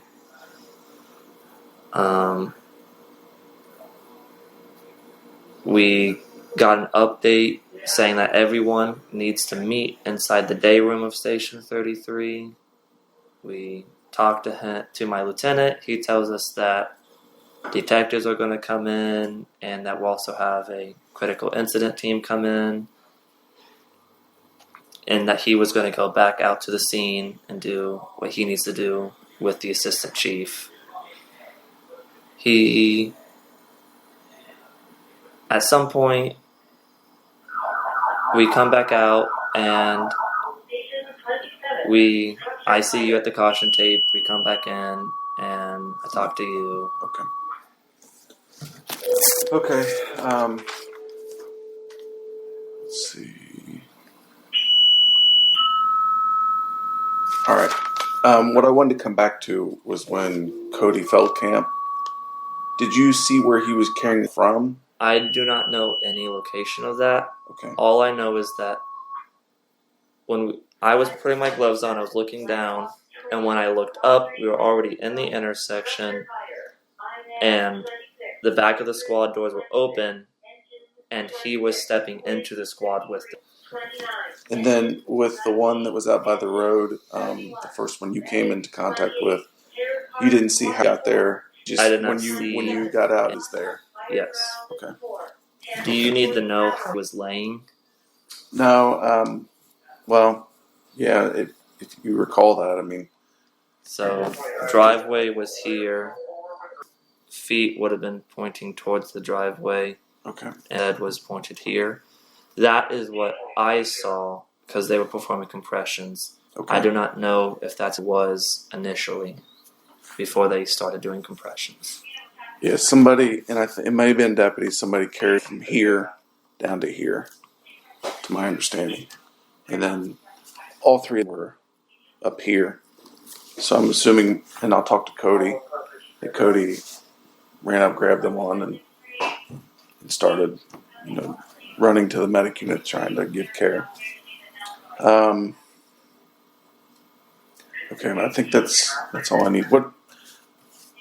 Let me see here. I think I have your phone number. Just to make sure I have it. Mm-hmm. Correct. Okay. Do you have any other questions for me? No. All right. It's 10:35 on the 21st at Station 32. Detective Shepard with your name. Oh, Samuel Wilson. Samuel. Yep. And Samuel, what's your date of birth? And what station are you employed with? Monroe Township. You're at the 33? 32s. Oh, 32s, okay.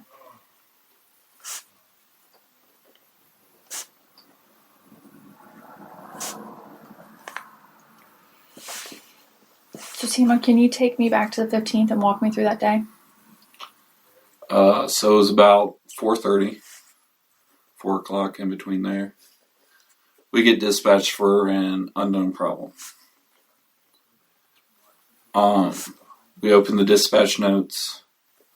I read it, and it says, has been screaming over the phone that have been shot. Shortly after that, both the engine and the medic go en route, and we hear Carl Watson at Station 33 yelling shots have been fired.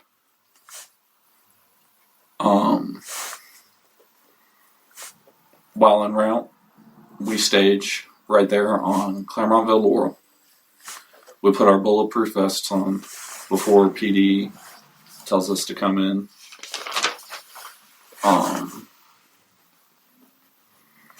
First thing I did was I saw laying in the grass. They're laying next to him, sitting there. I grabbed our first end bag and I ran over to my chief was over there at the same time. Told me to get a BVM out and start breathing, so I did. We worked on that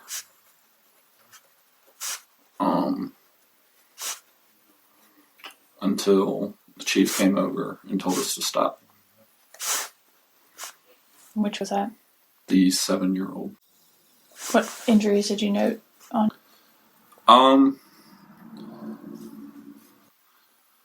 Later, while we were doing resuscitation efforts, we realized that there was... Okay, what was the wound? I believe it was a gunshot wound. So just like, were there any other injuries that you noted? No. So you guys left this station and then staged on Claremontville Laurel. Yep. Until PD told you to enter. Yes. Did you hear anything or see anything prior to entering the scene? Other than the radio traffic, nothing. Do you remember the medics that were next to you? The medic I had with me was Bethany Disher. She was in the medic unit with me. Is that you guys? I don't think so. I think it's Miami. Okay. Samuel, can you think of anything else? Not really. Oh, kind of happened really fast. Yeah. Okay. That's 10:40. Detective Ross, 6/21/2023 at 1:20 p.m. Phone contact with court.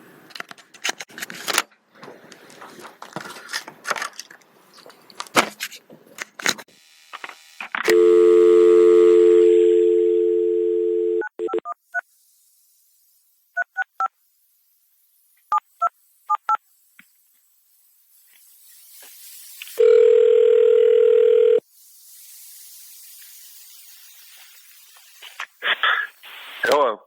Hey, this is Detective Ross. I was trying to get a hold of Corey. This is him. Hey, just wanted to reach out with you and see if you had anything or any information about Chad Doerman. Yes, I just, Chad worked for me. Currently or used to? Currently until last Thursday. So he worked last Thursday for me. What's your business? I own a commercial insulation business. What's the name of it? Kelz Elite Insulation. How you spell that? KELZ Elite Okay. Insulation. So tell me about Thursday. What time did he show up to work on Thursday? Well, we go back on Wednesday. Chad showed up at work. I had him over at Sadie's Fort Thomas, and he was supposed to meet me about 10:30. After I got him, there was a group of 3 of them over there. Did he show up at 10:30? No, he showed up at 7, like he was supposed to, over on Wednesday. 7 a.m. Around 10. Yes, a.m.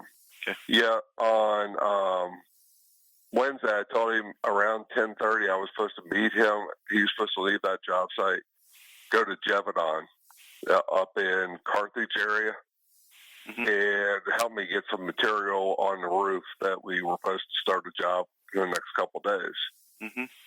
So I call him, and he calls me and says, I got to go home. There's problems at home.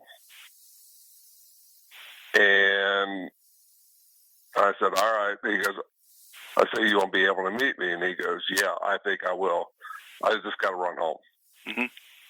So about 45 minutes to an hour later, he calls me again and tells me his exact words was, fuck it. I'm not going to be able to make it. I'm going fishing.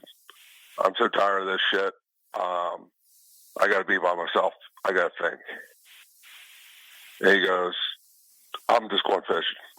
And I said, all right, Chad, that's it. And I just figured it out that he wasn't coming up. So Wednesday afternoon, later afternoon, I just texted him and said, hey, you still coming in for tomorrow? I got a job for you on Thursday. And he said, yeah, I'll be there. So I met him I showed up about 6:40 or so over on Beachmont Avenue. 6:40 a.m. At the Cincinnati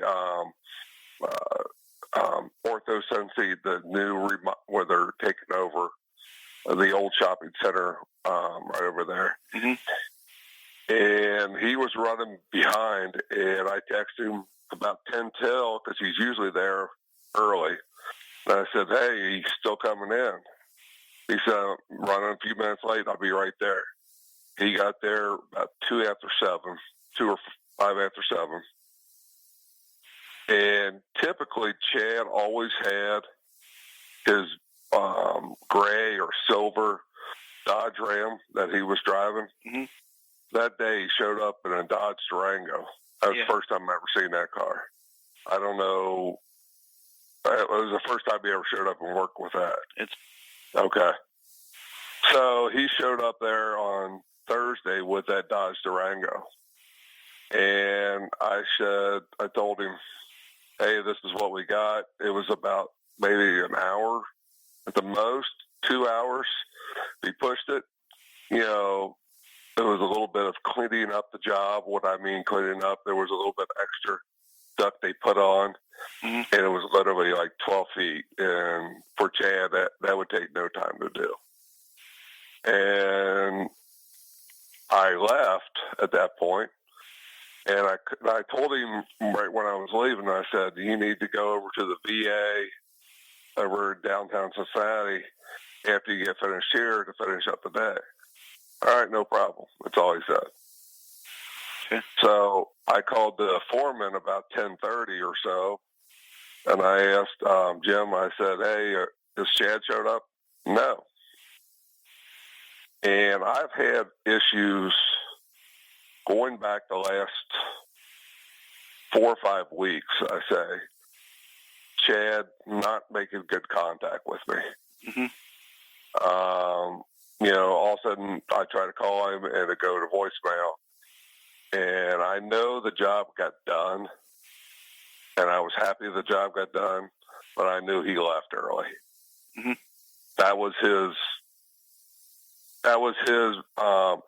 that carried with him whoever he worked for, that he left the jobs all the time early, tried to get out early, always in a rush to go somewhere else. So I was pretty upset about that because that's 2 days in a row that Chad was just kind of blew me off, I felt like. And I guess about 8:15 that night, I tried texting him around 6 o'clock, say, because he has one of my ladders. And I said, hey, this Thursday? Yes. It was 5 or 6 o'clock. I said, hey, bring my 6-foot ladder in tomorrow, go to the VA. I sent him a text. And about 8:15 or so, Thursday night, one of the guys that works for me knows Chad since I think second grade or third grade. They went to high school together and all that kind of stuff. Mm-hmm.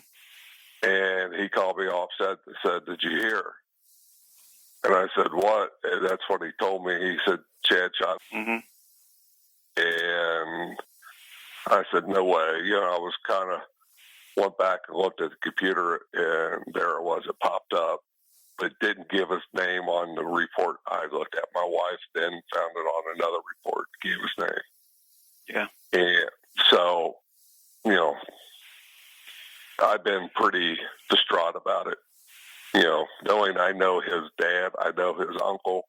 Yeah. But two of his uncles. Probably his brother, don't you? I didn't know his brother very well. I was, I think, a stepbrother. Yeah. I didn't know him very well. I knew of him, but I never worked around him, or he worked for me.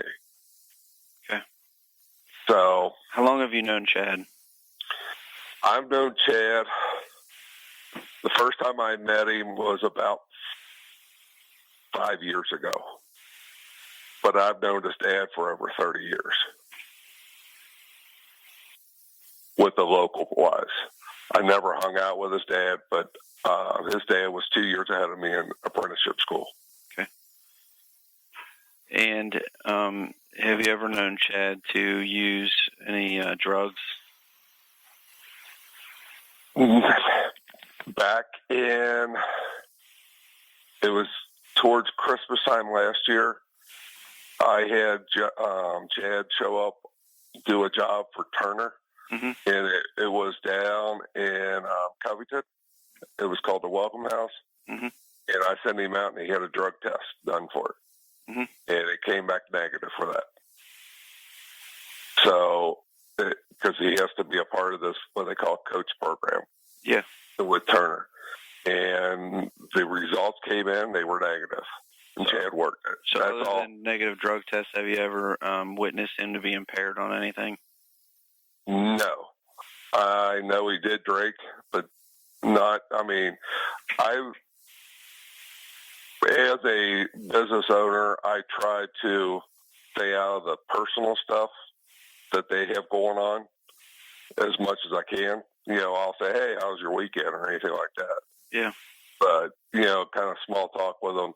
But I really don't want to get into that personal, you know, hey, yeah. Let them do what they do and try to stay some separates, with my life and their life.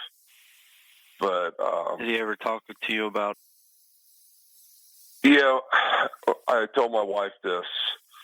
I know he said a couple different times about how active they were and that kind of stuff.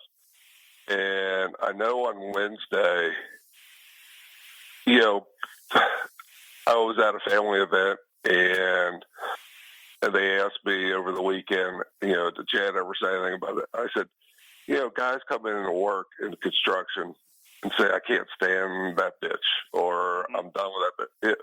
And my sister-in-law made a comment, "Well, that doesn't happen in the office." But on a job site, you hear that kind of, people say that kind of stuff.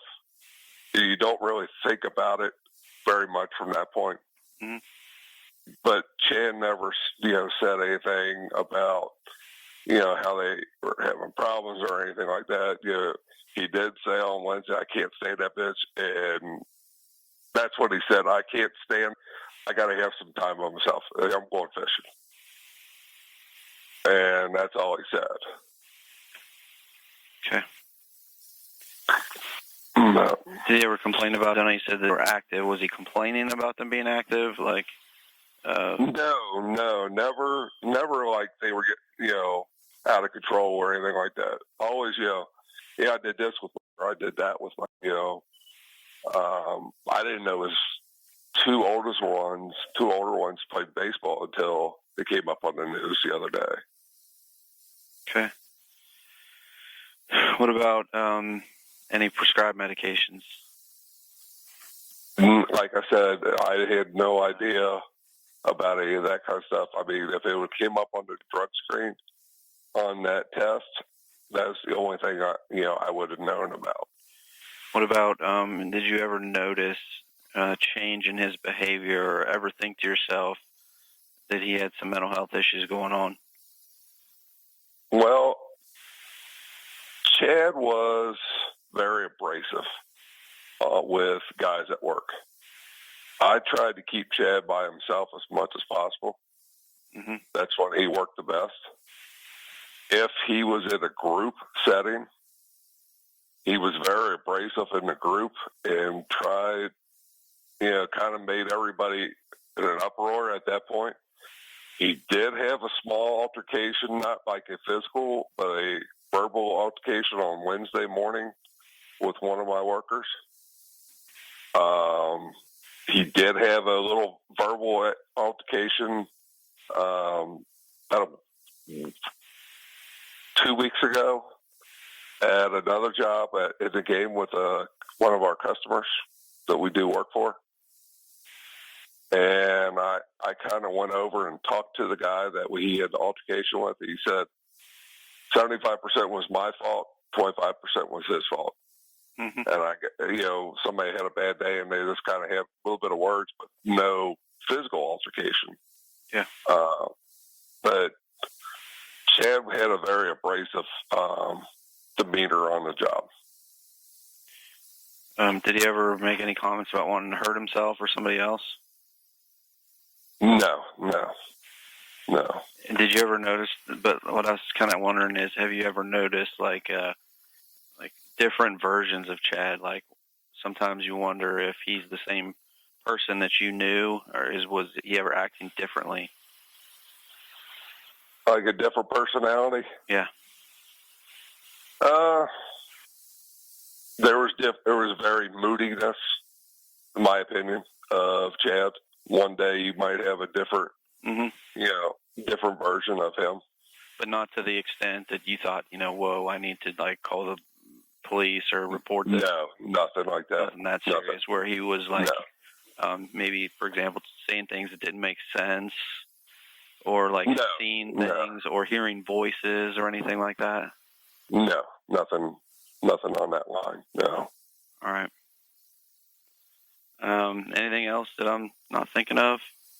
No, I just wanted to make sure, like I said, I told the lady, I guess your secretary in your office, I called this morning because I heard more stuff on the radio yesterday about somebody asked about his employer and that kind of stuff. Mm-hmm. And I wanted to reach out to you to let you know that if you had anything that I could give over to you, any way to help or whatever I have to do. Okay. I just, I'm not holding anything back. I don't believe what he did was right. I don't condone any of that. This poor, I feel so sorry. Yeah.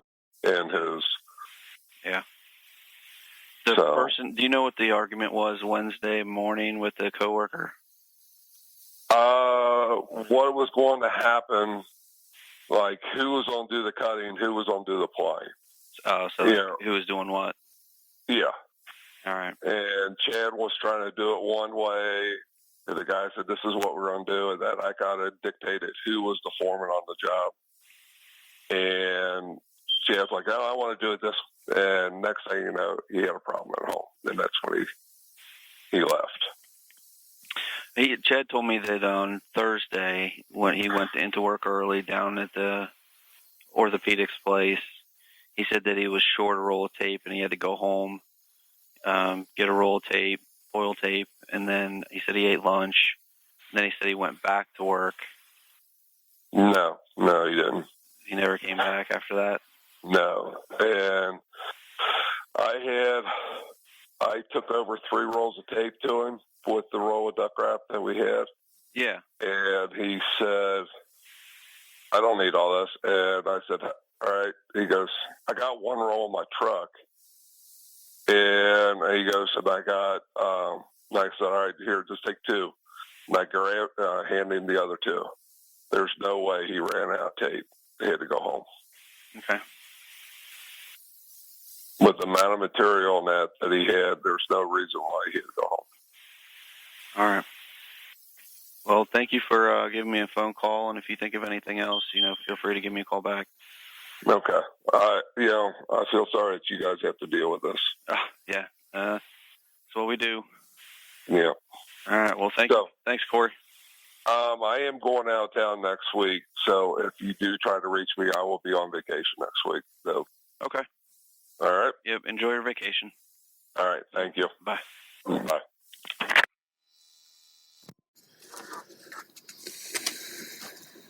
$138.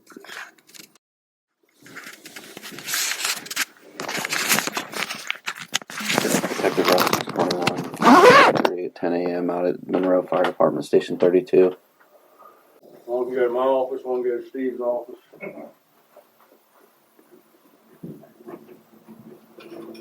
How you doing, sir? How are you? I'm Detective Ross. What's your name? Jim Watkins.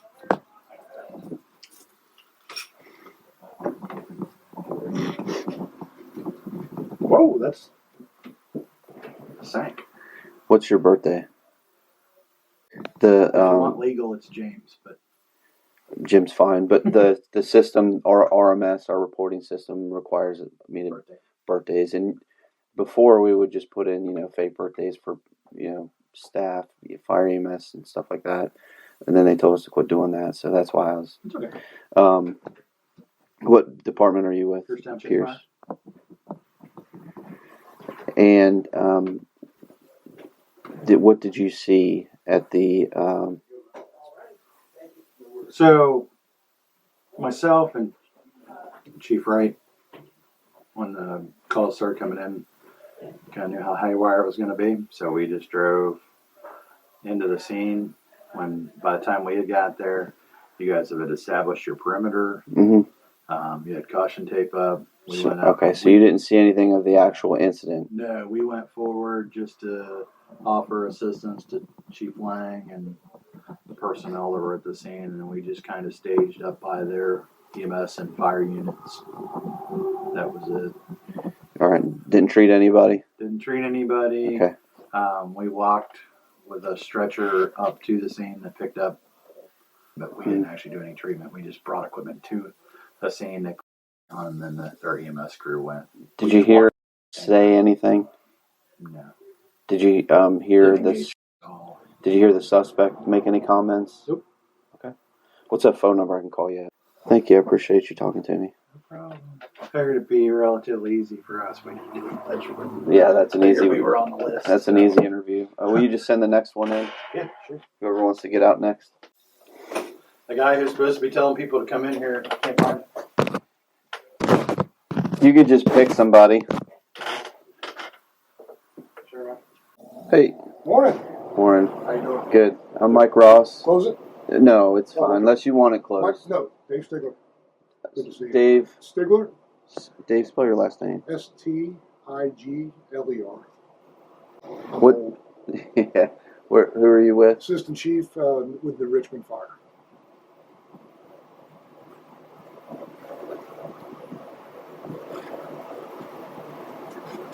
All right. What's a phone number I can call you at?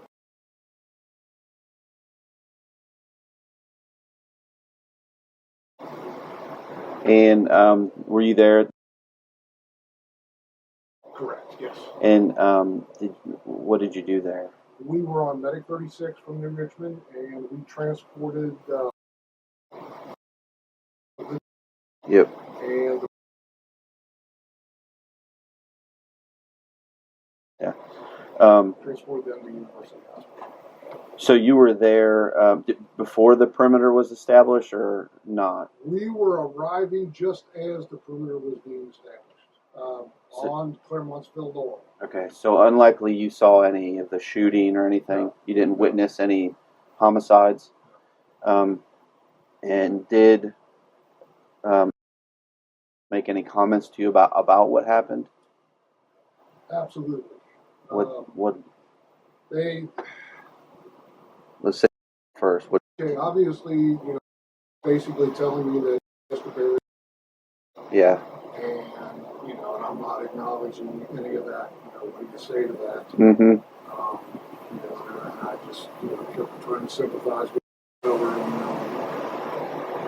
Say who did? Fun. Ted was, I believe he stated that he came in with a gun. Okay. And then I'm not remembering if he said that he started shooting immediately, or if that's. Okay. So I don't know, you know, actually when I don't, you know, recall. Did it say anything? Said that he tried to protect, and that he ripped the child out of her hands, took it back, and shot.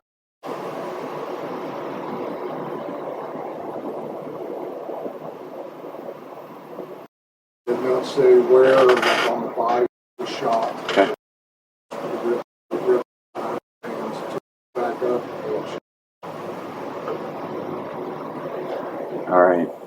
Did or say anything else about what happened? You know, just other than, you know, being in a panic. Okay. Just, you know, pretty much 35-minute ride to the hospital. You know, just trying to console both of them, tell them to be strong for each other. Yeah. You know, I'm sure there were several more comments made.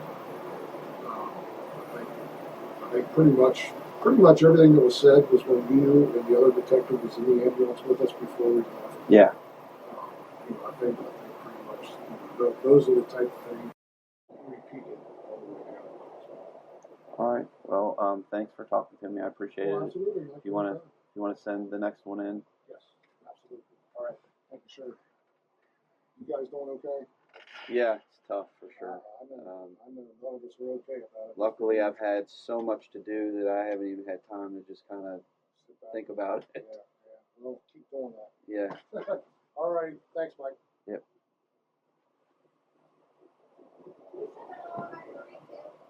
Certainly. You ready for one, too? It don't matter. Take a pic. Yes, sir. Let me grab this notepad so I can check off the whole thing. Thank you, sir. Right on. It's fine. Hey, you can leave it open or closed, whatever you're more comfortable with. I'm Mike Ross. Kyle Moore. Kyle Moore. What's your birthday, Kyle? What's phone number I can call you at?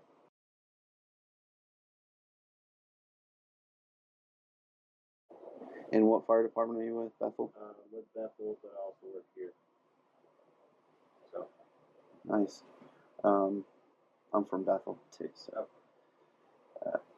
what was your role at incident? So I was initially at my house when it got dispatched, and then I came to the station to support 32 to the scene. So you came here? Yes. I came here and I took the pickup truck outside support 32. Do you also work here? Okay, so you're Bethel and Monroe. Yeah. Okay. So you came here and then you responded to the scene. And were you able to get there before, the perimeter was established and before the incident was over? I got on scene right as all that was kind of going on, and I got on scene. They hadn't set up the tape or anything yet, and Okay. they were still working up in the front yard by the house. So that's what I was trying to figure out. Did you actually see anything? I did not make any patient contact. But it sounds like you saw some stuff, though. You said you saw it being worked on. Yeah, I saw them. They were working on by the house. Saw who? It was Michael and Bethany, I believe. Other EMS? Yeah.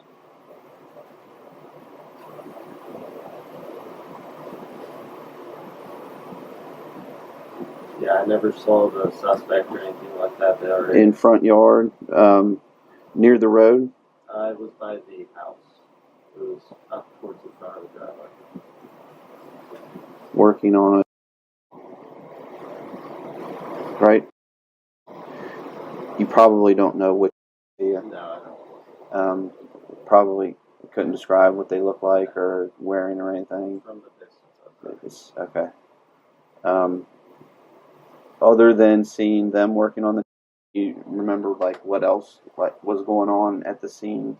I remember one of the other EMS guys ran past me with towels to help control bleeding. Okay. I didn't really see much after that. Did you see where the deputies were?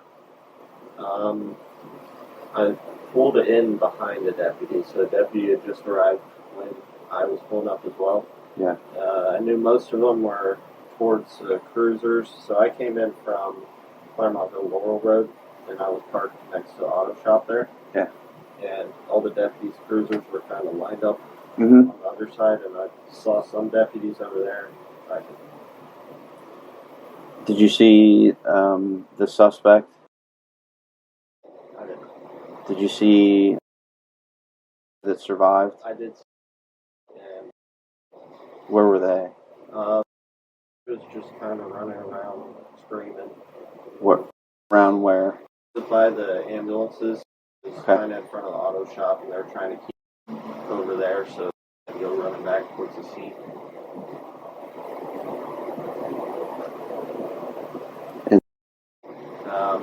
I saw when they were transferred to the cot to take to the hospital by the ambulances. So with EMS at this point. Did you see how many were down? I saw two. I saw the one by the house. And then you don't know where the third was? I didn't see the third. Did you hear any comments about what happened? Just screaming. Said killed. Anything else? Said one of them ran off to like a field or something like that. That was Okay. Anything else? What about any comments that you heard? about what? Did you make any comments that you heard? I just heard her asking if we're okay.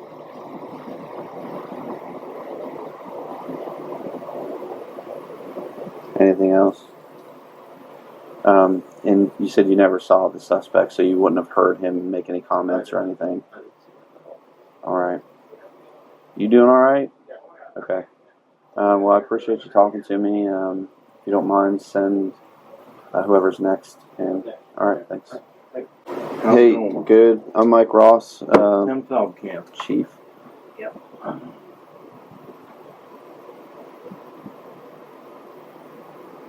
What's your birthday? And what was your role at the incident? So I responded as soon as I heard what was going on, and my assignment upon arrival was to set up a landing zone for air care. Okay. Never got that far because obviously the air care was disregarded. Where was the LZ? There at Station 33, 1963, Laura Lindale. So pretty much right there at the scene. Yeah. When you arrived, had the perimeter already been established at the scene? No, not with the tape or anything like that. Okay. So, is it possible that you saw some things? I did, just because I parked over at the station and I walked over and I actually started taking care of that hand. Yes. Started care. Did they make any comments to you? Did. What did they say?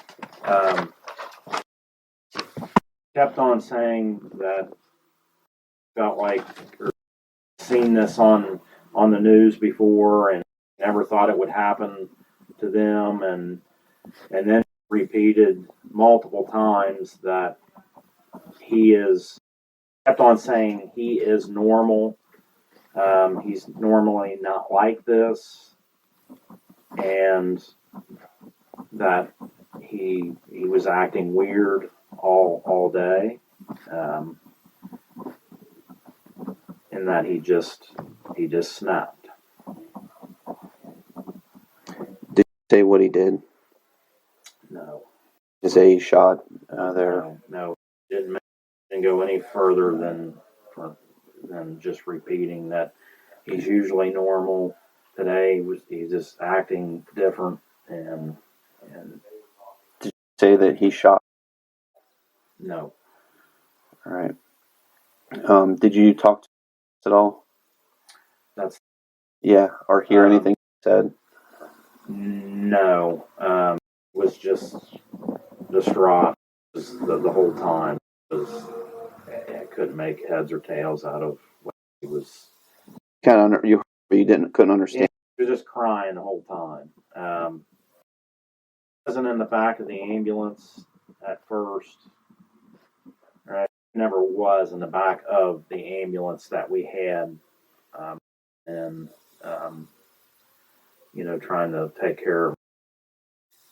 When we transferred, I had the back of Monroe's ambulance. Mm-hmm. We transferred to New Richmond's ambulance, Which was down the road. That's correct, on Claremontville Laurel. So you initially had at the fire department parking lot? Initially had right there on the scene. Okay. So there was 2 Monroe ambulances right there on the scene. Like parked in the road? Yes. Okay. And the intersection. Yeah. And so I had taken, and we went in the back of the ambulance. I actually had Ryan Woodruff with me as well, and we started taking care of it. Okay. And that point, I'm sorry I don't have the names down, but that point was, I don't know what it was at that point. But did say, we kept telling him, you got to go to the hospital, you got to go to the hospital. He said that he wasn't going anywhere until he knew the status of how to put it. And word for word was not going anywhere until I know they're alive or they're dead. Okay. And then we talked into going with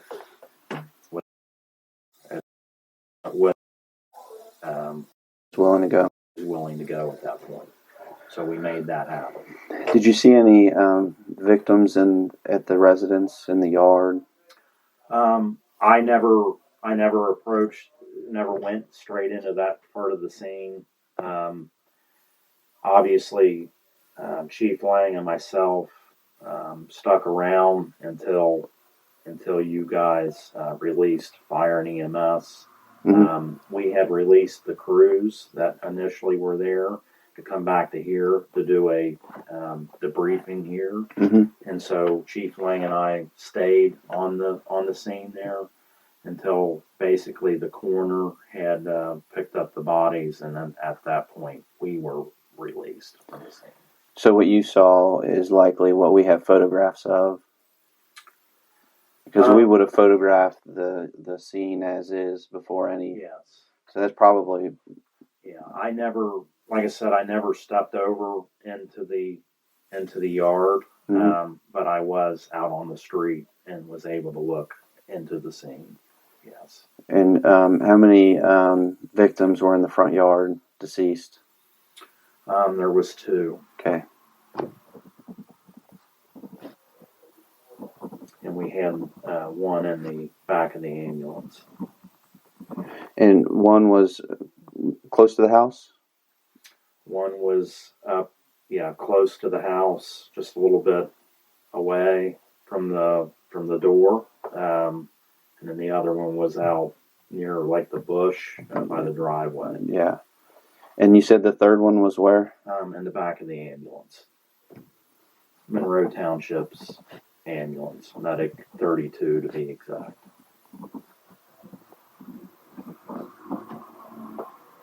All right. I think already asked. You didn't see the suspect at all? I did not. Never did. So you wouldn't have heard him make any comments? No. All right, Chief. Well, thanks for talking to me. No if you problem. send somebody else in. Sure. Anything else? Give me a call. All right, thanks. Hi. Hello. Hey. How's it going? Good. Hi. I'm Mike Ross. Carl. Watson. Carl, what's your birthday? What fire department? Monroe? Yeah. What's a phone number I can call you at?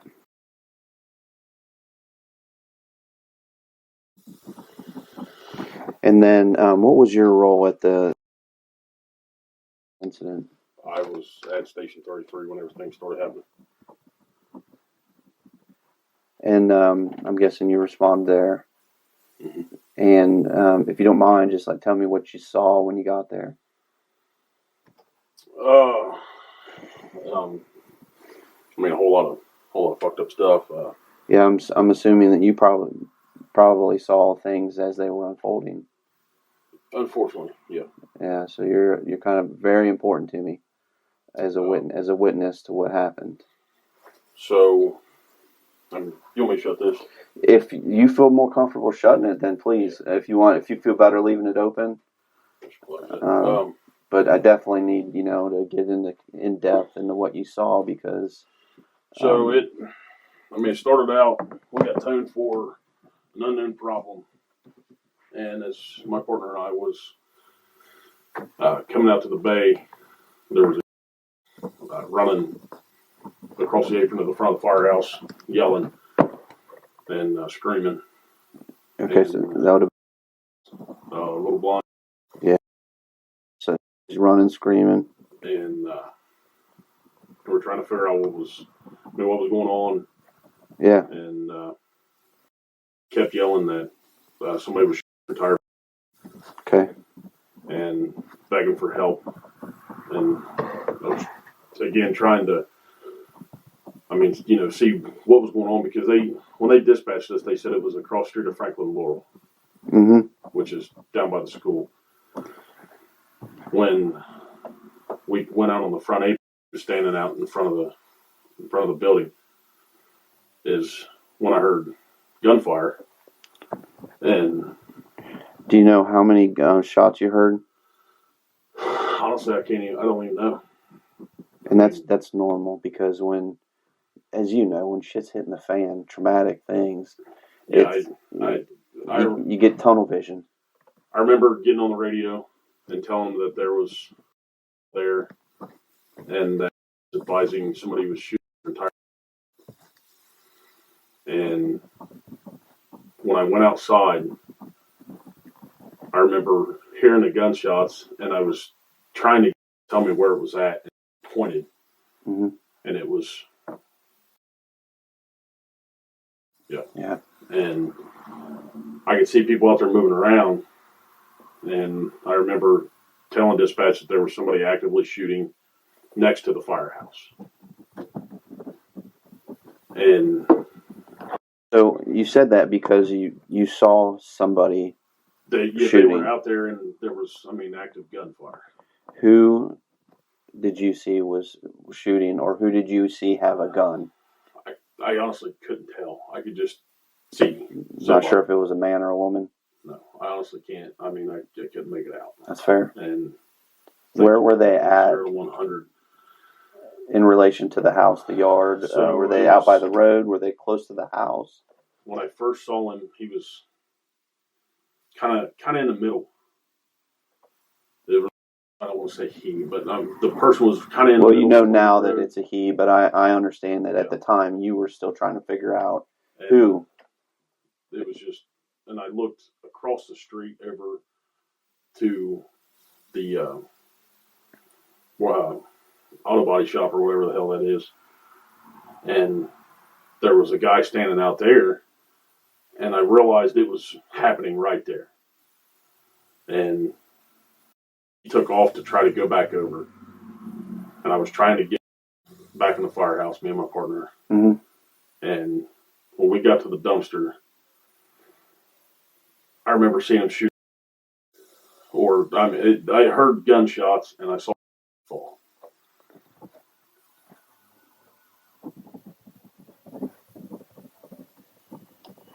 Just got a structure fire. Oh, sorry, I just heard a structure fire too. Yeah. Honestly, after that, It fell. Where did it fall in the yard? I don't remember. Front yard, backyard? It was by the end of the house, and like in between the road and the house. Okay, so you couldn't, from your point of view, you couldn't even see the backyard, could you? Or the yard beyond the house? No.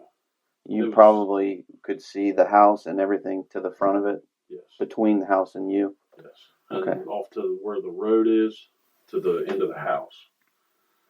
And I don't know, I don't know how to describe it. Honestly, I don't. I've spent days trying to piece together, and there's.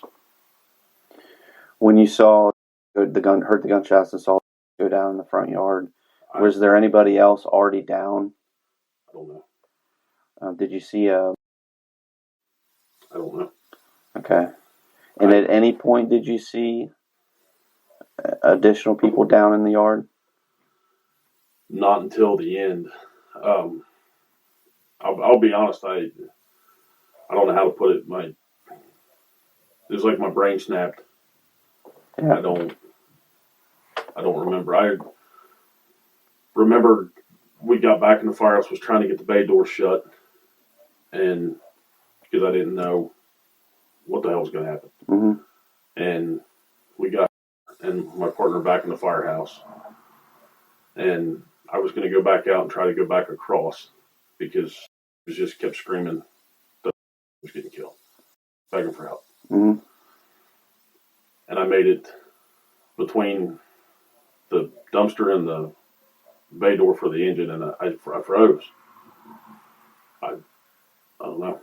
I froze, and I went back to get in. I couldn't even figure out how to get the keypad to work to open the door, and I was banging hitting the door, and my partner opened it. And about the time that I was starting to come back out, is when my chief was pulling up, and they, it's when I told my partner, like, I'm going to go back over. And I remember my lieutenant yelling across because he had pulled up in the engine and said, bring the medic unit. And I got my partner and went over. As I was getting out of the medic, firefighter Feldkamp was carrying and was up in the back of the medic. And I got up in the back and started CPR. We were trying to work. And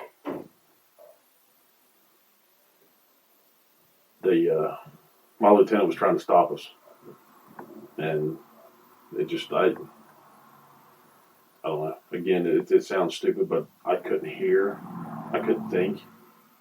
Mm-hmm. He was talking to me, and I couldn't hear. And I looked down.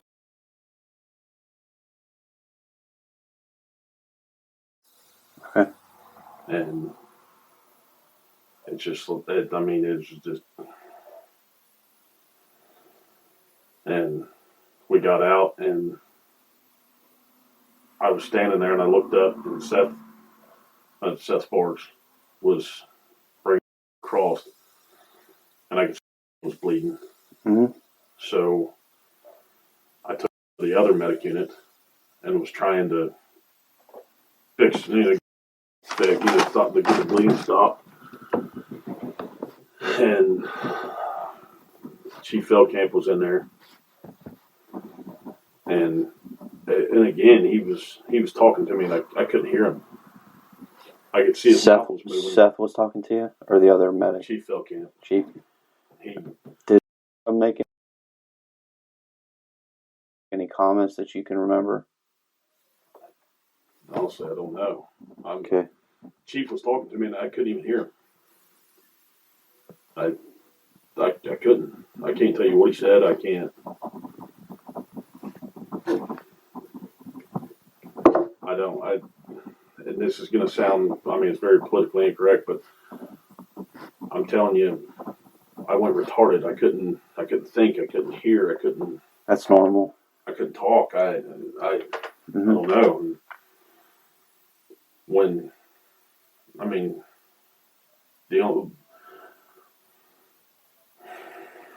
there's other people, including that's having those same problems. When my brain clicked back on, I was on my knees in front of the medic and I was screaming, and that's all I could do. I couldn't talk. I couldn't get any words out. Mm. I don't know. I went retarded, and I thought back, and I'll be honest. I mean, I deleted all social media. Every time I got on there, it was something posted about it. There was videos, and then there was the fucking body cam, and I can't watch it. I can't either. I haven't been able to watch I don't watch the news, and I don't get on the social media. I mean, I was sitting at home, and I got on Facebook, and it was the first thing that popped up, and I did. I tried to watch the body cam, and I couldn't. It was like I was right back there. My heart rate was through the roof. I mean, I don't know. And I've tried to make sense of it, because they said that you guys were coming today, and I'm like, the best way that I can think to describe it is, I mean, I don't know if you've ever had a dream that you, I mean, remember bits and pieces of, but you can't see anybody. Mm-hmm. Yeah, I can't see anybody.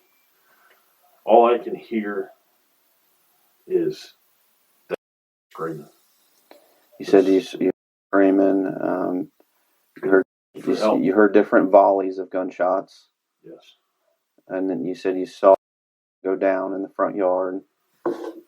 I was talking on the radio, and I don't remember. I don't want to say I don't remember anymore, because on that Claremont County auto crash or whatever on Facebook, yeah, some idiot posted the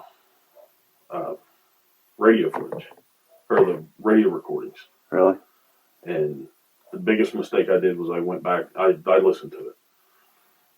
I don't remember talking on the radio and saying that. I don't remember it. Mm-hmm. And there was, on part of the radio traffic, it said my lieutenant was trying to update county and said that I was talking to him on the phone. I don't remember talking to anybody on the phone. Really? And I had a full-blown conversation. I don't remember. Okay. And and I talked to him, and I'm like, when the hell did you call me? And he told me, he's like, on the way over there, he said, you wouldn't answer the radio. And he said, you were calling out that somebody was shooting, and he said, you were yelling shots fired, and he said, you quit talking on the radio. He said, I thought you were shot. Mm-hmm. And he said he started blowing my phone up, and I answered it. I don't remember talking to him. I don't remember a conversation with him, nothing. And he said that he could hear shots in the background, which he said it over the radio, that he could hear the gunfire in the background. Mm-hmm. And I don't remember. All right. And I don't know, I've spent days. I mean, at some point, your body, in my experiences, I've interviewed a lot of witnesses, a lot of victims and stuff like this, and this is normal. At some point, your body will stabilize, your brain will recover, and you'll start to remember things, and as you do, will you let us know? Because you were there, you witnessed things, you are a key witness to me. And I obviously want to present the strongest possible case that I can against this guy. 100%. He's confessed to me what happened, which is big, but witnesses are also a big part of this to me. So if you do start getting your memory back, and you remember seeing some things and hearing some things, that would be important to me. Just reach out to me. You just call the sheriff's office. I mean, the guy that's in our day room right now, he when he come in, he was with my partner, and he said something, and he said, "I talked to you the last time, and I don't even remember what he looked like." Yeah, he didn't. He's. I mean, I can remember talking to him, but I didn't even know who the hell he was. Yeah. Seeing him right there, because he said something to me, and I kind of looked at him, and he said, "We talked last time," and I'm like, I don't even remember what he looked like. I'm telling you, I don't know. I mean, I've been doing this job for a minute, and I've never, something in my brain snapped, and I don't know how to describe it. Have you ever met before? They used to bring here for tours. Yeah, did. Told me that. And I remember them being here for tours. Okay. On Fridays, we go to the school when school's in session. Mm-hmm. We go every Friday, have lunch with the kids, walk around, mingle with them, open juices, whatever, help with their lunch.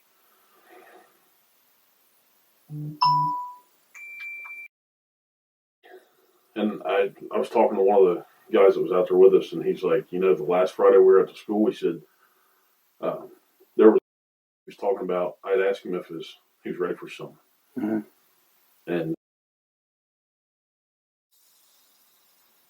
And he's like, that was because he was talking about it, and he opened a cheese stick for him. And I'm like, you gotta be shitting me. I just never put two and two together. Do you know which one it was that said that? Was it the oldest? Whichever one goes to Monroe Elementary, I mean, I don't know. I don't even know their names. Till right now, I can't So think of their names. I don't know if it would have been them because these were homeschooled. Now that I think about it, I don't think they went to school. I don't know. Only went to school. I think the are being homeschooled this year. I may be wrong, but when we were talking about it, I'm like, you gotta be shitting me. I'm like, that would. Maybe I'm overthinking it. I mean, I don't know, but it's just, and this can make me sound like an ass saying it, but I just want to move away from it. Yeah. I'm tired of racking my brain. Yeah, you're like a broken record. I'll be honest with you. I hadn't slept in 4 days, and I took a shit ton of melatonin, Mm-hmm. and I slept for like 16 hours. Yeah. And I woke up, and I finally felt like I wasn't in a fog. Good. I couldn't sleep. I couldn't eat. If I did eat, I was getting sick. Mm-hmm. And all I want to do is come back to work. It's normal. Well, I hope that you're able to do that and move on. I just want to get back on the truck, and I want to start responding to calls, and I'm not gonna lie. I mean, like I said, I deleted my social media. I'm tired of people blowing me up, wanting to ask questions, and mm-hmm. they're asking me questions I don't have an answer. So everybody asks me, "How you doing?" I'm like, I don't know. Couldn't tell you. How am I supposed to tell somebody that when I don't even know? Mm-hmm. I can't make sense of it. I feel like I'm down, and I let my partner down. I'm one of the senior guys here, and between me and my lieutenant, everyone that is on our shift is pretty much brand new. I snapped, and I couldn't even figure out how to tell him what to do because he had no freaking idea. Well, I let him down because I went retarded. I understand why you feel that way. I can tell you something that you did that was really good was getting on the radio and telling dispatch that you had an active shooter because me and the other detectives were in investigations when the call came out, and we've heard this call before. And most of the time, if not almost all the time, it's not true. So we don't get jacked up when we first hear the call. We're kind of like, oh, what's that? and we wait for other callers or somebody credible to say that it's confirmed. So when we heard on the radio that a firefighter was saying, confirmed shots fired, victims, we said, oh shit, and we hauled ass.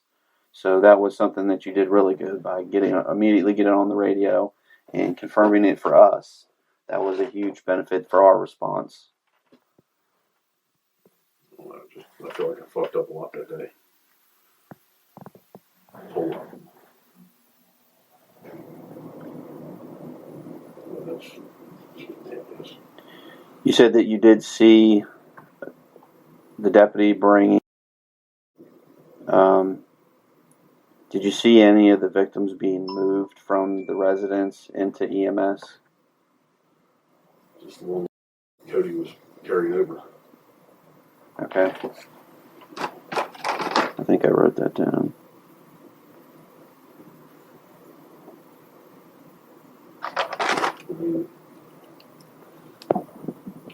There was a dog. When I looked in the firehouse, there was a dog. I remember that.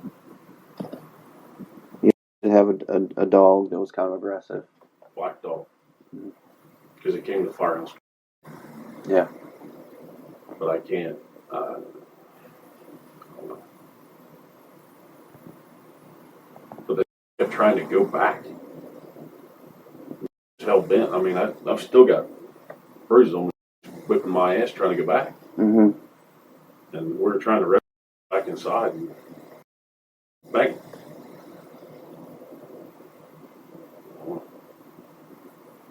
I'm telling you, something snapped, and I froze. If you're going back, you might have died.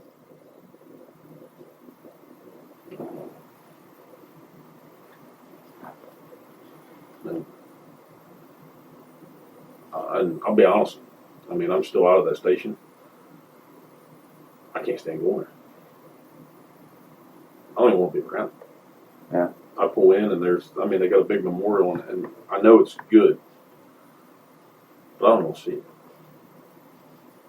Yeah. And I keep thinking in the back of my head, what if it walks over to the firehouse? What am I supposed to tell her? Yeah. Once she comes up and says something, I'm not going to know what to say. I don't even know if I can. I understand.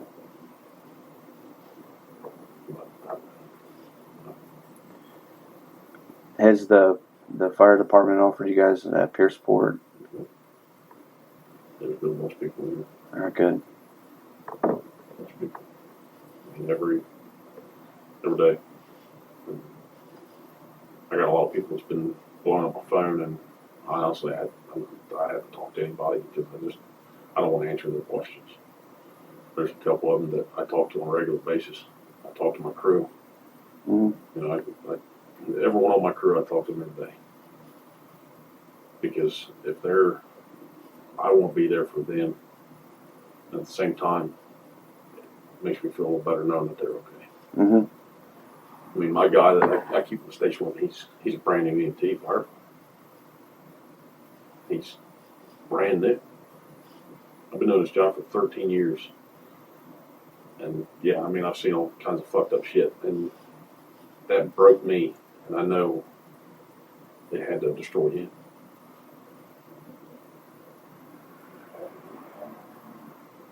Well, I hope you guys take care of each other because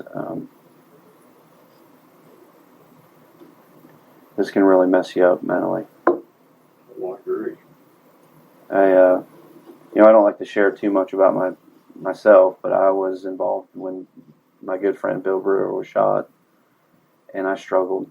So I understand what you're going through. I felt a lot of guilt about things that I could have done differently, and it took me a while, but it eventually gets easier to manage. It does.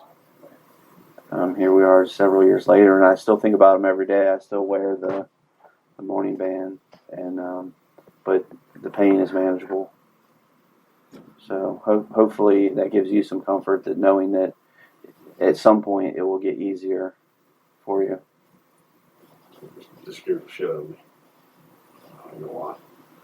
Talk to your friends, talk to your family, your coworkers, and you'll get through it.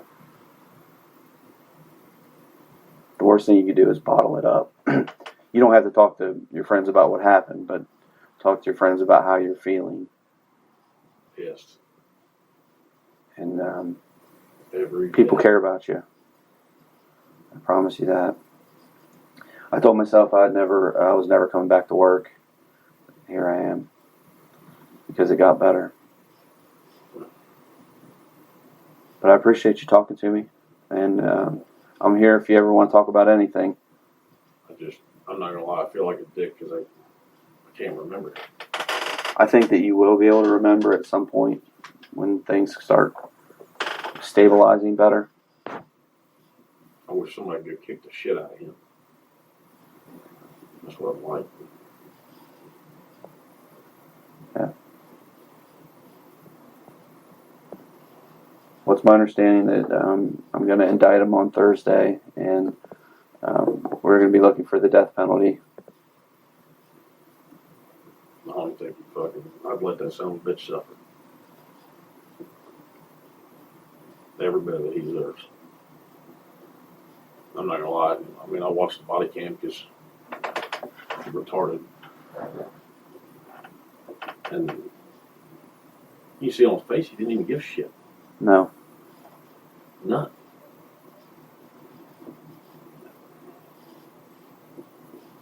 I just don't get it. I can't wrap my head around it. Yeah, I don't think you'll ever be able to figure it out. I can't figure it out. I don't think anyone knows but him. Just, I don't know if you're allowed to say, but I mean, what's going on with They're safe? Are they? They're safe. We go. I visited them every day. We talk a lot. They're destroyed, just like you could imagine. But they're working through it. You're gonna hate me forever. They're both very nice people, actually, and I don't know that they have a whole lot of hate in their heart. They're destroyed about. Absolutely, I can't get over the fact that you're begging me to get stopped and I froze.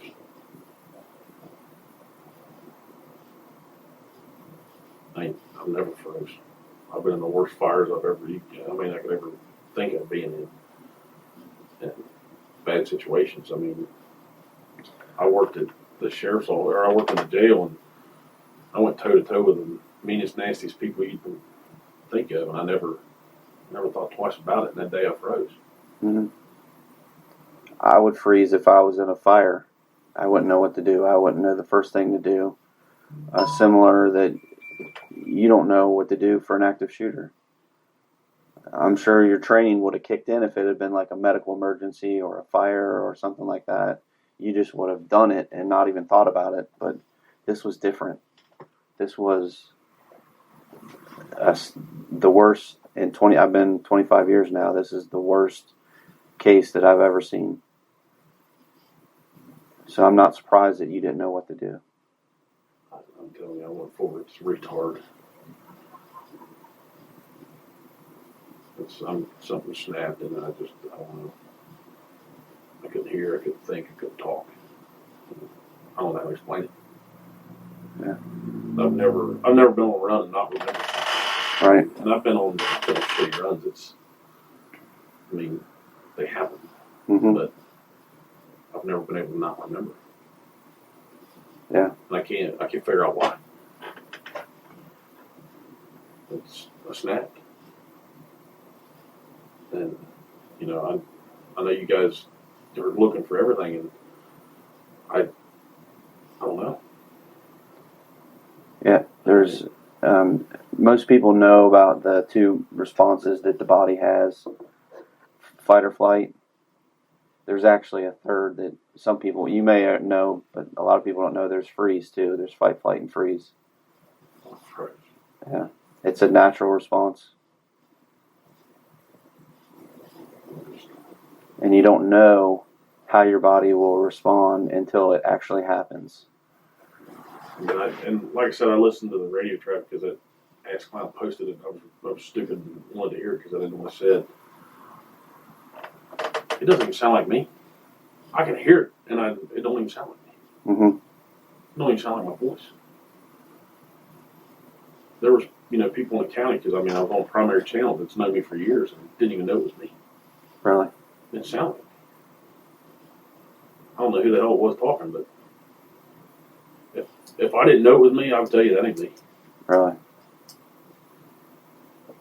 And I listened to it, and I listened to it, and I listened to it, and I kept thinking maybe it's going to jog something, and it just, nothing. It just sent my heart rate through the roof. Well, we get on, even on fucking TikTok, it's all over there. Yeah, I can't get away from it. The problem with social media, and this is what I was experiencing right now, I couldn't imagine. is there's bad people out there that will say things intentionally to be hurtful. Like people are telling that it's this fault and it deserves everything. So that's why I stay off of all that, the news and the social media, because I don't want to see that stuff. So just be careful. I can't imagine what they're going through. I couldn't imagine. Yeah, focused on recovering and being there, giving them a beautiful funeral, and then holding him responsible for this.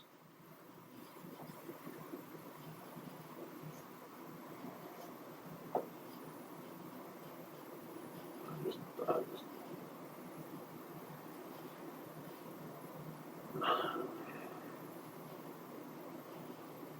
just can't imagine what they're going through. It destroys me to think about it. And again, and this is just me saying, knowing that I didn't go do what they asked me to do, was begging me to do. I just keep looking for help. I feel like I didn't get it. He had already killed all three of them. You couldn't have stopped him.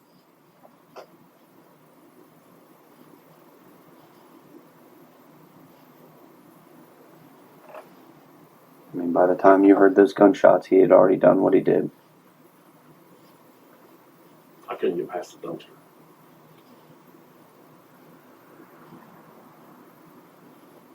Nor were you equipped to stop him.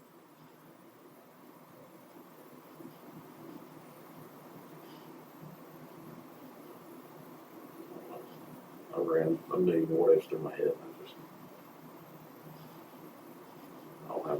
I don't have the thoughts for it. I don't know. I just know I'd like to see him get his fucking head slapped and not stop. Yeah, I agree. I'd like to do it.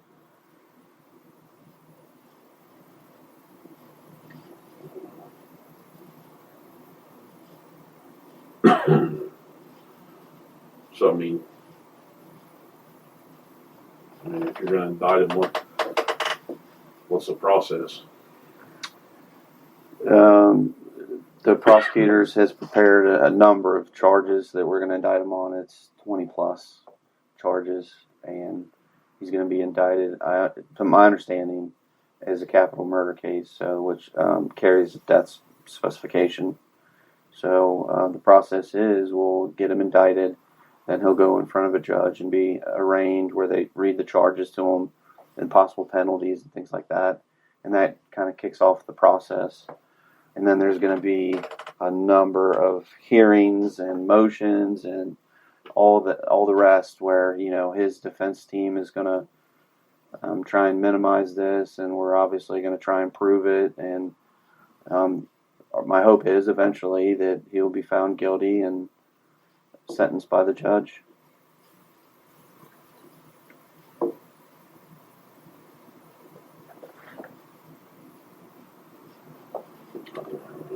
This could take years.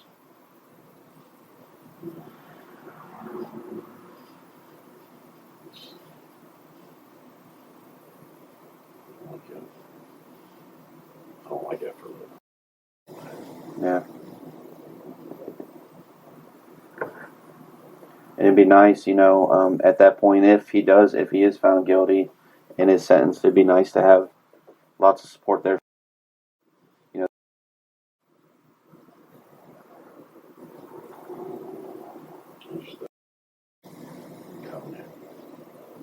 I've never heard somebody scream like that in my life.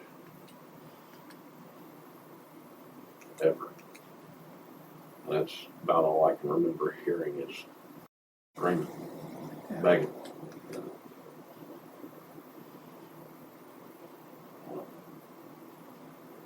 I can't imagine.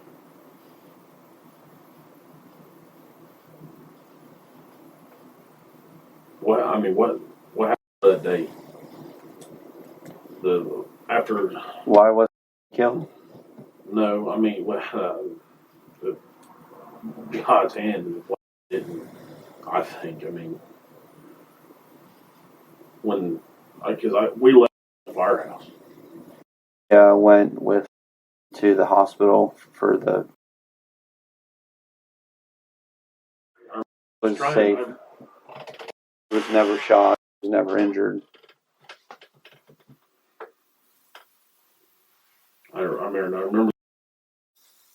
I remember staring, and like I said, Chief Felkamp was he was saying something to me, and I couldn't hear him. And when I looked at him, he was waving his arms, and they were all pushing me out the door, and I was getting madder than hell because I couldn't. Yeah. They'd already dragged me off. Now they're dragging me off.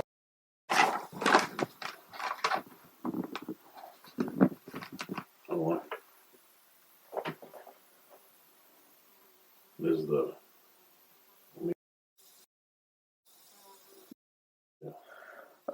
It was.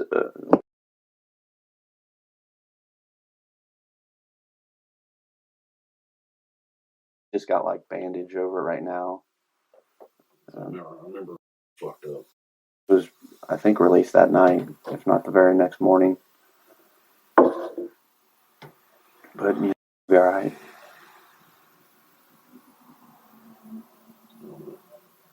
If you talk to them, just tell them I'm sorry. I will. I talk to them all the time. I will. And I would explain to them the exact same things that I'm explaining to you, why things happened the way they happened, and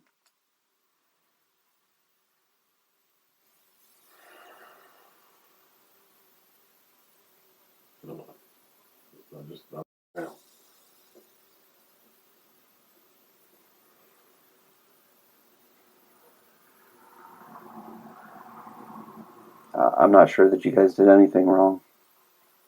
Everybody says that, and I'm telling you, I don't feel it. I feel the exact opposite.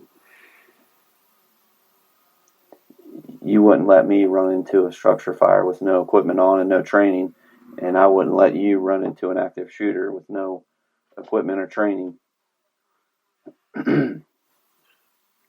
That's what we train for. Yeah.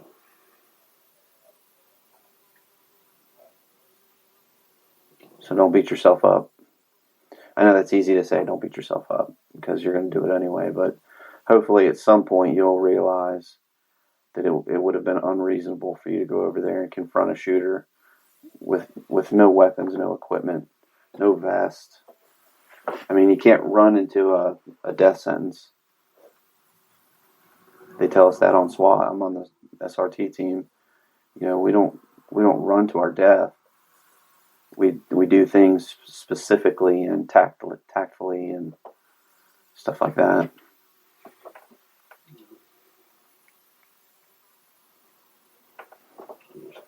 Like I said, I went full retard.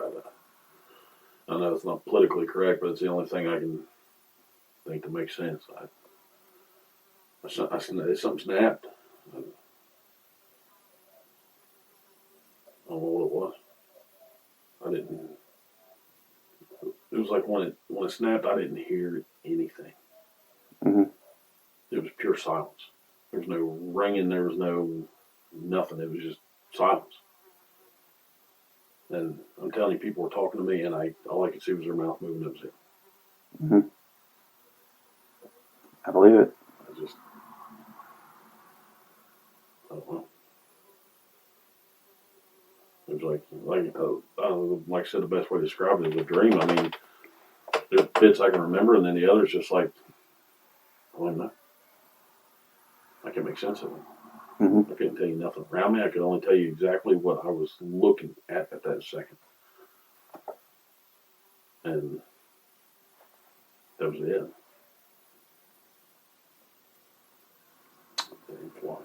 Yeah. It's actually called auditory exclusion, and it's normal.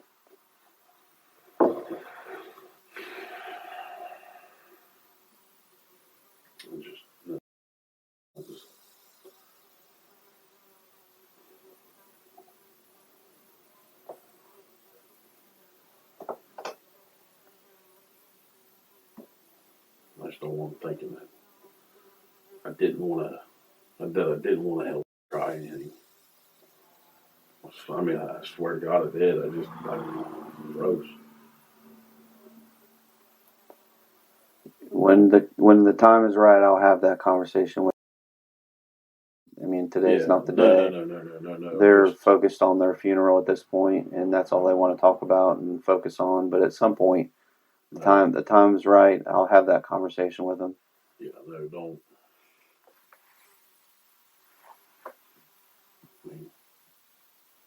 I mean, you don't have to go to depth. Just whatever. Just tell them I'm sorry. I will. I'm sorry. I don't have more to tell. I can't. I don't even. Well, when I go back over there, I don't. They're not there now. They're we got a gone. thing where we're supposed to keep the bay doors open while we're there because shows the public that we're there, we're ready. Come talk to us, and I don't open them. I don't want them to come. Mm-hmm. I just want to stay in there, and if we get a run, I want to go on a run, handle the call, and come back.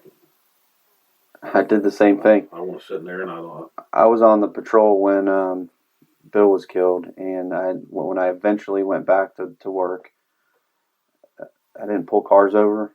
I didn't check businesses. I didn't talk to anybody. I parked that damn car until I got a call. I didn't leave.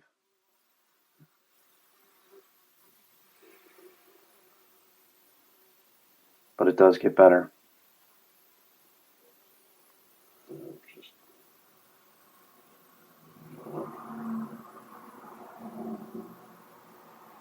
Never thought that would happen,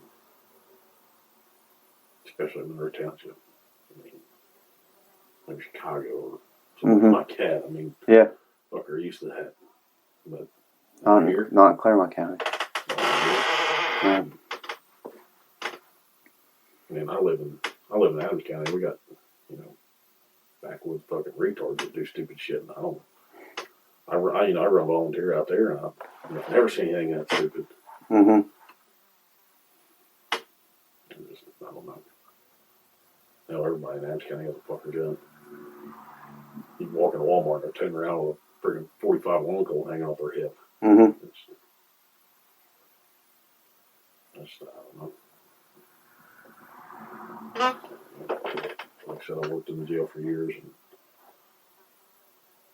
and I would never second guess going toe to toe with anybody in there. I didn't care what they was in there for. But then out here, I freeze. Well, again, that's something that you were trained to do. You were familiar with. This wasn't.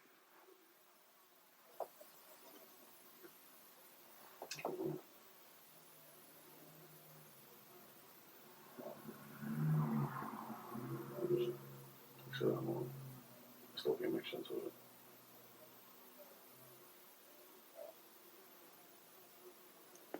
And all I want to do is see that son of a bitch rot.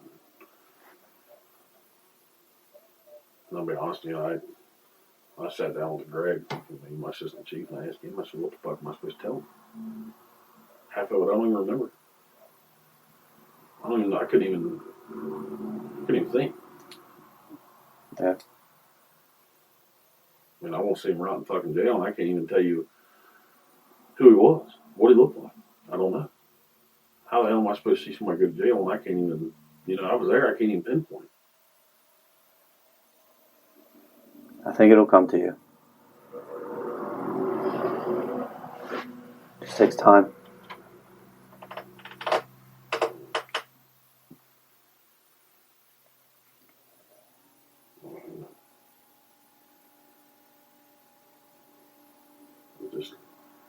I know it sounds awful, but I'm just ready to move past it and just get back to normal operations here. And I get it, there's all kinds of support, people's coming in, but when they come in, they're staring at me. And they all have this sad ass look. Mm-hmm. I'm like, you ain't gotta be sad for me. There's out there you need to be sad for. I'm not the one to be upset for. And I just want normal operations back. They're the ones that lost everything that day. That was their life.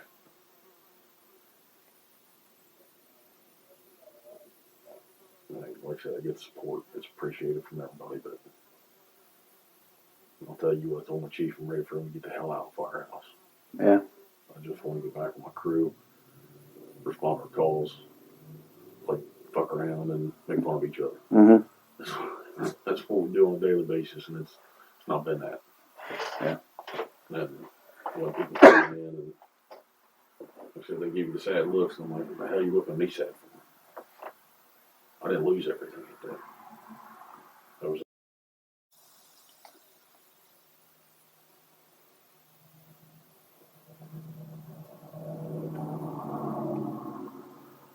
that's where I'm at with it.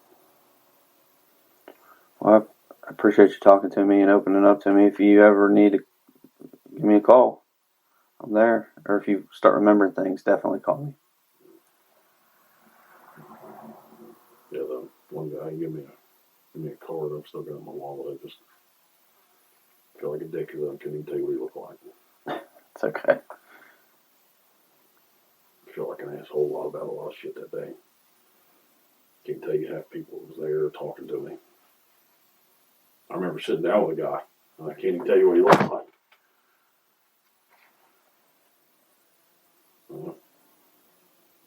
Knew the voice. Mm-hmm. That's about it. And he said, I talked to you the other day. I'm like, oh, fuck me. Yeah, you did. What was you?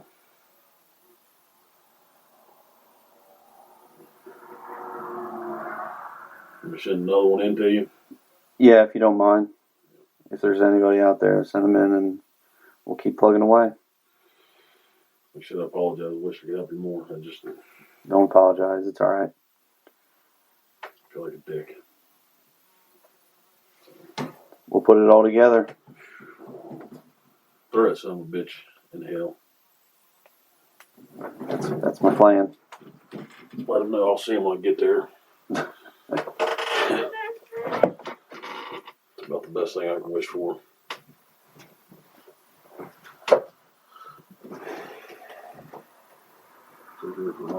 We're done. That's everybody. Thanks. Put your pizza out there, man, if you want some. Oh, thank you. I appreciate it. Pizza. Detective Roth, Detective Schubert, June 27, 2023 at 1:56 p.m. Follow up with Misty. There's a door open, which means there's a dog running. Mm-hmm. Hi, I'm not Jess. How can I help you? Are you Misty? Yes. Hey, I'm Detective Schubert. This is Detective Ross. Uh-huh. The one to talk to you about the 911 call you made the other day. Okay. Do you have a minute to talk with us? Yeah, can I get some calls on that call? Absolutely. Okay, Take your time.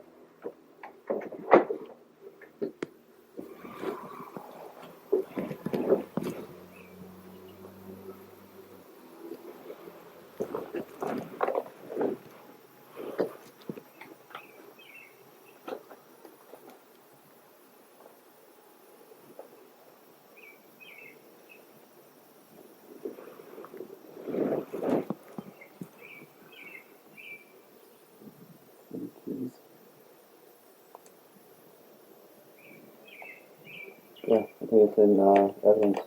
Okay. He was asking. Yeah. There was lawnmower keys and stuff like that. I don't know if there was that. Might have been like a vehicle key or something. But sure. I took a picture of it though. Sorry, day off. No, you're fine. All right. Sorry to bother You you. can come in or we can sit outside. I don't know.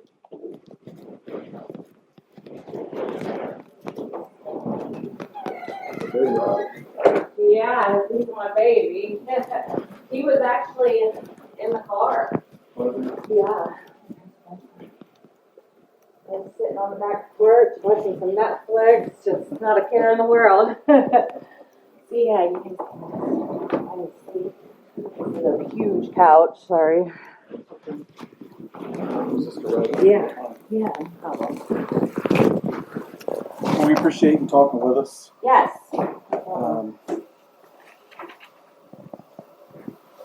So, you were driving by, I guess. What did you see or? So obviously you know where I live. So, coming off of Ironton Trees, I was headed to Walmart just to go get a watermelon. Okay.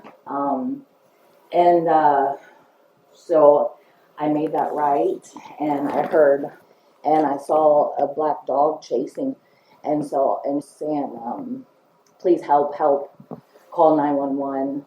When I got to my car, said I was shooting all up in the house. And I get in the car so to be safe, couldn't leave behind. And so as I was talking to her, calling 911, and pretty much, the moment they got close enough and told me that, you guys pretty much heard what was on the 911 call, I'm guessing. I was so rattled, I was thinking there was a gunman out there. Yeah.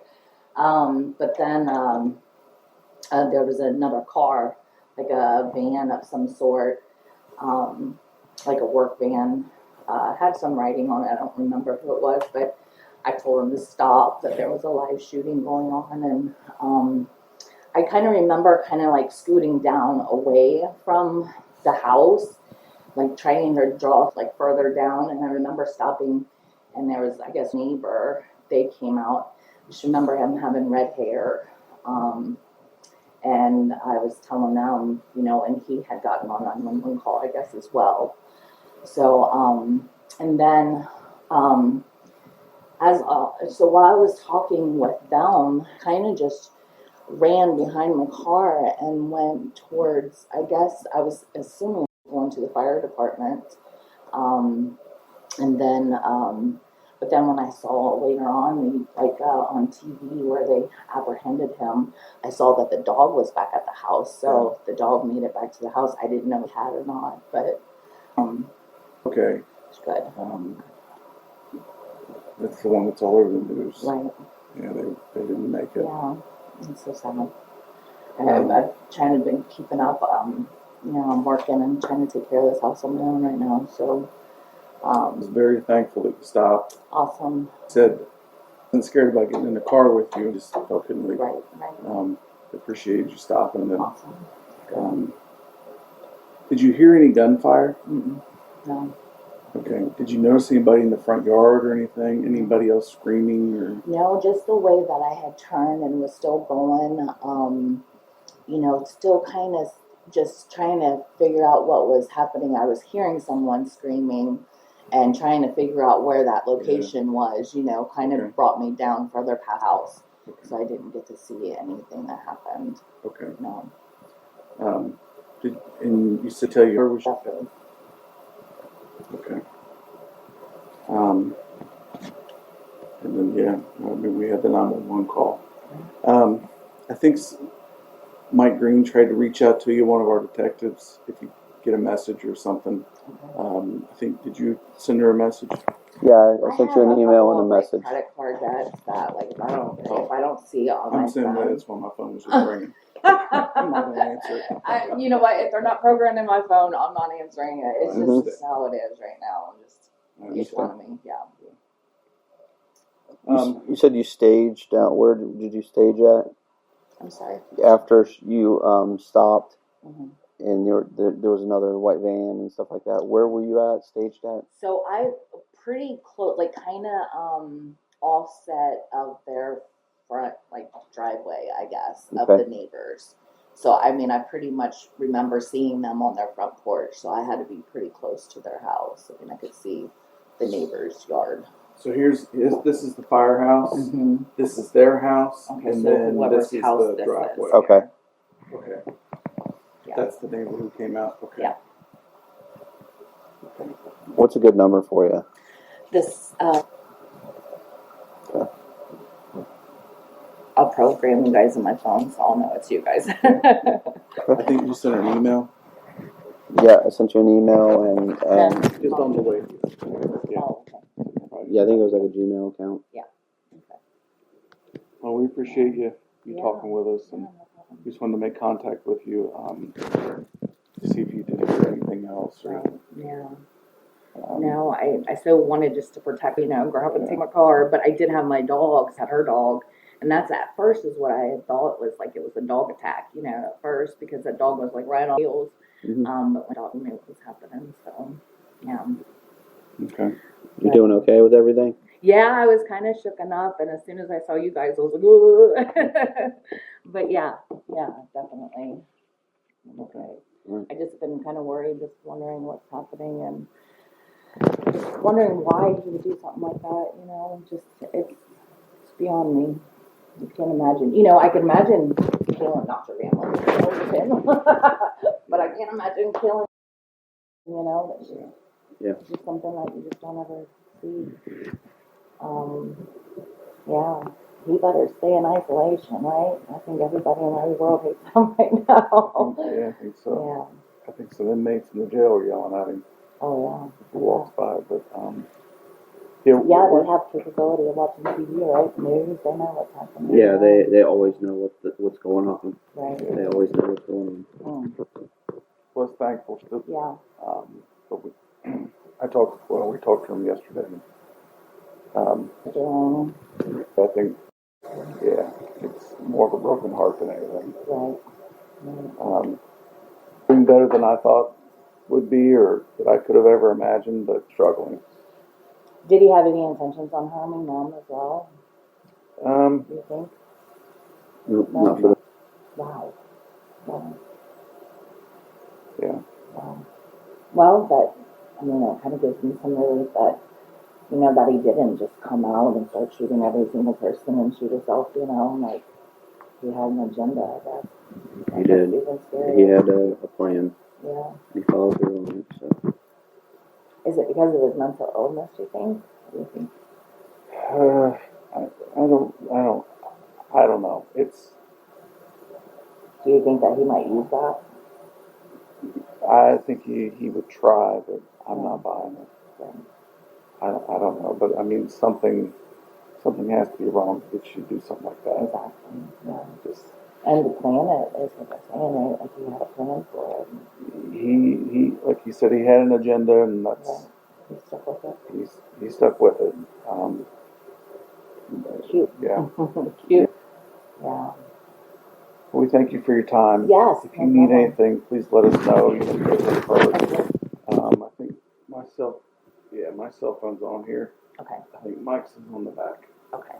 That's the number he called you from, probably. Okay. Yeah, I just saw his call. But if anything else you remember, anything, don't hesitate. Let us know. If you get a minute to call or shoot a text or whatever's easier for you. Okay. Yeah. Is Ken next across the street? Is that Ken to them across the street? Because I went and brought a visual, I brought teddy bears and flowers and balloons and stuff over there to their little tent area. And there was a guy from across the street went over there and was messing with the tent. And I kind of looked at him, and he looked a lot like him. And so I thought, oh God, is that his brother or something? No, I don't think anybody that lives across the street is related. Okay. No. Right. So it's just somebody taking care of the somebody family. watching after. Right. Yeah. Right. Okay. But yeah, I think we drive by, we check on them. And, they're daily. They're also checking on things and making sure things are staying dry. People leave letters. Right. or cards that you're at? They're not staying there at this time. No, I couldn't imagine staying there either. I don't know. I don't know. Go back. No. No, too many memories. Yeah.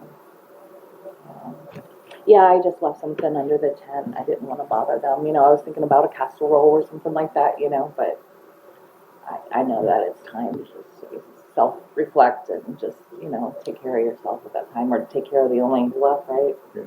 Yeah. But they are appreciative Awesome. for everything you've done, taking over there. Yeah.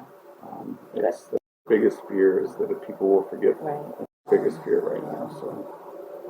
Not a chance. Everywhere I go, people are talking about it, regardless if they know that I just hear everybody talking about it all the time.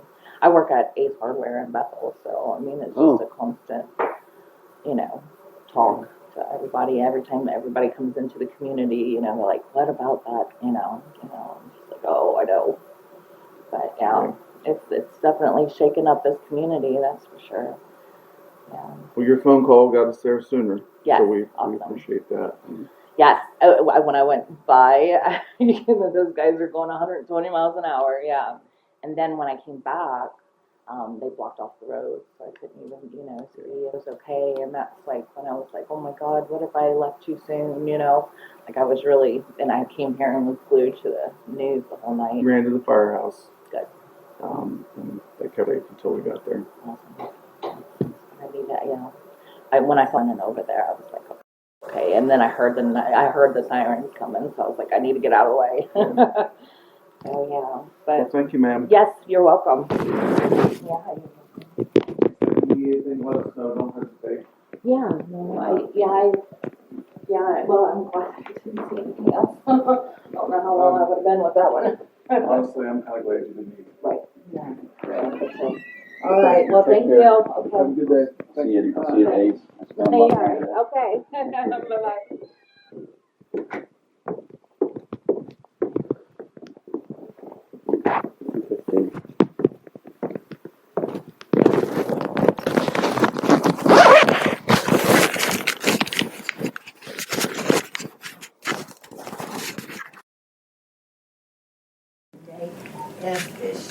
Detective Rouse 7/7/2023 at 3 p.m. Phone contact with Philip.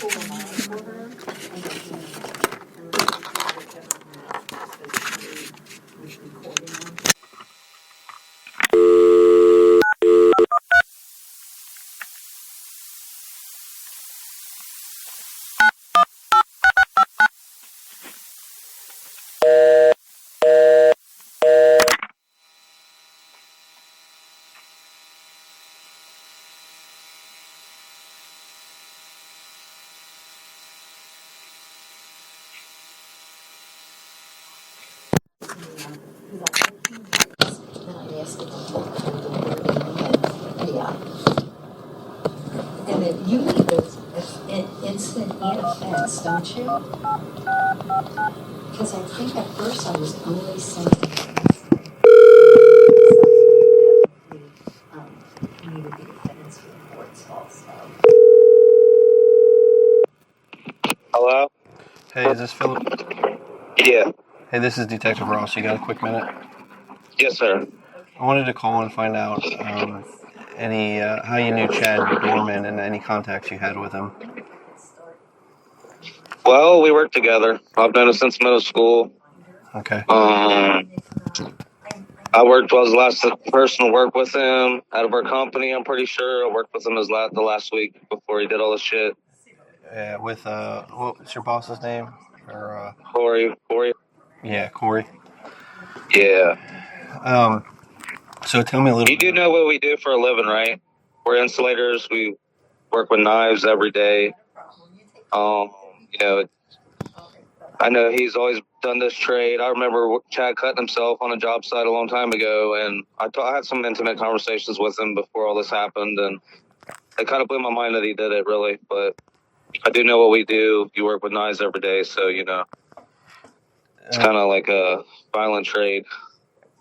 Yeah, tell me a little bit about his personality.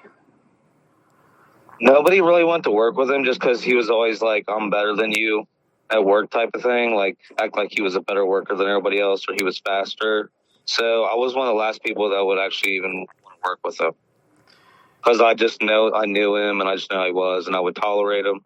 Was he confrontational? Yes, but not in a way that you would. But he pushed you to the limits where you were irritated with him. Like, he would be confrontational with, like, sometimes he would, like, make remarks to where make you uncomfortable or kind of put you down a little bit. You know what I mean? Was he ever aggressive? No, I've had to holler at him because he would be acting like, confrontational. Then I would have to get, kind of more serious with him, let him know I'm not playing his games. And he would kind of like bow down and back out. All right. His boss described a verbal dispute with a coworker about a week before that happened. There's probably a couple more than one of us. Yeah, he'd be like, he'd make you uneasy and make you very irritated with him. And then you'd have to kind of like I told him once, like, hey, I had to holler at him, like, you're not going to put me down. Like, what about with a customer? He said like a week before that there was a customer confrontation. Was there? So he must have been running a job site and had confrontation with one of the customers. Yeah, I wouldn't know nothing about that part now. Has he ever made any comments to you about wanting to hurt himself? No, we got to talking about our childhoods like the same week that he did it, and he acted like he had a rough childhood or something. He was talking about it because we're kind of comparing, like talking about our past a little bit, and he's like talking about he had a rough when he was a kid or something. I'm not sure if his dad was abusive towards him when he was a child or not, but he seemed like he had issues with that. And what was so weird was I was that Tuesday before it happened, I was late to work, and he was like acting like it was a big deal that I was late, and I was like, hey, I really don't give a shit that I'm late. You're not going to sit here and act like I'm a bad person just because I was late. Uh-huh. And he said, well, I have to give a fuck. I got... Yeah. Which kind of blew my mind that he did this. In any of your conversations with him, or since you knew him when you were in school, did you ever think that he had like mental health problems or anything? Yeah, because he had to move schools when I went to school in Felicity with him in like the 9th or 10th grade because he had been in fights with other kids, and he basically couldn't go to school there because he was always getting in fights in high school in Felicity. Okay, but other than fights, did you ever think that he was like, especially the last couple weeks, the last month or so? I knew he was suffering from something. I wasn't sure if he might be trying meth or if he might be trying coke. I know he was drinking a lot, but I figured that speed might be a part of it, and I could see him definitely having some mental health issues because that's something nobody talks about. Not that it's okay what happened at all, but that could be a factor. Did he ever like have a conversation with you and just say like off the wall things that you thought something's wrong with this dude? Like he's saying things that don't make sense. Not really that it doesn't make sense, just constantly I'm better than you, confrontational at work, like trying to outdo everybody else and be the best worker he could be. He was a hard working man. Yeah. But it just... No, I get that. I get the confrontational thing, but did he ever say stuff that just didn't flat out make sense? Yeah, like say like sentences that didn't make sense or things that sounded like, you hear it and you think, man, this dude needs to see a doctor because, something's not right in his head. Borderline, yes, but nothing completely like didn't make sense because I understand where people come from, and understood he was definitely out there a little bit. Did you ever see him? But I just tolerated him. Did you ever see him paranoid or anything? Maybe with losing his job.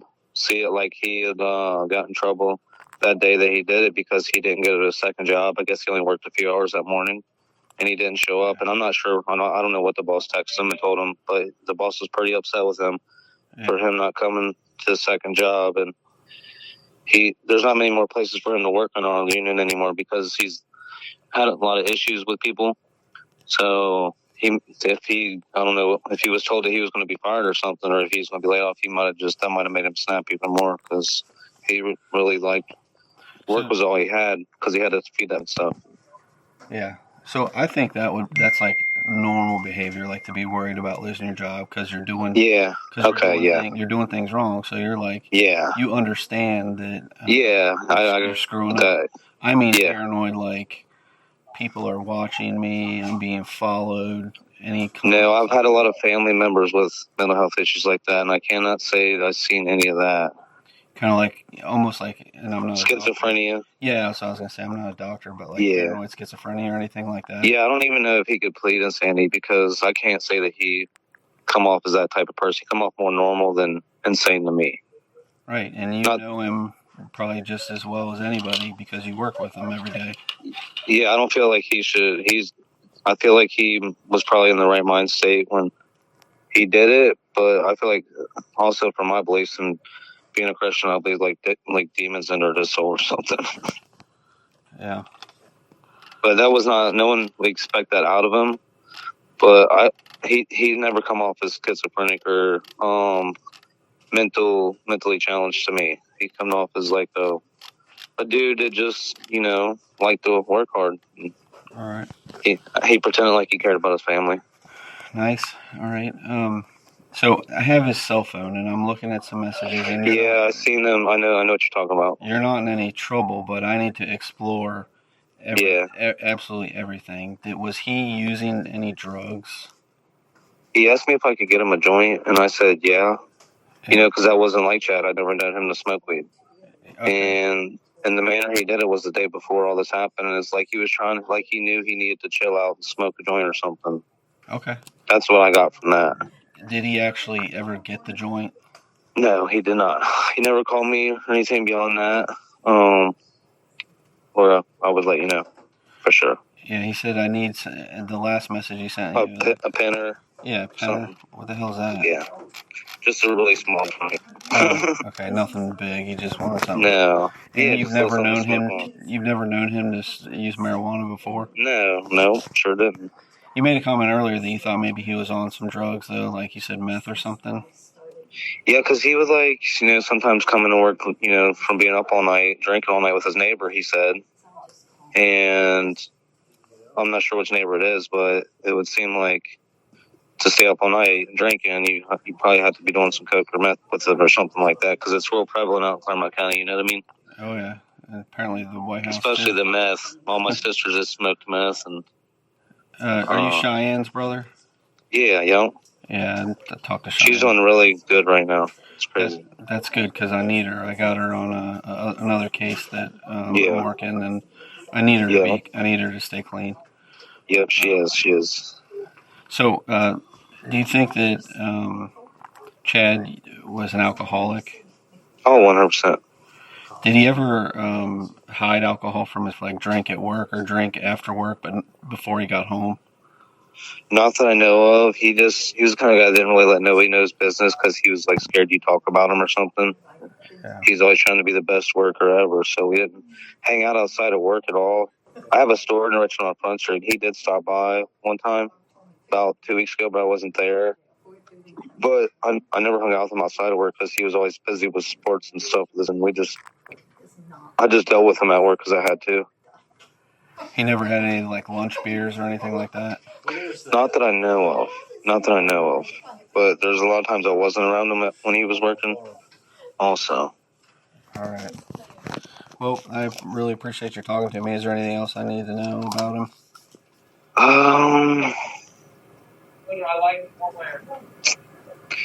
Just I told you a couple intimate conversations I had with him, and that was pretty much as close as I got with him as far as him speaking about his pastors. But he did act like he cared about him. I couldn't believe he did it, but it's been a lot of stress on me just knowing the motherfucker and having to work with him that last week. And it's like, God. Yeah. He never made any comments about needing to go to the doctor that day that he did it? No, I worked with him the day before he did it, I'm pretty sure. Yeah, I think he went home early that day, didn't he? We did leave a little early, maybe I think we left at 1 or something. Corey said that he had called and... did he? Told him... See, I'm confused. I worked with him Monday and Tuesday. Did he do this on Thursday? Yeah, Thursday. Okay, so he worked by himself on Wednesday. I worked with him Monday and Tuesday. Yeah. Okay. He borrowed my tape measure for them 2 days too, and it was so weird to me that he didn't get his own. It's like he almost also knew that he wasn't going to need a tape measure because he borrowed mine for 2 days, and that wasn't like Chad. Really? Yeah. He borrowed my tape measure Monday and Tuesday. We shared it because he didn't have one, and it was just so weird. Maybe he knew what he was going to do. Yep, he might have. All right. Well, I appreciate you talking to me. I'm going to put down that I talked to you. What's your birthday? And where are you living at? I've been staying with my girlfriend in Hammersville. I have a house on 12 Mile Road I own, near Richmond. What's the address? That's not Mike Magner's place, is it? Right. So. No, I live right next to the graveyard. Okay, good. All right, man. Well, like I said, I appreciate you talking to me. If you talk to Cheyenne, tell her I said hi. And all right, what's your name? Detective Ross, ROSS. All right, if you have any questions or if you guys need my help or support in any way, just give me a phone call. All right, yeah, and this is my number. You can keep it if you want ever need me for anything. All right, I sure appreciate your time, officer. Thanks, see you. Or detective, thank you. Bye. Yeah. Mr. Phone, yeah. So when I explained it to my property technician, he said 3:13 p.m.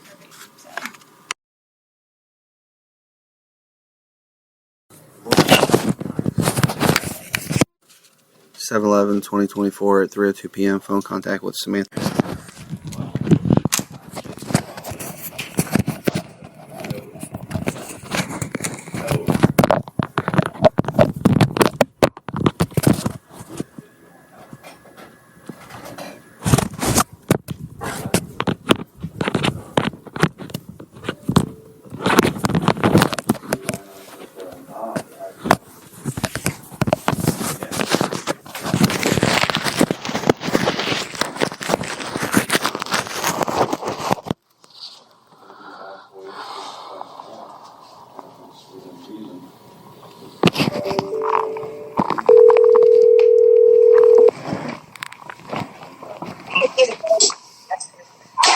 This is Sam.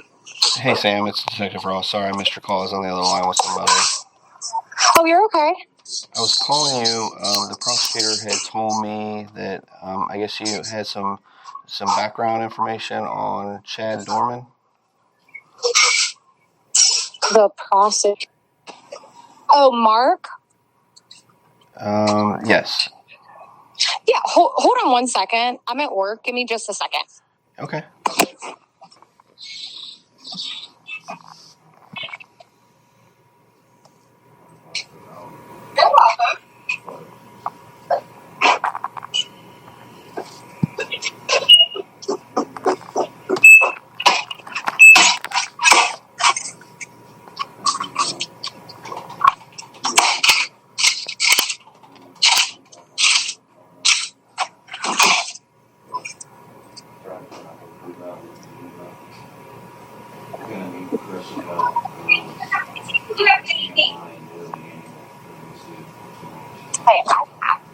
Hey, can you tell me if I get a table? Sorry about that. I'm a waitress, so I had people come in and out. No, sorry to bother you at work. I just... No. You're okay. Actually, weirdly enough, one of my customers that I wait on cuts Mark DeCalvy's grass, and Mark forever, too. And we had like a conversation when everything about Chad had originally happened, because my son had played them in baseball. So we had seen Chad, I'm going to say it was maybe like 2 or 3 weeks before the incident. And then my customer that I had waited on and said that to came back into Skyline and was like, hey, like I talked to Mark, anybody that had seen Chad prior to the incident, like could be helpful. And I'm like, well, I mean, I didn't engage with him in a way that, I don't know, I feel like would be anything for you to like use in court, but I just went to high school with Chad. So I've known him, but outside of, I don't know anything pertaining to what happened. I understand, but everything, when it's something that serious, anything that you know about people that might be involved is helpful. Sure. So you said you went to high school with Chad? Did you go to Felicity? No, I went to Amelia. Amelia. I think at some point did he transfer to Felicity? Not that I was aware of. Okay. And in high school, what did you know about him? He played baseball with, all of the guys that I typically had hung out with. So I know he was involved in sports and all that. And in terms of anything like with his mental health, I have no idea. But even back then in high school, what kind of person was he? Very social. Was just typically out and about. I mean, I would maybe see him at a party or something. Did he drink alcohol? Oh my gosh. See, I can't vouch. I'm like going to be 34 years old, so I don't want to say anything that could be contradicting. No, it's okay. I mean, I'm just trying to get like some background, some history that you might know. Did you ever know him to have any type of temper, or did you ever know him to get in any fights in school? No, I mean, I've heard word of mouth things through, not in school. I mean, not like that I had personally witnessed, but I mean, of course, there's been things just going around the community with, his, because I know like a friend of a friend that's friends with, I mean, so, it's just stuff like that you end up hearing. But nothing that you can remember back in high school that he was excessively drinking or had a temper or got into fights at school or got suspended or anything like that? I mean, not that I'm aware of. I mean, but I could, talk to people that were closer to him than what I was, and they might have specific memories of something like that. And then you said that your son plays baseball with who? So my son's going to be 9. So I guess that they would have played against and they had played against each other up at WT. I'm going to say it had to have been 2 or 3 weeks before the incident. But I will say I could ask, because I know that one of the moms had to talk to, because he was keeping the book, the game that we had played against them. Yeah. And that mom made a comment to me who I'm assuming she was talking about Chad, and she actually had made mention that she knew Mark and wanted to tell him about that. So, and I'm actually going to see her this weekend. I don't have her contact, but I could ask her about that, because it wasn't said to me, but it was said to her. Okay. What was her name? Her first name's Cindy. I have to see what her last name is, because she's an actual grandma, and she's divorced, so I'm not really sure what her last name is. Okay, so some lady named Cindy might know more about... Yeah, because she made mention of that, because we had just had conversation, like how crazy it was that the boys had just played each other.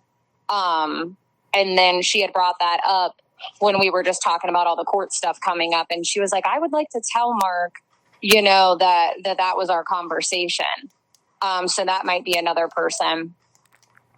At the game, you saw Chad, did you guys acknowledge each other?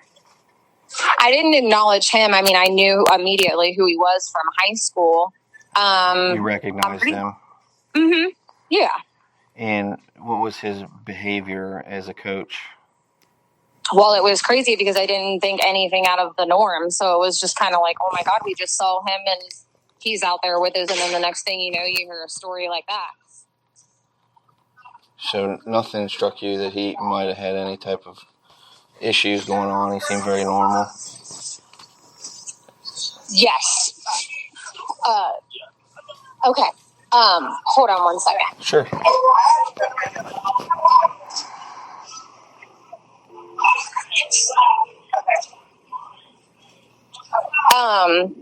Yeah, sorry. I just got another customer in here, but, no.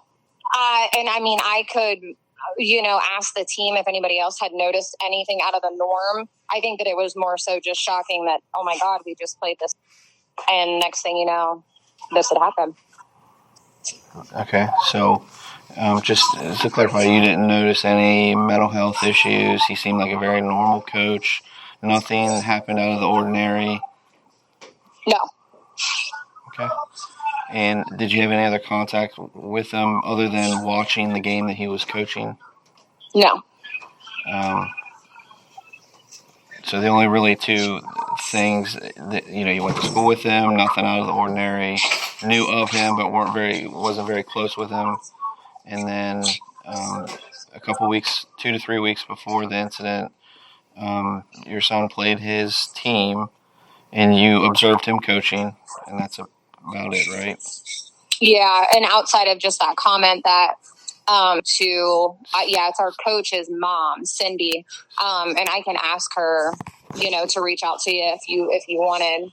Yeah, for sure. So Cindy is the coach's mom. The coach's mom, yeah. Your coach's mom. Mm-hmm. And it was interesting enough for her to repeat it to you. Yes. Mm-hmm. Okay. Yeah. If Cindy could give me a call, you got my number. Yeah, absolutely. I can reach out to her. Our boys actually, they have practice tonight, so I can ask our coach for her number and just give her yours if that's okay. Yep, that sounds good. Okay, yeah, and if I think of anything else or anything rings a bell, we went to school with so many kids, but it was so long ago. I'm sure that there's, stories out there of people, that they would remember, but. How do you spell your last name? Is it? Uh-huh. What's your birthday? Okay. Well, thank you, Sam. I appreciate you taking time out of your workday to talk to me, and then. Oh, yeah. If you could give Cindy my number, I'm definitely interested in what she noticed was doing. Sure. Yeah, absolutely. All right. Yep, I will. I'll try and get a hold of her tonight. All right. Thanks, Sam. Yep. See you later. Bye-bye. Bye.